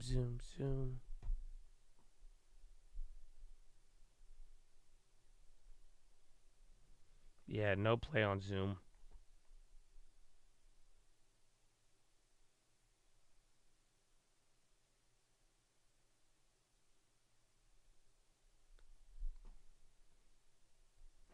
HOLO, that's the one from the other day. That thing's been going up, I feel like 50% every day.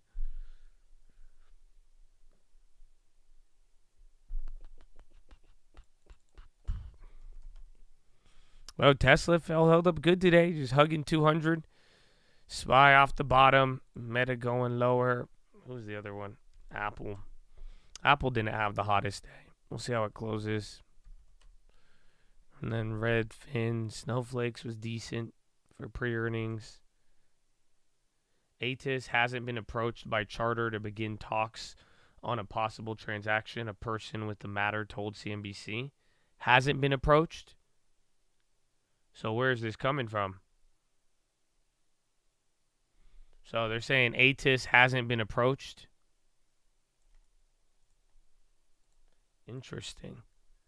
So watch out. That stock's up 50, I think, still.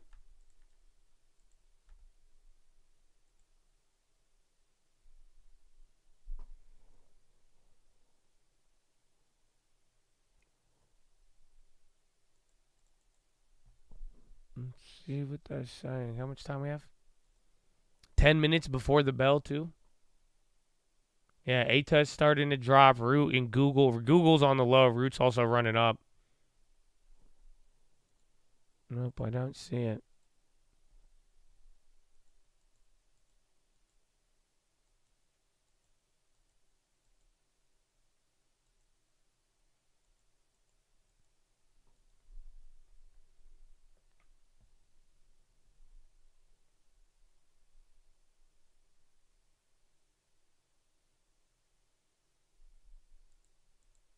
All right, 10-minute rigged in 10 seconds. Is the rally starting to broaden? Kind of. I mean, the Russell just low-key rocketed on that. So literally, Russell's hitting a high right now. A lot of other names are. High ticker's very, very active, actually, in crypto. In a weird way, yes, and the fact that a lot of names are still holding up as bonds and other things have moved around, and then especially even today, I mean, you see a lot of tech, big tech not going crazy, leading the way, but they're still kind of moving around. A-test bouncing around still. Are they talking about that yet? Watch out, this thing's going to shock you at any given moment. There's 10-minute rig, though. We are near the low of the day. Again, you were just right, closer near it, but again, VIX is still red with all of this. And then Amazon, Google, bigger tech starting to sell off a little harder here. I don't know, where are chips? Chips are up 1%, just kind of holding whatever gap up they had. Travel, that's FC, not PG. Zoom dumping. Don't miss the free virtual CNBC Women in Wealth event on March 5th, 1 p.m. Eastern. That brings together top financial experts to help you build a better platform and save for the future. You can scan the QR code to register or visit cnbcevents.com/women and wealth. Up next, your big earnings setup, Workday and Zoom among the names reporting in overtime. We'll tell you what to watch for when those numbers hit the tape at the top of the hour when we take you inside the market zone. Cool, bro. Thanks.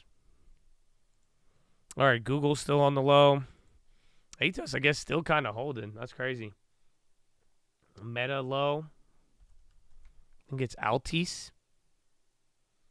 Sky T, man. Sky T. You talk about it. A lot of people talking Sky T. I think it's like 2 people over and over again, but we're going to find out, man. A lot of post-earnings plays that we could play with shares. Again, I do think some of the options are a little scammy, so we'll see how they all play out here. We made a couple of earnings plays, so you missed the previews. We did them for like an hour and a half, so 8 minutes left until the bell. But you'll have to kind of go through. But we've wrapped up all of our earnings for now. Skynet, Sky T, Root is insane, bro. Even today, bro, that's up 37%. It's another random ass runner. Bios doing nothing. Bio do nothing. Oh, where's Coin? Coin 193.50, trying to make a move to the high, but still, Coin's nuts. All of crypto today. I think today was a crypto Monday. Workday falling. We only grabbed a put on that, I think. I forgot there was one other one I was trying to grab.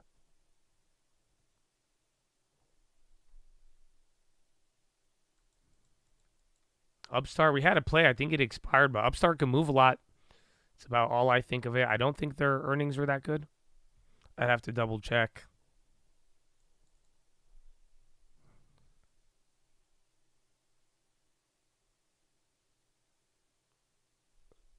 Sky T, no hate. I think it's just like it's funny. But I did make a play one way on AMAT or AMT. But Sky T, I'd wait for shares. I think the options are still pricing in like 20%. So you have to pay a lot. You need like a 40% move for 2 standard deviations. So if it's going to move that much, I'd rather just wait, see if the earnings are good or not, and then play shares. I mean, we did good with NVIDIA doing that. So, but otherwise, I'd go shares even if you wanted to gamble on the play, and you don't have to go with the options. That's like I'd rather just play the shares. I think shares are a better deal on Sky T than any of what the options are priced in. Hold that Intel. Yeah, I'm going to hold it this week. They had a little bit of value this morning. But I don't know. Chips are like kind of holding up. We may get lucky or most likely get clapped. It looked like that the day after, though.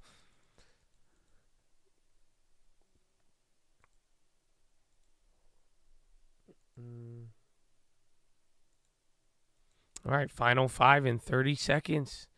That's it, and then the day is almost over. Would you look at that?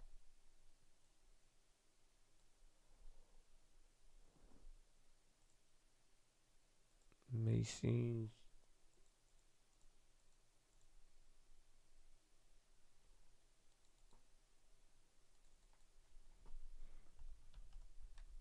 Yeah, Bitcoin's up.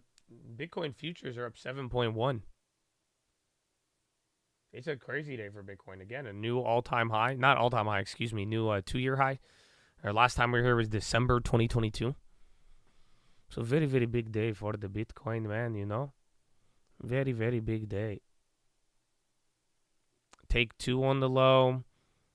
Altis moving around. Coin still holding up. And then, again, SPY near the low. Final 5. Honestly, not really going that crazy.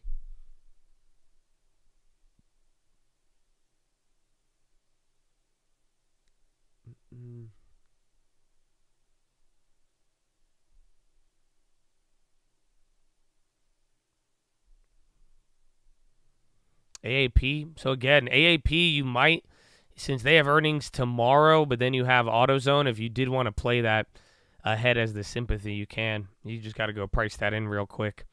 You could do it in 5 minutes. ARM held up decent. I mean, we were up a lot more on ARM, but now it's came back down. You know, it came back. Actually, ARM's actually kind of running here a little bit in close.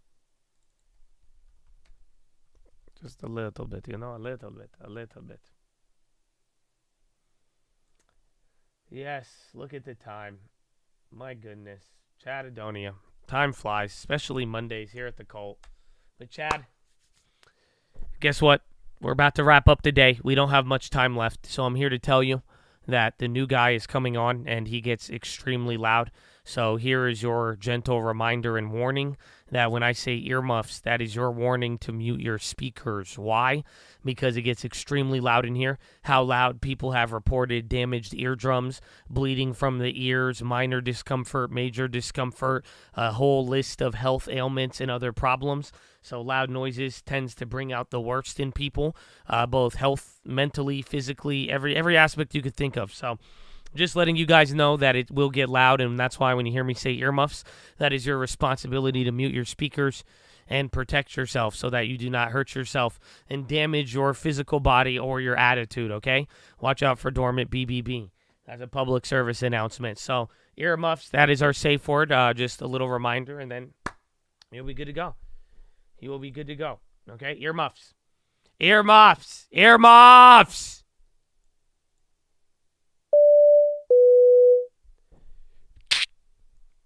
All right, ladies and gentlemen, we're making our final approach. As we make our final approach, you guys are holding on to any bags. Please throw them in the overhead bins above or firmly beneath your seats, or be coming through the aisles with a trash bag if you'd like to dispose of those bags. But as we make this final approach, we're going to be landing here under the second link terminal. Second link terminal in description. That's going to be your nightly watch list and main channel layover around 4 p.m. Pacific time. Then we're going to be taking off promptly around 6 a.m. out of sunny San Diego, California. So make this final approach into San Diego International Airport. It's about 63 degrees and cloudy. Looking like a decent day, unless you bought daily calls and thought the SPY would just continue to rip because it went down, even though it's still up, and it's not really down, but it's not really up, but it's not really down, if that makes any sense. But the good news is we're no longer under COVID guidelines, so no masks are required until the election. So all we ask is that you exit one row at a time and drop a GG on your way out. As always, we appreciate you guys' business. If you're interested in the Call Rapid Awards program card, please swag down your flight attendant, and we'll get you that as soon as possible. As always, thank you for flying with the Colt, and hopefully have a wonderful evening.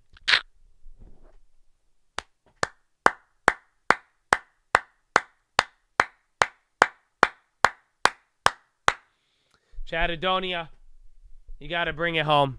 You only have 1 minute.